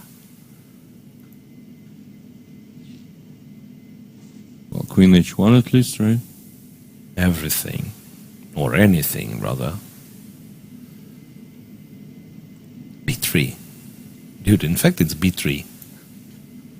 Takes with a check, b2. Well, anything wins. Anything wins. No. Not this one.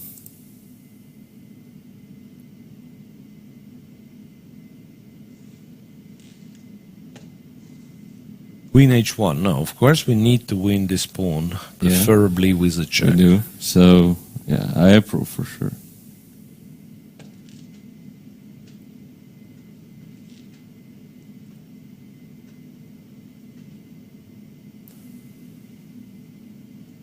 All right. So what was our position again? King was on h3. Queen was on b3, right? Mm-hmm. Pawn on b4, king on g5, pawn f5, pawn G3. Queen was on whatever. Like queen Z4, on let's say. E4. On E4. Oh, but this one has only 6 pieces. Yeah, this one has only 6 pieces. Oh, okay. Anyways. Whatever. Let's stick to the actual position on the board. Queen G1, and now it's very important. You have 3 legal moves. 2 of them... After 2 of them, you are not getting checkmated in 1 move. So it must be not that hard to... Okay, I go check, if you ask me. I go Queen H1 first, repeat once and gain some time. Yeah, brilliant. I go check, I go B3. No, maybe I think actually. Maybe I give check Check here. first, then, yeah. I give check here, then go B3. Ah, no, I go Queen H5, Queen G6. Ah, that's what I do. I go Queen H5, Queen G6 here. Let's go. All day, every day. No, not taking the pawn. Yeah, this is what I do. Please. Let's see. Please, mercy, mercy. No. She writes down her move first, I think. Is Which that is even legal? strangely nowadays it's not legal. Yeah, it's against what we were taught back as kids. Myself for sure. So that, like, there was no restriction from arbiters, and the coach would say, okay, write down the move before making it so that you kind of have this last chance of checking if you didn't do anything silly. Yeah, Queen H5, Queen G6, by the way, would finish this game. Oh, man. No, B3 is... I mean, everything Good wins, enough, but yeah. just stop it, please. Stop it, please. He's already dead. You know the meme.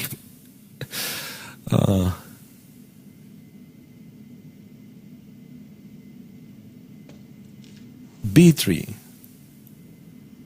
Cool.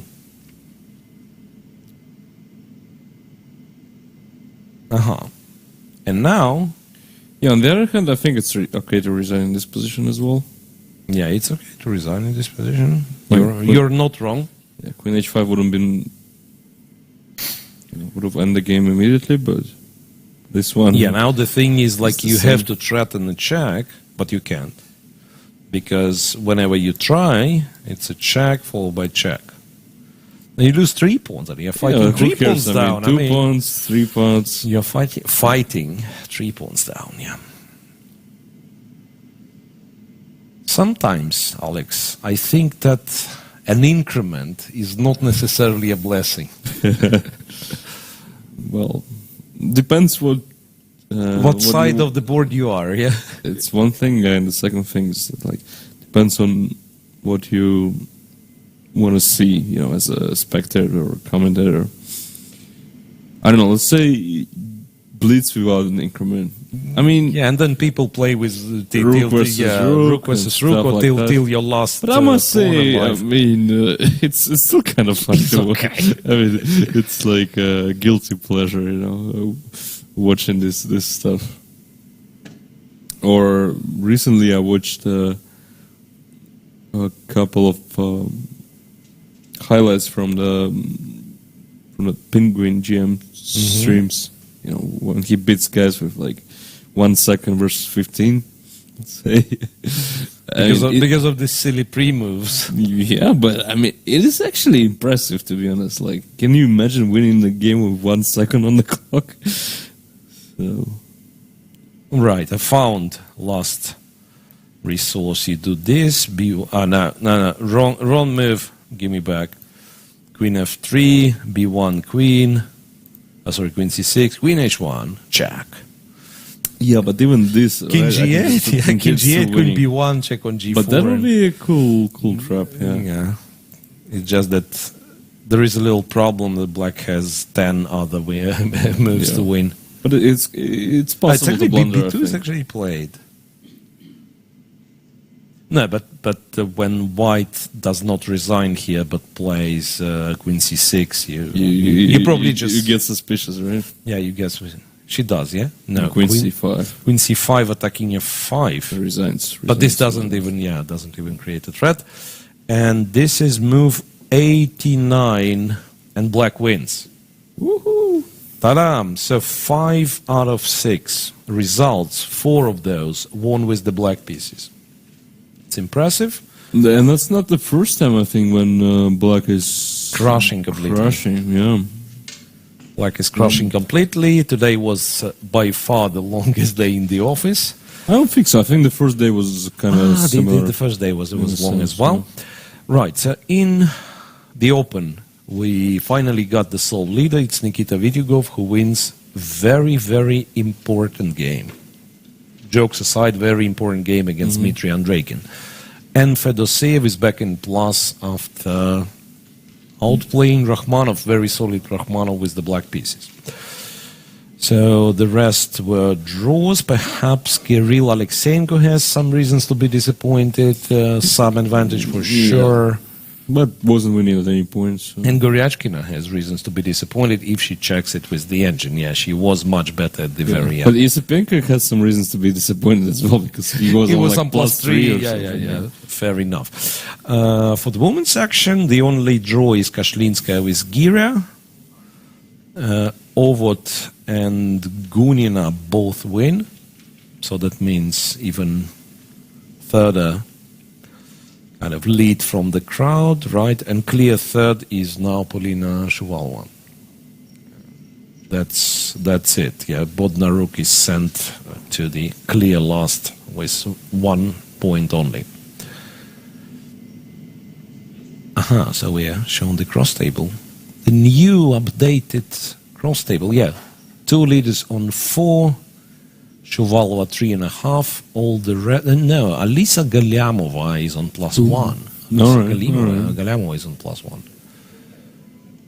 Galyamova's in plus, and she's yet to play with both Gunina Ovot. She, with all it kind of top places. So Yeah, I guess can be we anything. can. I mean, it's already clear who's in good shape and who isn't, but specifically after tomorrow's round, players will have a rest day, and then it will be more or less defined of who is actually fighting for what. So, and for men's section, Vityugov on 3. 3.5. 3.5. Yeah, something is. So his result is missing. Yeah, 3.5. Matlakov on Plus 3. 1? Yeah. So some results are missing. Yeah, okay. So Matlakov on 3.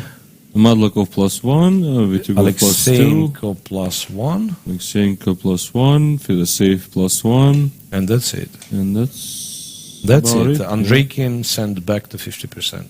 Yeah, as well as Goryachkina and Isipenko, right? Who is in minus? Motilev on minus 1. Matelov, Pankratov, and Rachmanov, and that's Chigaev. a lot of of course, I mean, if you have Vityugov on plus 2, three guys on plus 1, it makes it 5. So it's 5 people on minus 1. Nobody's on minus 2, right? No, I don't think there's anyone. Yep. It's much more solid still. I mean, the distance between the first and the last. Still, I don't think somebody who is now on minus 1 overtakes Vityugov within 6 rounds. But it's possible, yeah. At least mathematically, it's far more likely than in the women's tournament. So, and I think this will be it for today. We had quite a few interesting games in the open section. A lot of drama, of course, in the women's section, but we already, as always, we already starting to get used to it. Yeah. So thanks for watching. For those, to those especially who've been with us till the very end, and see you guys tomorrow, same time, same place. Bye bye.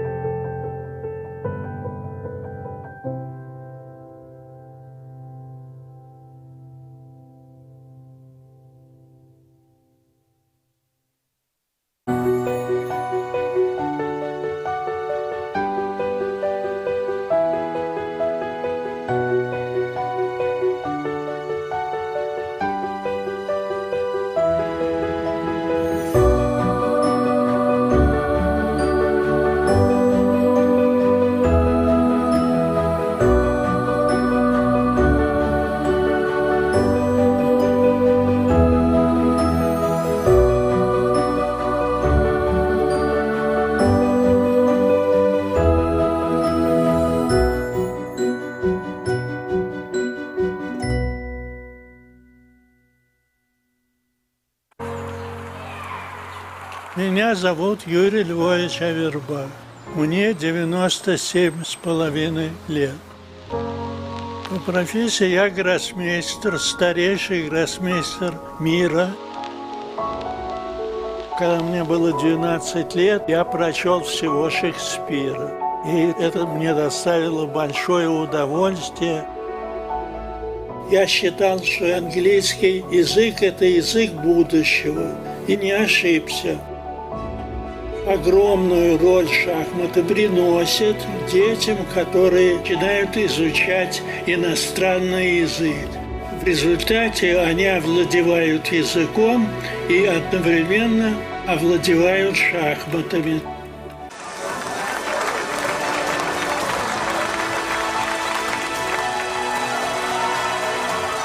Если ты хочешь оставить след в жизни, ты должен создать что-то. Надеюсь дожить до 100 лет и издать еще 2 книги.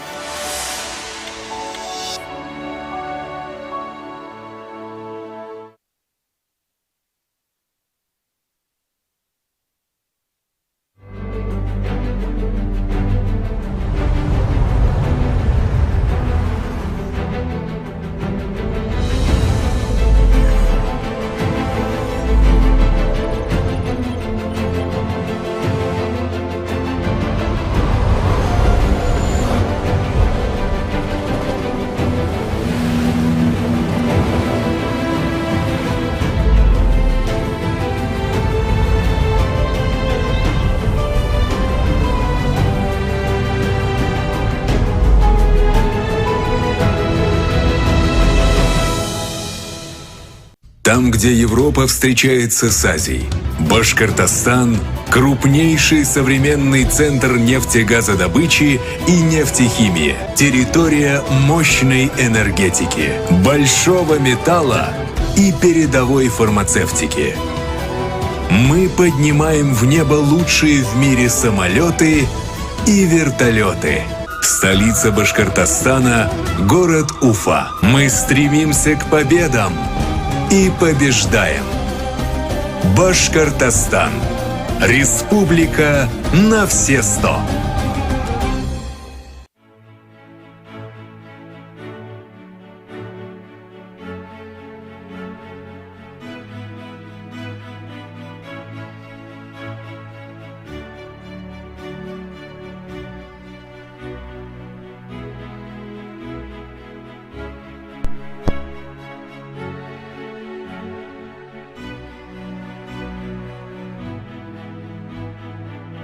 Aeroflot, Russian Airlines.